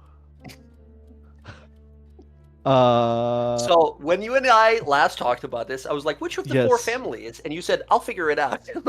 I know, I That's figured it out, and I put it in here, but I thought I did, and I don't see it. So, and then I was like, they're all okay. equally bad. None of them are Equally good, so really up to you, right? there was one Mardoon, particular Utalot, one that, like, Trebane, or Jagantoth. I think it was Jagantoth because that was the one that had sleeves. I'm pretty sure. So they have a little group that works under them called the Iron Shepherds that killed a certain tiefling. yeah, certain tiefling. He had a very peacock-like appearance. Yes. In Critical Role, yes. All right, so the Jagantoth, you're saying, yeah? Sure, we'll do that. Okay. He looks, and I gotta make a roll for him here, because you have a thing on you that says, basically a roll that says, like we would have in real world, like made in China, right? You have like owned by type of thing rather than member of. Right. Yeah. 14, not quite. He looks at it and immediately kind of eyes go wide. Jagantoth, all the way up here, I heard you folk got chased out of town, Well, yeah, trying to get back into business, you know. Your No, I'm business trying is a to- dangerous one, dealing trying in to- people. Exactly, so trying to track down some old shipments, some old transactions. Shipments. Cruel bastards you all are, Name's Vaughn, I'm a member of the Rowdy Bunch, A group of rogues that do what we can to make a few coins around here in Uthadern, but thanks to all manner of you kinds, the Jaganthaws, the Mardoons, the fucking Myriads, not a lot of crime is allowed wiggle room here in Uthadern. I don't know if who you're looking for, but for a right price, I can maybe seek them out, see if any of my friends have heard about them. Yes, there's a person that I'm very keen in knowing their whereabouts and whom they were sold to and where. Got a name, got appearance, description, Yes, kind of clothes they wear. Alara Rowan, Alara. Elf? Dwarf? human. Human, just outside from the Savalier Wood, north of Shady Creek. Beautiful, plain looking, but a striking Any appearance. markers or a scars? brunette, a scar on her left shoulder. He takes out a note, writing this down. What'd you say the name was? Alara Rowan. Alara. Okay. Well, it won't be a long search, I'll tell you that. Not a lot of humans around here in Uthadorn, but the Jaganthots, they had an operation here some years ago, but they got mostly routed out. Real hard doing business in a town that's locked under 3 different gates underground. Wasn't profitable enough for them, for your little gang. Let's just say this Tell is me- personal interest as well. Well, I'm personally, he holds his palm out, interested perhaps in helping you.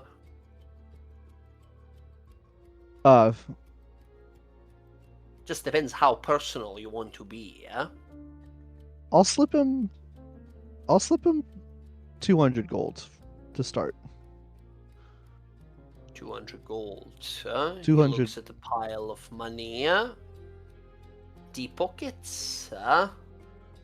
Very well. Like I said, this is of personal interest to me. We'll look into it. We've got a handful of skilled eyes in the Rowdy Bunch. Puts the coin away. This much coin. Well, you wait. Perhaps you'd be interested in something to... He takes a little bag of strange, prismatic, multicolored, glowing powder. Relax your mind. I'm okay. I don't need the... After all, you folk brought this stuff into the city. Do I recognize it? You have seen crates and bags of strange opioids and such packed before when you were put to work. I don't think you're proficient with alchemy or anything like that to No. recognize it, but you've heard a word passed around. Word was sued. I didn't realize supply lines were still running. Not supply lines, reserves more like it. Oh, so you'll run out one day. Not today. I see. Do Well, you take it that's like my hands do? business. Oh, I'm good. I don't want any. Say no to drugs. Kalis gives a thumbs up. All right, he puts it back into his pocket. Says, "All right, well, you got a place here you're staying? Where do we find you?" Uh, I'll give him I'm where. in the White House. Yeah, I know. It's like, that's a great question. Is there like a male? Is there a senior tavern I can? Good call. I'll Um, meet you at the Pentagon. yeah. Um, what about? I'm seeing on the map here the tumbling tankards. Is that something? Tumbling tankards, aye, not too far from here. Very well, very well. Corner table has a mark underneath it. 2 fists punching each other. Mark of our gang. That's where I'll be sitting. Check in every few days. I'll be there evening hours. Understood. Pleasure Okay. doing business with you, and I look forward to Alara. your success.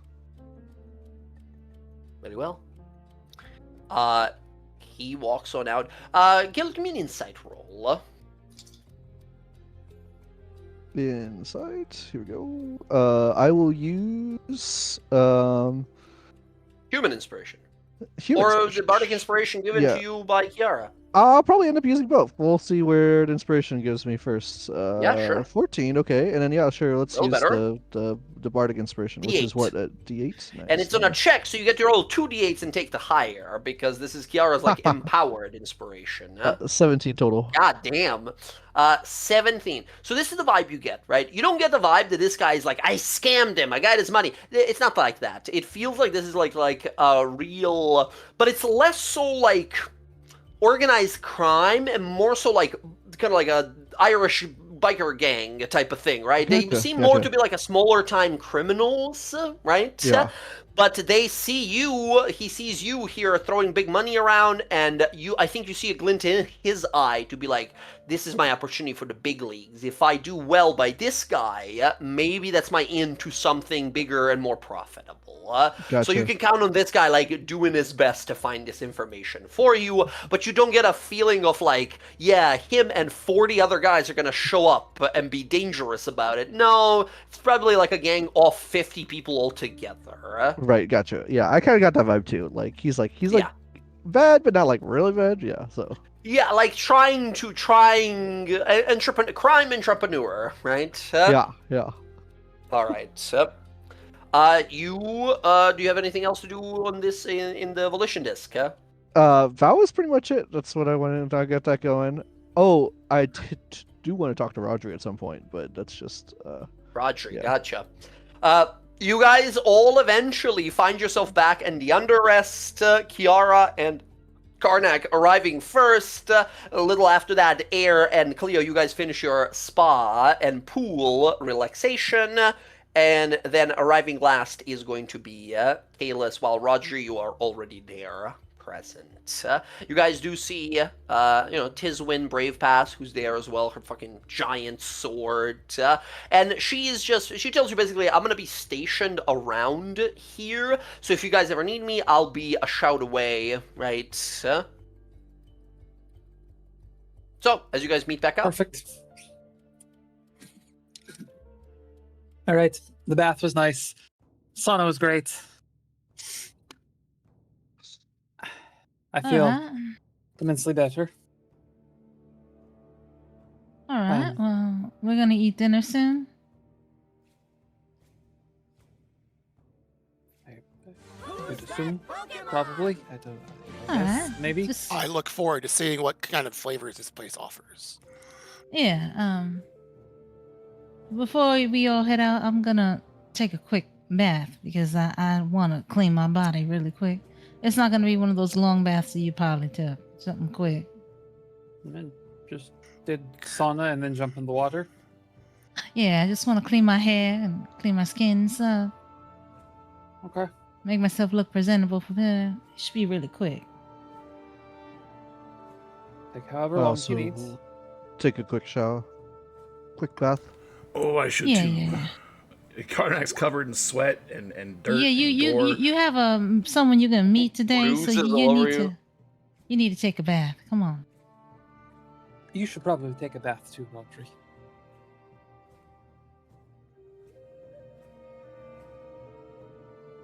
Audrey, you're muted. Oh, it shouldn't let you clean. But I guess I don't do that anymore. So he'll join. Very well. Yeah, it'll be quick, nothing crazy. Once they all leave, I'll look over at Cleo. Now that they're all gone, would you like to go to dinner with me? Oh, are we not going to wait for the others? This is private.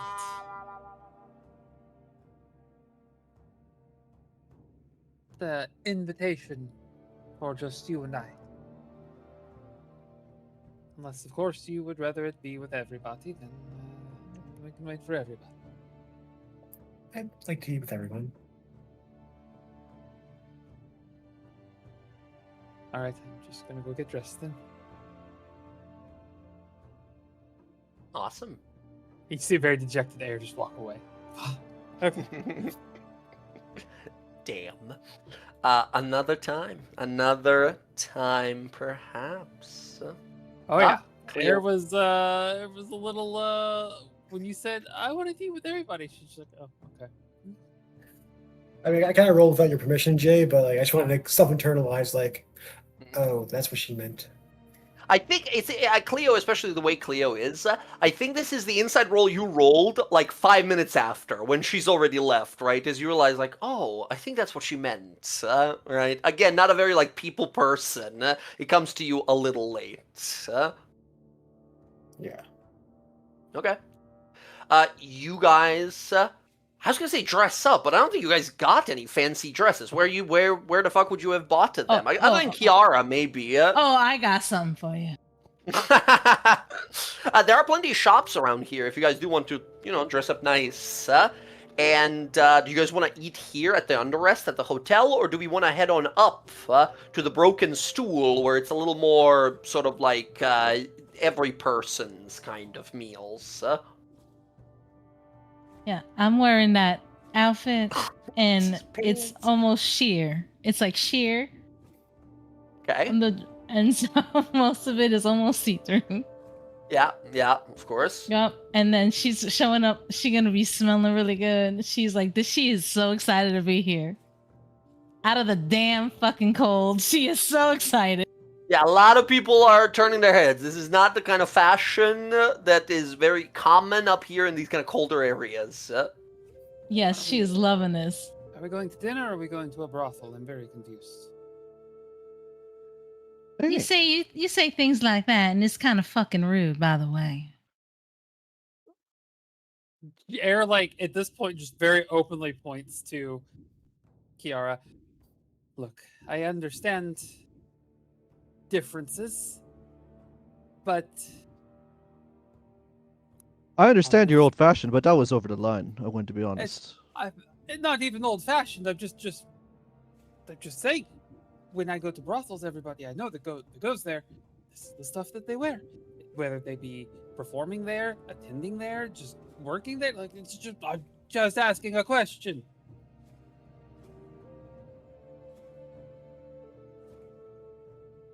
Well, I think you look great. Thank you, Karnak.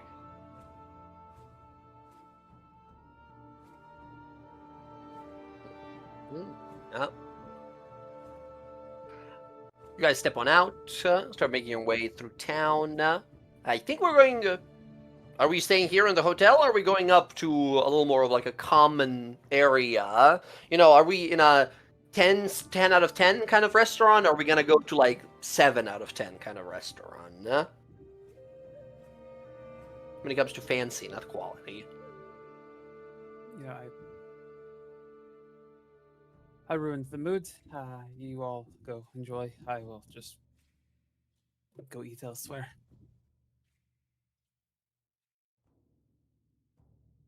Mm. Cleo will grab Air's hand. Air, stop.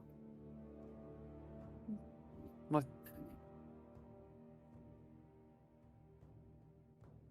I don't think you meant to hurt Kiara's feelings. Right? No, just.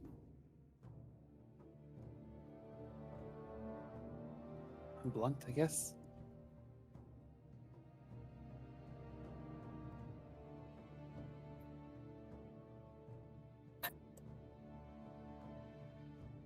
Not my intention, but like I said, I soured the mood, and it's probably best I just not be there. No, you know what helps the mood? Ale, alcohol. Come on. Please come. All right, I will come.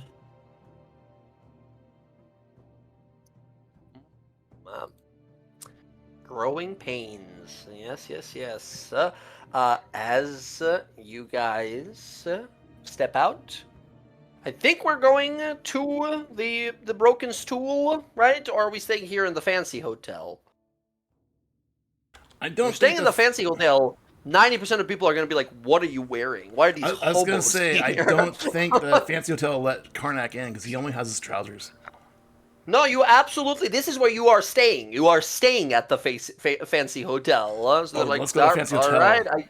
I Eyes guess will turn. if the high priest says you guys are cool, you The- guys are cool. The broken stool, I think, probably, from the sounds of it, has the better selection of drinks and everything. Probably better food too, from the way they described it. I think Cleo would say, I don't know, this place feels a little too much for us right now. And from what the high priest said, I think the Broken Stool feels almost similar to the Jelly Dwarf. And I think I feel more comfortable going to the Broken Stool.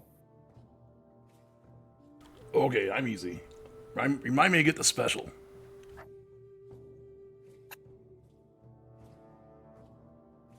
The special? What do you mean? Like whatever they put together?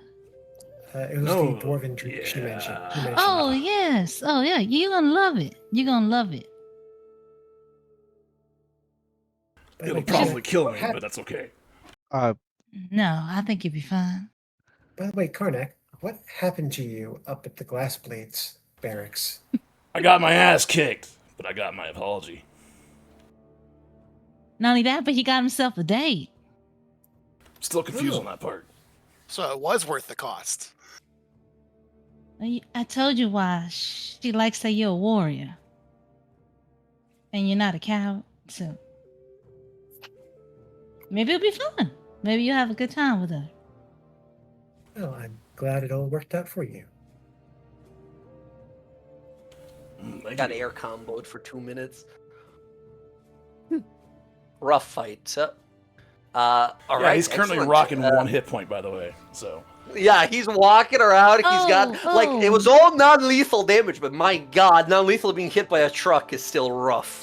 She would heal him. She'll heal him. I'll give him some healing. He's like limping for half the way. You're like, Jesus, I gotta heal you. Cleo will also dump a healing ward into Karnak. You guys can easily heal him back to full, no Thank you. problem. Thank You're you. spending a few spell slots. There are some rolls. Look at that. 27 and an 18. Big.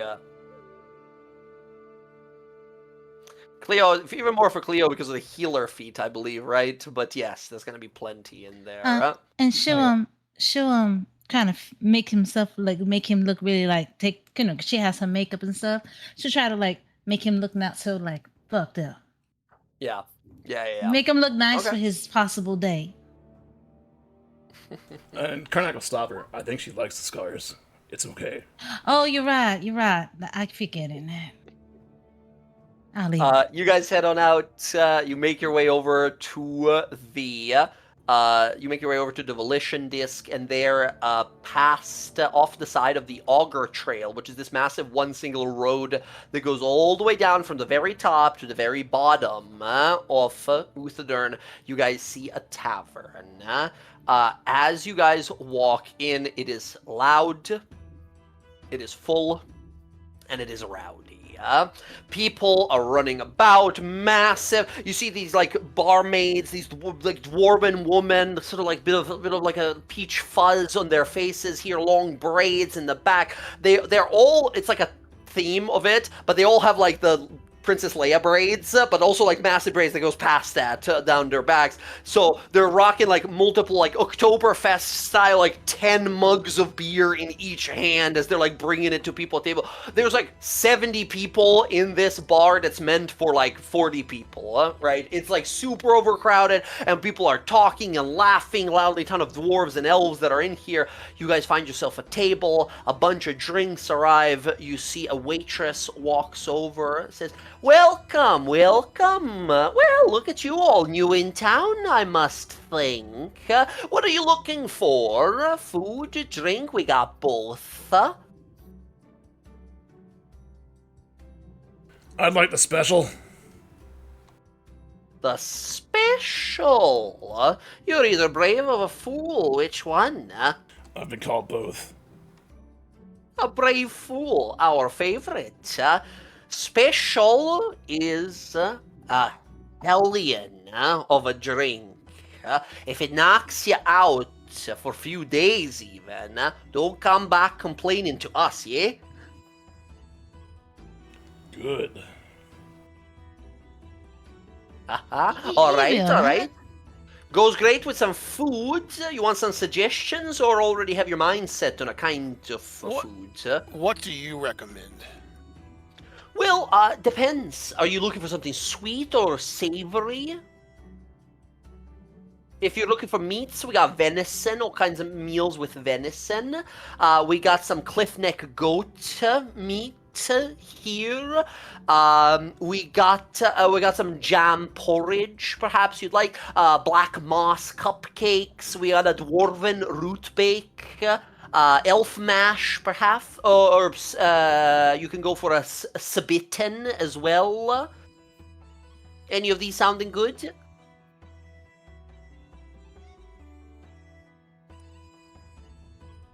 The elf mash. That sounds intriguing.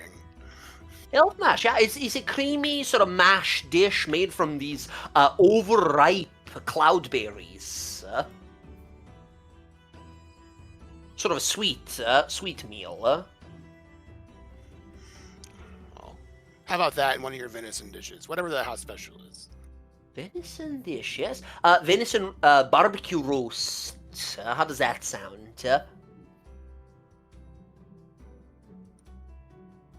Good. I'll try it. We'll bring out the roast first, and then when it looks like you're almost done, we'll bring out the elf mash.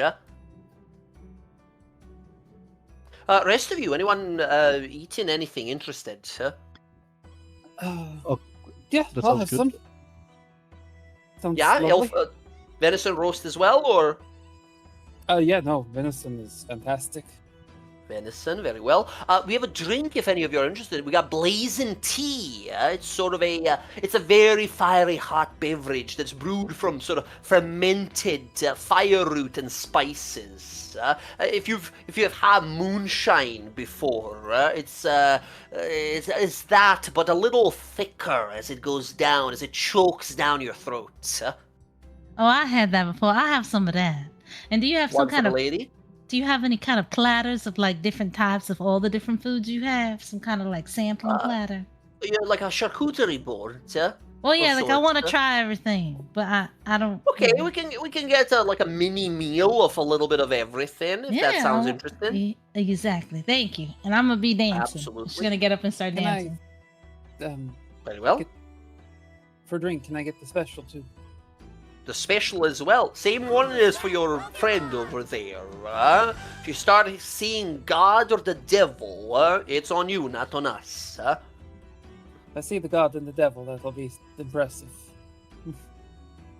Hey, we've had stranger things reported to us. after trying the special. Very well. You tall human fella, what about yourself? Me? Yes, you? The Drinking or venison's eating? fine. Venison, very well. We've got some rolled venison as well. It's sort of like slow cooked, very fatty, that one. If you like greasy food, we could do the barbecue roast as well. If you're interested, we got some sort of Whichever like you venison. recommend. Oh, very well. We'll house pick, very well. Drink, some alcoholic, or you a milk drinker of some sort? She gives a sort of teasing wink. Just some ale is fine. You don't know why, Kayla's, but you're like, milk does sound good. I don't know why, but milk sounds good. As he says, all right, very well, very well. Looks around. Goliath fella, what about yourself? Drink of any kind? Alcohol or none? Let's try this blazing tea. Blazing tea, brave man, brave giant. All right. Your dancing lady's already off there. As you guys see, some of the people who are like dancing on the tables drunkenly, who absolutely dancing with them. there's like two elves. They're like dancing on the table, and they're like these two girls. They help you like get up on the table to like Yeah, dance she's with dancing them. with They them. are smash drunk. Amazing. There's a bunch of like dwarves like whistling and throwing hands up and sort of excitedly dancing. As they sort of look on around, nodding to everyone here. Points to Cleo, says, drink for you? Do you have anything fruity? Fruity? Like a cocktail? Something sweet. Just not bitter. We've got a mixer over there. Sex on the beach? Margarita, maybe? As long as it has a sweet flavor, I'll have it. All right, very well. As you're like, what the fuck are these names? Oh my As like, God, all they're right, our very well. favorite drinks. Yeah, it looks like, all right, of course, very well. Your dancing friend, when she comes back, I'll get her a drink as well. She seems to be enjoying herself already. That's the kind of crowd we like around here. Rest of you, by the end of the night, I better see you on some tables. As she sort of laughs and walks off, and you hear someone else like kind of tag her, sort of like kind of call her over as she goes over, starts ordering, and in like 5-10 minutes, all of your food arrives here. You guys are surrounded by a bunch of like reveling, dancing people who are just like enjoying a good time.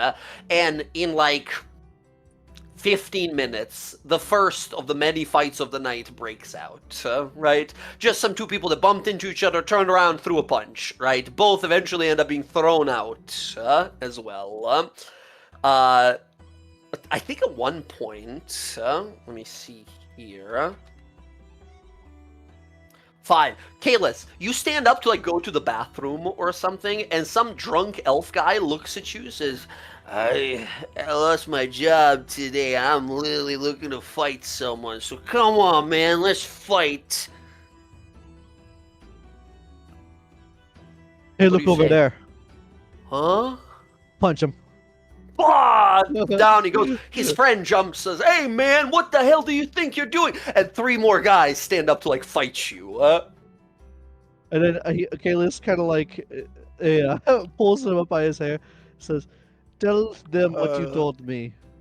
You jumped me, I wasn't looking, you jumped me. He's pointing over his shoulder and says, what the hell, man? And the rest of you guys see this at this point. As like a 5, 6, 10 guys stand up, start rolling up their sleeves to fight Kalis. That's our friend, man. Karnak's jumping I, up like, behind go Kalis, around the just corner standing and behind him with an intimidating glare. Absolute bar brawl breaks out as one guy throws a chair and it all starts, right? As a massive brawl. People yelling, whistling, fucking trying to throw, and you guys smash drunk by that's like at the very end of the night, right? Whatever happens in this bar, and if you guys want to like text RP it through the night, totally cool. This night ends with you and this other group being thrown out of the bar after getting into a bar brawl, or whoever participates, right? Cleo's gonna upcast. Cleo's gonna upcast Enhance ability and give Oh, fuck. Both to Karnak and Kalis, bull strength, advantage on strength checks. We got beer and God on our side. Amazing. Friends, that is going to be where we're going to end our session here for tonight. Like I said, I know you guys probably want to have a conversation, and we'll pick up next session with you guys maybe during this night or not, or if you guys wanted to, of course, in the text RP chat, what conversations might have been happening or what events, right? And there's a lot of people here. A lot of them are just here to drink and sort of talk to people. A lot of them are here to, pick someone up or flirt or something like that, right? All kinds of people in here, and you guys spend the night, and a bar brawl happens at the very end, one of a few throughout the night, and it's like 3 a.m. and you guys are thrown out of a bar and you got to go to your fancy hotel room with way too many rooms in it. So friends, thank you all so much for playing. We're gonna pick it up from here next time. I realize we didn't take a break, but we're doing a lot of like fun role play and interactions, so I didn't want to interrupt you guys. Yes, a lot of fun stuff as we arrive into Uthadurn, the capital of the diarchy. And we will pick up from here next week when we maybe find out what this prophecy about the final avalanche is about. Maybe hit up the magic shop, see if we can spend some more gold, learn some of the information we're hoping to find, and so and so. Thank you all very much for gaming as always. As of now, are we good for next week? Yep. Yep. Yeah. Not sure. Not I'll sure. let you know by at least Wednesday. Wednesday. Okay, shoot a little message in the chat. Much appreciated for letting us know ahead of time. Okay. Very good stuff, friends. A little bit of tension, a little bit of sort of talking about our own beliefs and such. Some interesting sort of interactions. Once again, this is a party that has met each other a month ago, right? So we are pretty new to each other still learning about each other. But opportunity of business, money, or information comes our way now. We'll find out more about all of this and what is this, or what this Lady Ever Ice wants with this frozen north. Everyone, have a great week. Take care of yourselves. Take care of your loved ones. I will catch you all next week. Peace out from me. Bye. Peace. Later. Good night, everyone. Night, guys. Right. Night night. Good night.